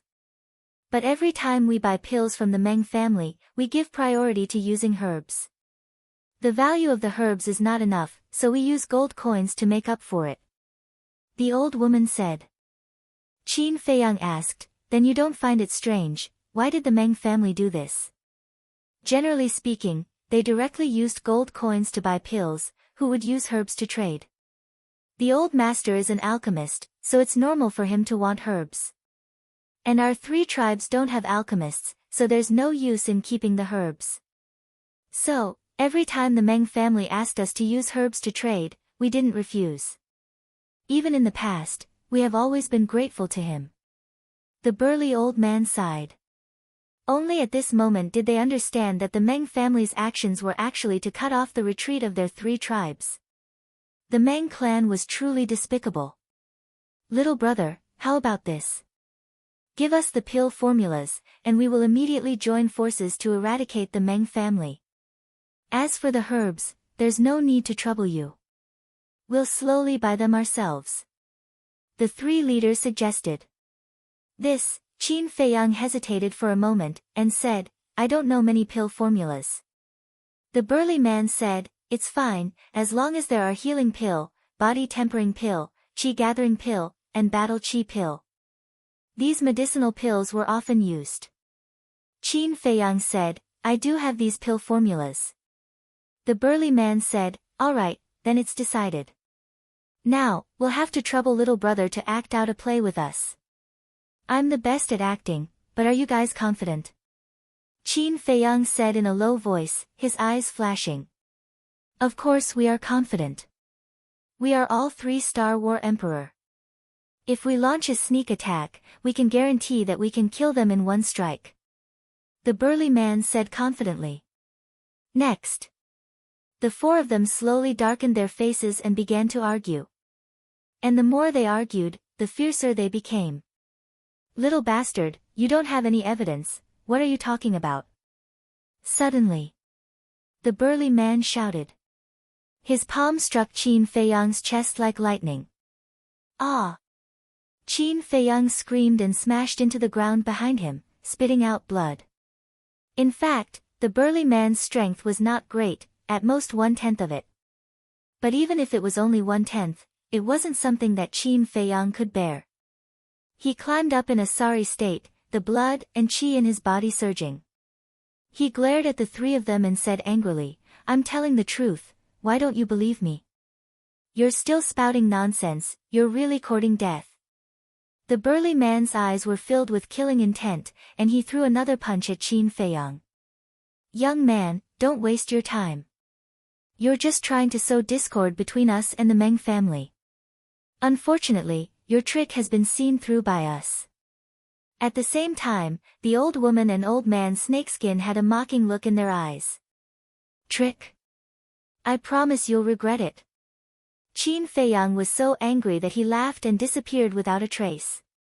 "Little bastard, don't hide if you have the guts."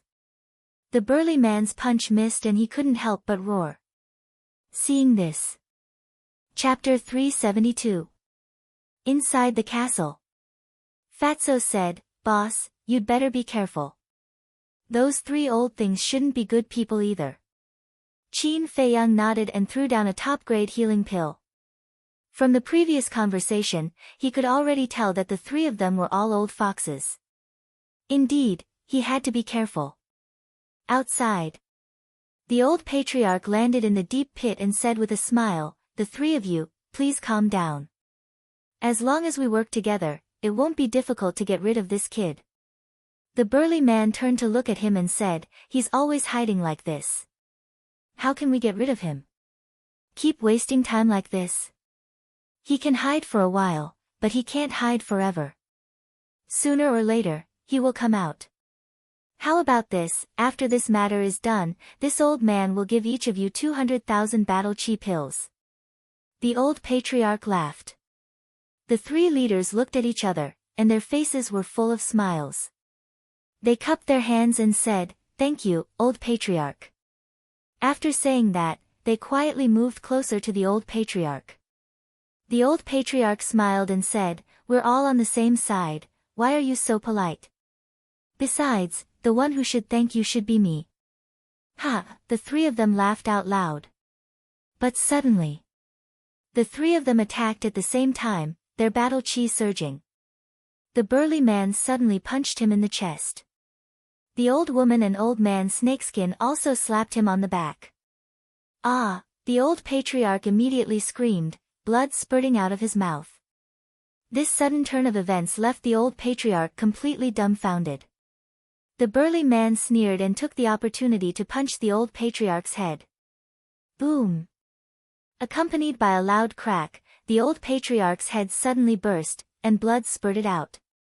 The old patriarch didn't even understand what was going on before he died. With a bang, he fell into a pool of blood. Swish!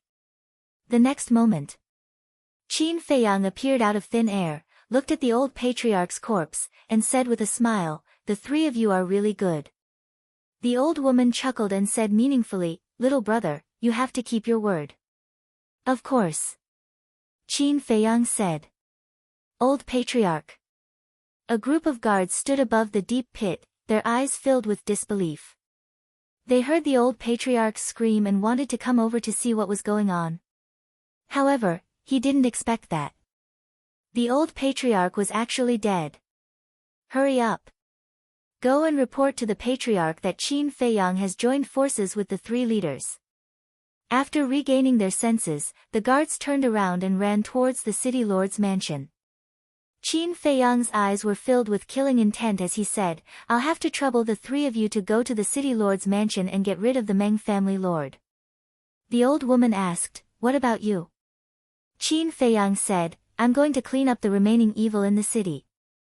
The old woman smiled and said, "I don't think that's a good idea. It's better that I go and clean up the remaining evil. You go with the two of them to the city lord's mansion." "You don't believe me?" Qin Feiyang frowned. Old man Shipai laughed sinisterly, "You are too cunning, we have to be on our guard." Qin Feiyang glanced at the three of them and nodded. Alright, I'll listen to you. Let's go then.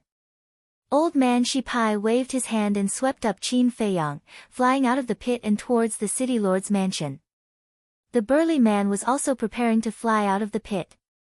The old woman grabbed him and whispered, "All the treasures of the trading pavilion are on him, don't let him slip away." "I understand." The burly man nodded. Whoosh!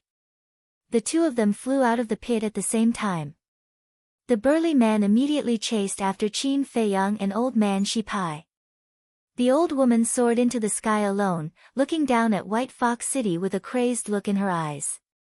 The Meng family's people were scattered in every corner of White Fox City. It was too troublesome to find them one by one. She might as well destroy the city and kill everyone. Go to hell. She laughed sinisterly, stretching out her arm and pointing her index finger in the air. A burst of battle chi shot out and blasted into the city below. Rumble. Accompanied by an earth-shattering explosion, several hundred meters of land was razed to the ground. Everyone died tragically. Qin Feiyang and the other two had already entered the city lord's mansion. Everyone they encountered was mercilessly killed by Old Man Shipai and the burly man. Not a single person was left alive. Wherever they passed, cold corpses were left behind. The void was filled with a bloody mist, and the smell of blood was pungent. Hearing the explosion outside the city, Qin Feiyang raised his eyebrows and asked, "Is she killing innocent people outside?"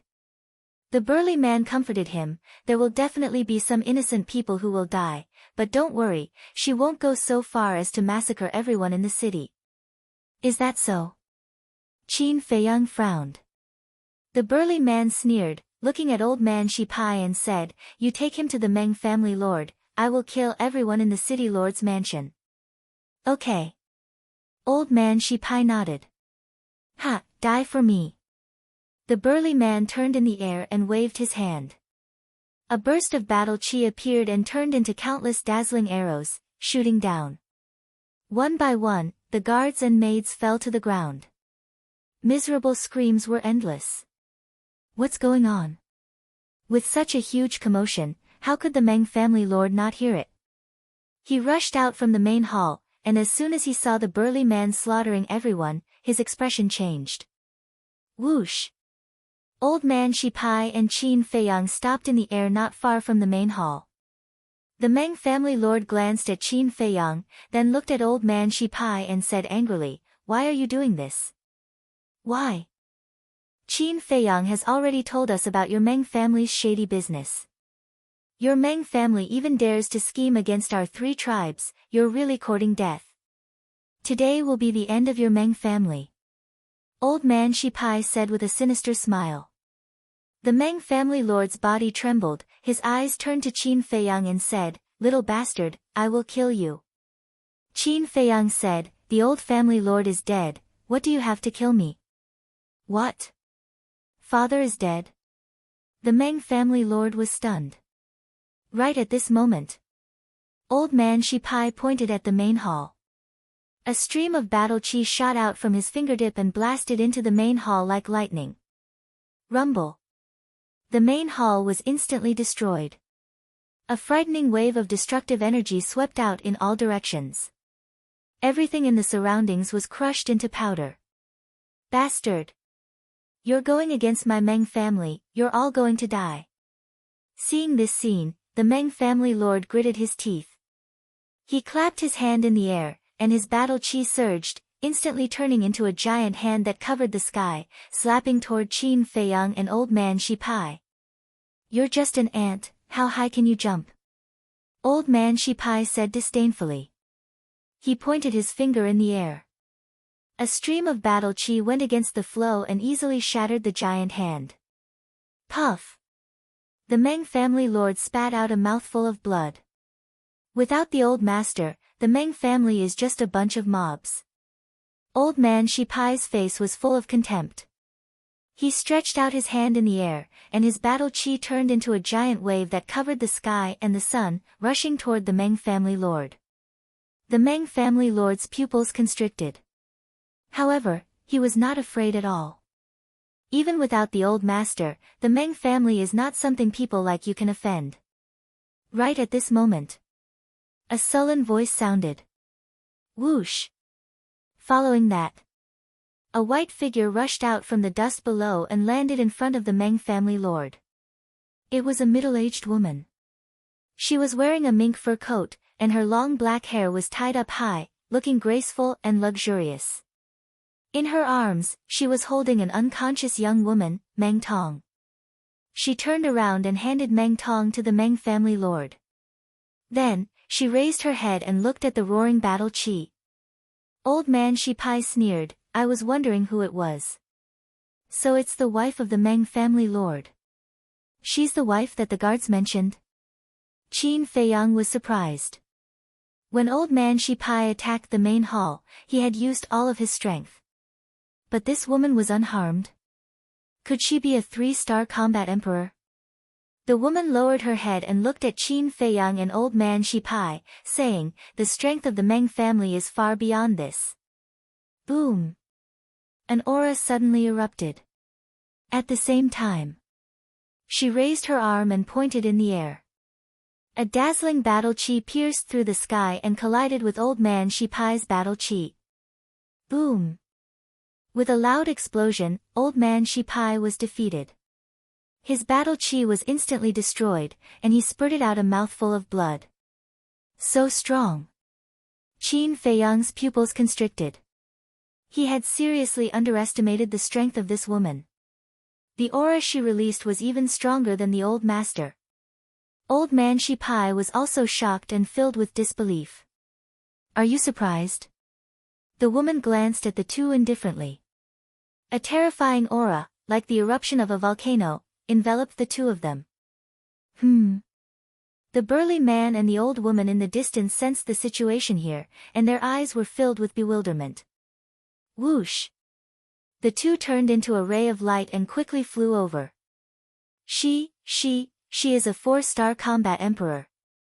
At this moment, old man Shi Pai was completely stunned by the strength of the middle-aged woman. Don't you know her? Why don't you know her strength? Qin Feiyang frowned. I have indeed met her once, but at that time, she deliberately concealed her aura. Old man Shi Pai was furious. He didn't expect the Meng family to be hiding such an expert. Strange. Why would she conceal her aura? Qin Feiyang mumbled to himself. What was even stranger was that when he held Meng Tong hostage in the trading pavilion, this woman didn't appear. One had to know. As a mother, she would definitely be anxious if she knew her daughter was in danger. Wasn't this person too calm? Was she not her biological daughter? The Meng family lord's eyes were cold as he said in a low voice, Madam, don't talk nonsense with them, quickly kill them. Sky-destroying finger. The middle-aged woman raised her hand and pointed in the air. Battle chi poured out like a torrent. In an instant, it condensed into a giant finger that was more than 30 meters long. Destroy. As she spoke coldly, the giant finger trembled in the void, releasing a world-destroying aura that blasted toward Qin Feiyang and Qin Yu. Qin Feiyang, we are no match for her, quickly take me to hide. Old man Shi Pai said in horror. Qin Feiyang's eyes flashed as he went to the ancient castle alone. Bringing this old man into the ancient castle was like inviting a wolf into the house. He wouldn't do such a stupid thing. Damn little bastard. Old man Shi Pai cursed angrily. Without any hesitation, he turned around and began to flee. At this moment, the old woman and the burly man rushed over. When he saw the huge finger and the middle-aged woman's cultivation, his expression abruptly changed. He turned around in the air and began to flee without looking back. Help me. Her speed is much faster than us. If we don't kill her, we can't leave White Fox City alive. Chapter 373. Heard of it? The old woman and the burly man had a trace of hostility in their eyes. They turned around abruptly and rushed towards the old man. After the three of them gathered, they immediately launched a counterattack. Boom! 3 streams of battle chi surged out and transformed into 3 giant beasts that were dozens of feet long. They roared ferociously and charged towards the giant finger. However, the power of the giant finger was extremely shocking, and it actually crushed the 3 giant beasts. Then, it continued to charge towards the 3 leaders. Puff! The 3 leaders spat out a mouthful of blood. So strong. Her sky-destroying finger is actually a mid-tier battle art.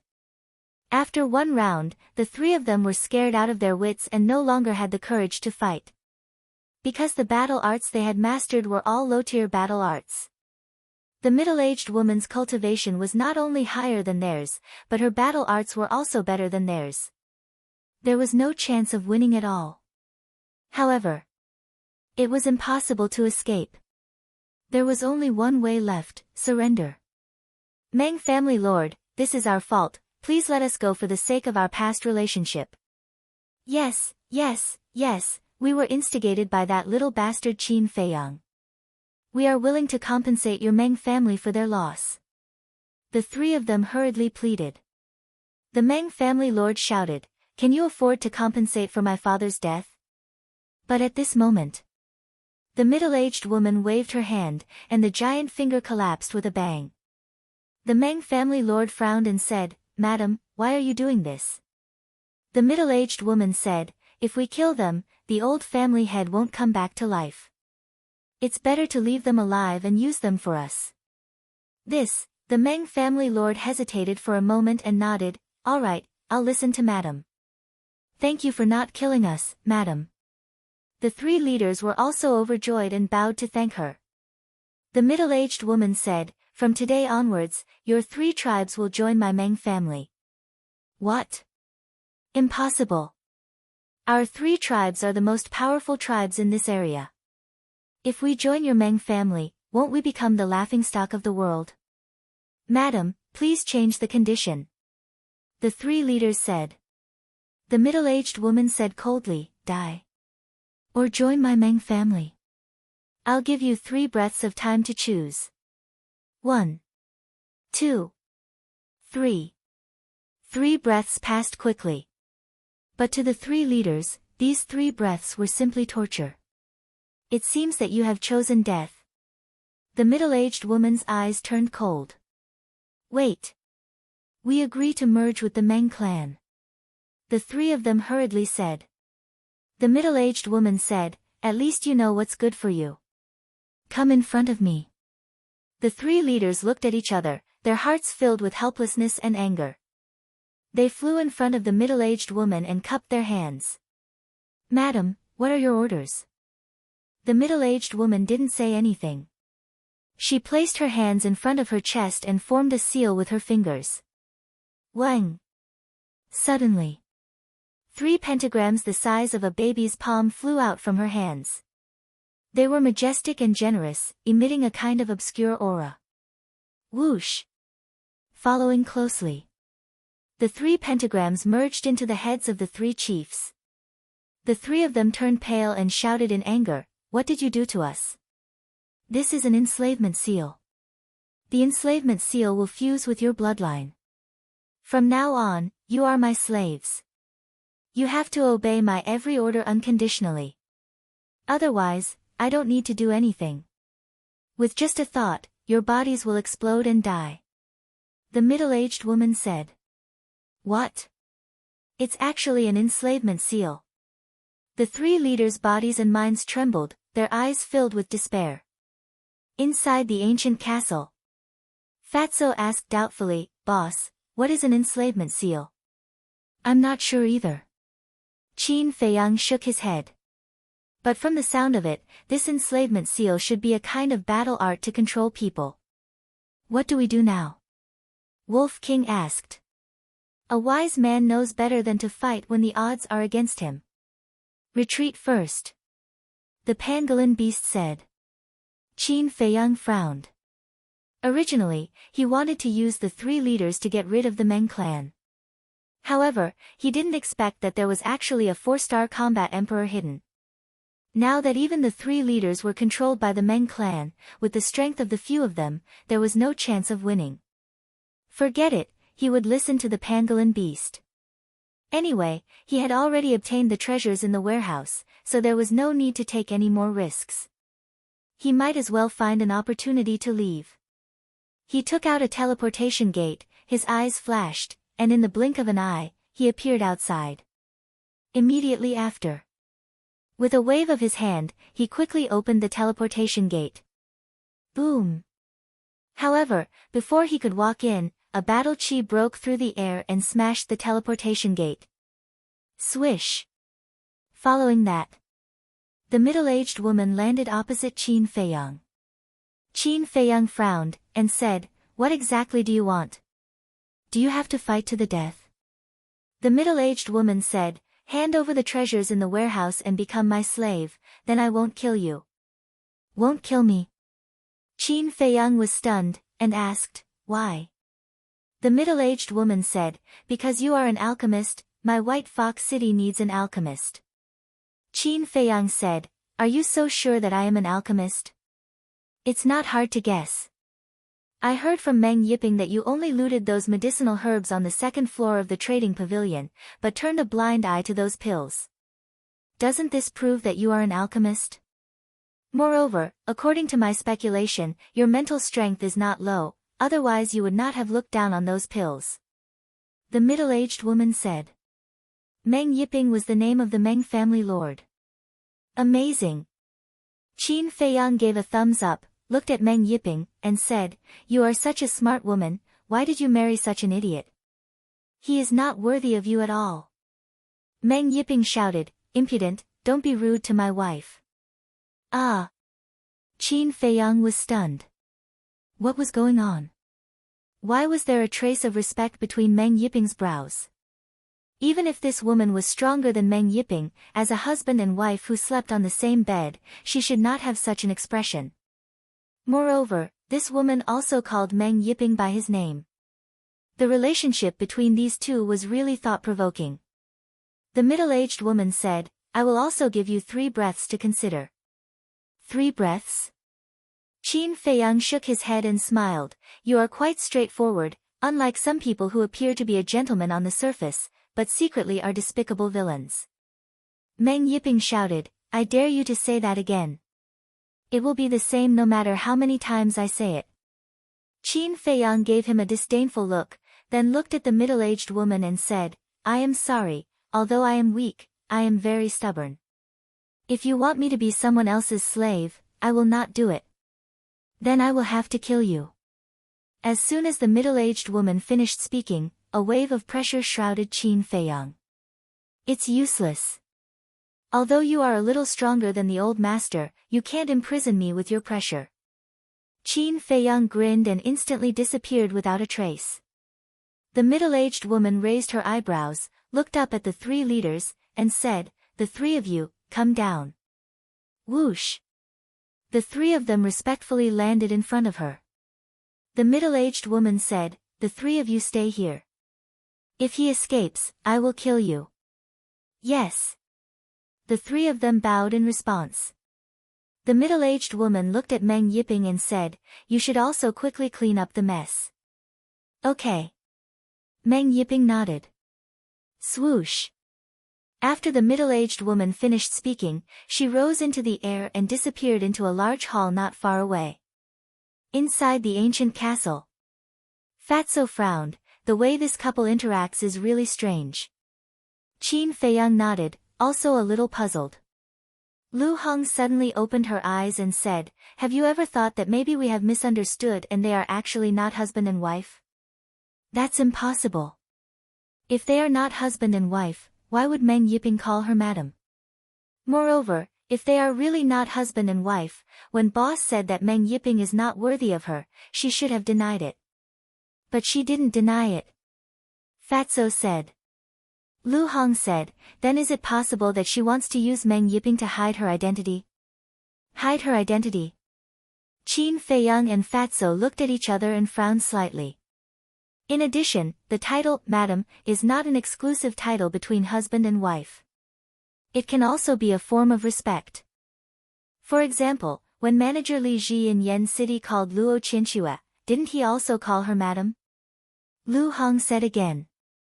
That's right, why didn't I think of that? Her words woke them up from their dreams.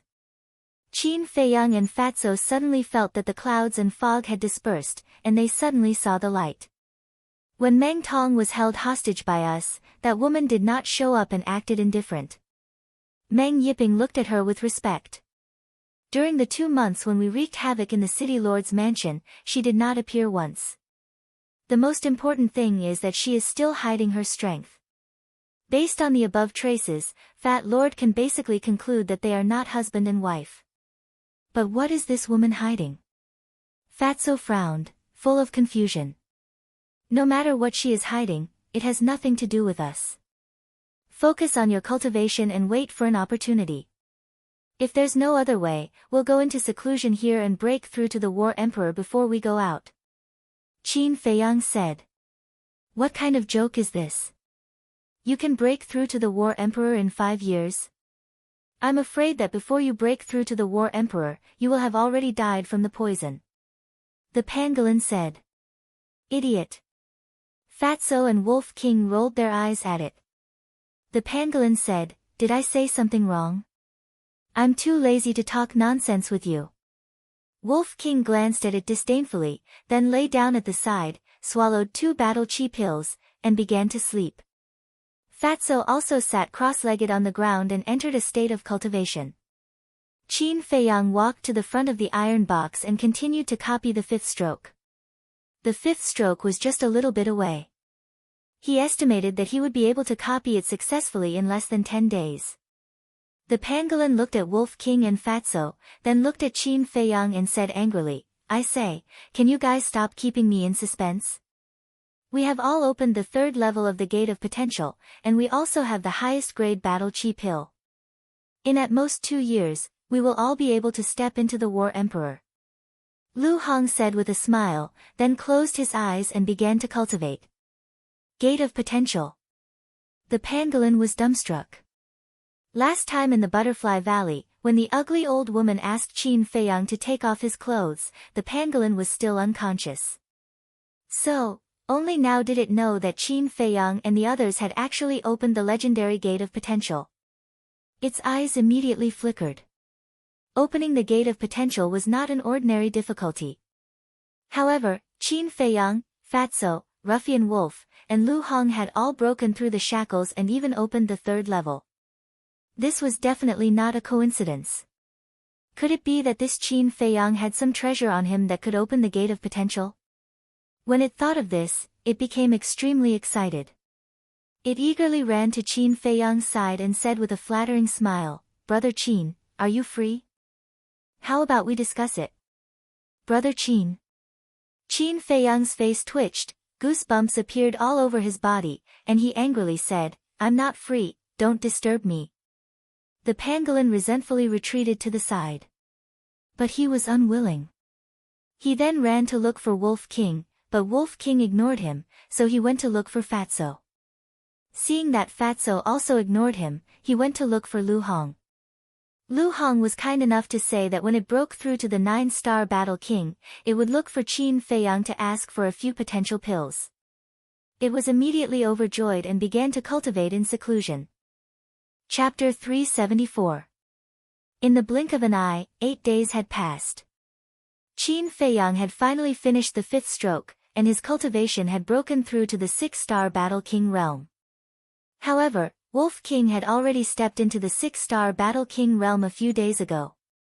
This astonishing speed made Qin Feiyang unable to help but believe that this fellow might really be a god wolf that had been taught by an expert.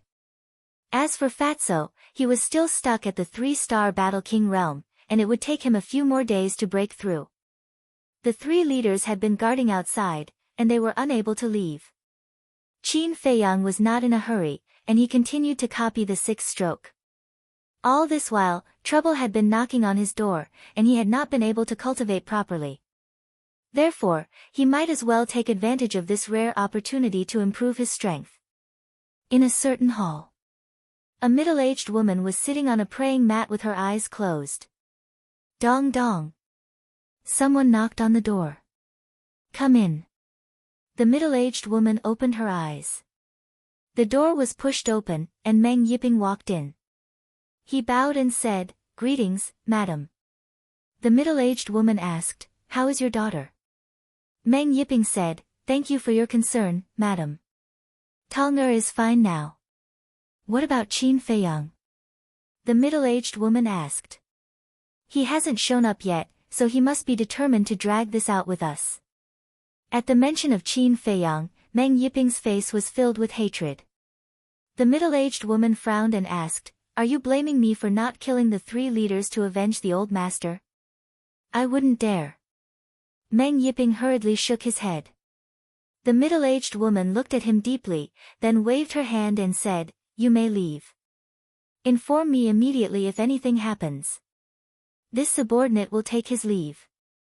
Meng Yiping cupped his hands, then turned around and left. "There's one more thing you have to pay attention to. Qin Feiyang's mind is not simple. Don't let him find out about our relationship," the middle-aged woman warned. "Understood." Meng Yiping nodded and quickly left the room, closing the door behind him. The middle-aged woman looked at the tightly shut door, and after a moment of daze, she quickly formed a seal with her hands, and an enslavement seal appeared. Next, the enslavement seal rose into the air and floated in front of her. "Everything I once had was destroyed because of you. From now on, I will use you to unify this continent and become the only emperor in this world." She looked at the enslavement seal with an indescribable light in her eyes. In the capital city of the spiritual state. In the resting room of the Precious Treasure Pavilion, a woman in colorful clothes sat alone beside the tea table, muttering to herself. A moment later, Yin Yuanming hurriedly walked into the lounge and asked, "Pavilion Master, why did you call me here in such a hurry?" The multicolor-clothed woman asked, "Have you contacted Qin Feiyang?" Yin Yuanming shook his head. "It's been so long, why is there still no news? Is he dead?" The multicolor-clothed woman frowned. "Indeed, some people are saying that he might already be dead. But I don't believe that kid is dead. He must be fooling around somewhere." Yin Yuanming pursed his lips. "Then, do you think we should continue to ban the Lu clan?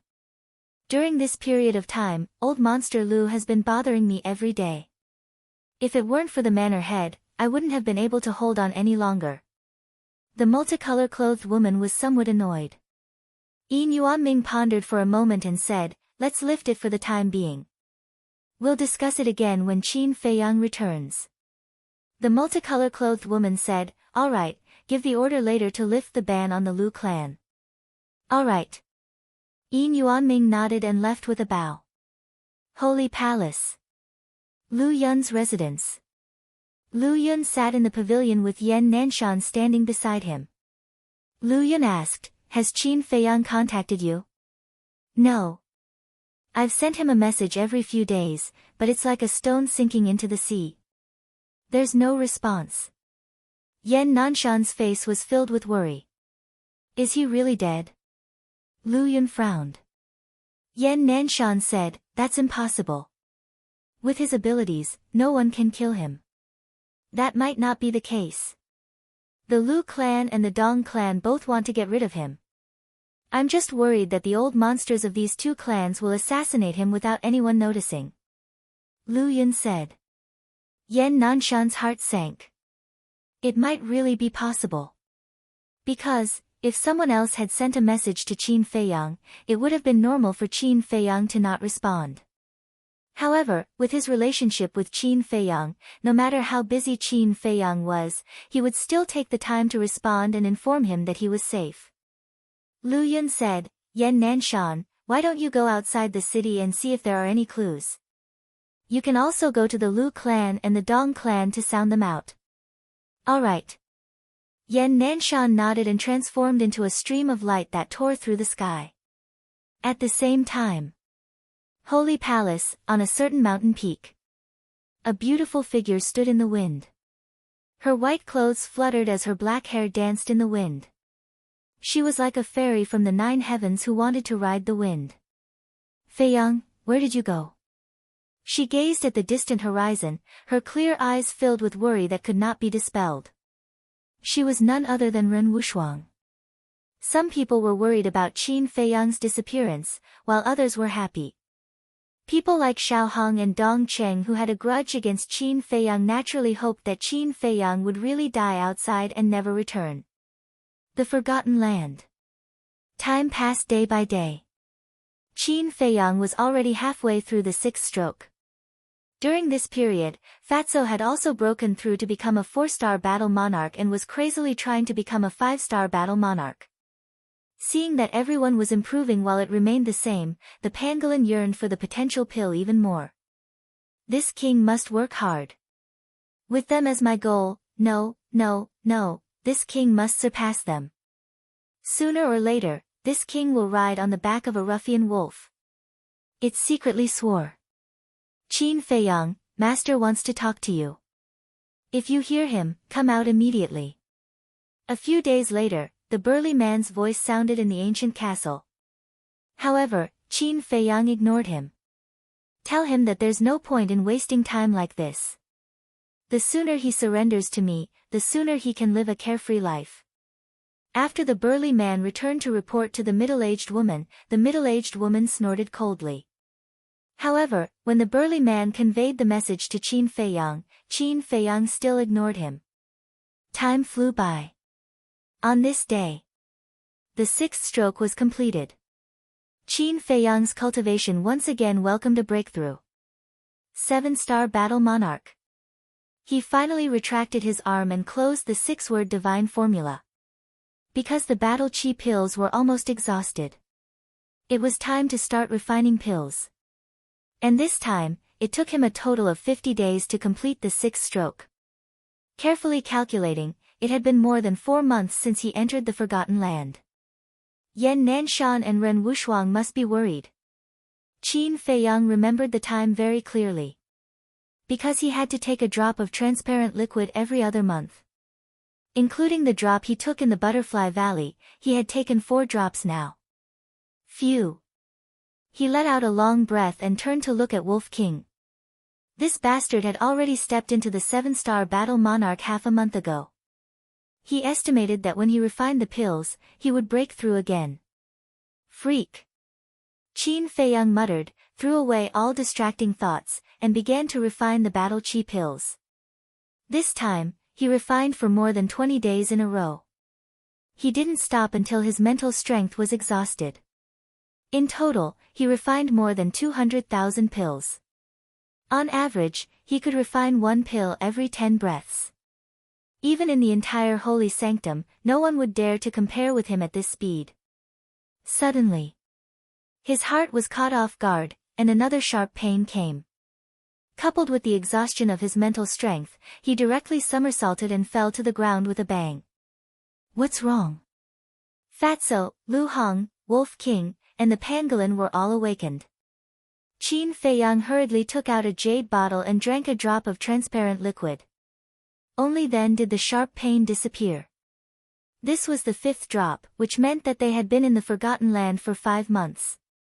Phew. Qin Feiyang took a deep breath, got up, and said with a smile, "It's just the black poison acting up. It's nothing serious. There's no need to cultivate anymore." Wolf King chuckled and suddenly jumped up. And just as he got up, his aura suddenly soared and instantly rushed to the 8-star battle monarch. Sure enough, he broke through. Qin Feiyang's face twitched. The pangolin roared, "Damn, how can I live like this? In just 5 months." Wolf King soared from the 4-star battle monarch to the 8-star battle monarch. Qin Feiyang also raised his cultivation to the 7-star battle monarch. If he didn't refine pills and didn't have those troublesome matters, he would probably be an 8-star battle monarch by now.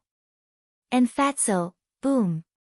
When it looked at Fatso, Fatso's cultivation had also broken through. He was a 5-star battle monarch. The pangolin was about to cry. When they first met, Fatso was only a 2-star battle monarch. Now, not only had he caught up with it, he had even surpassed it. A bunch of monsters.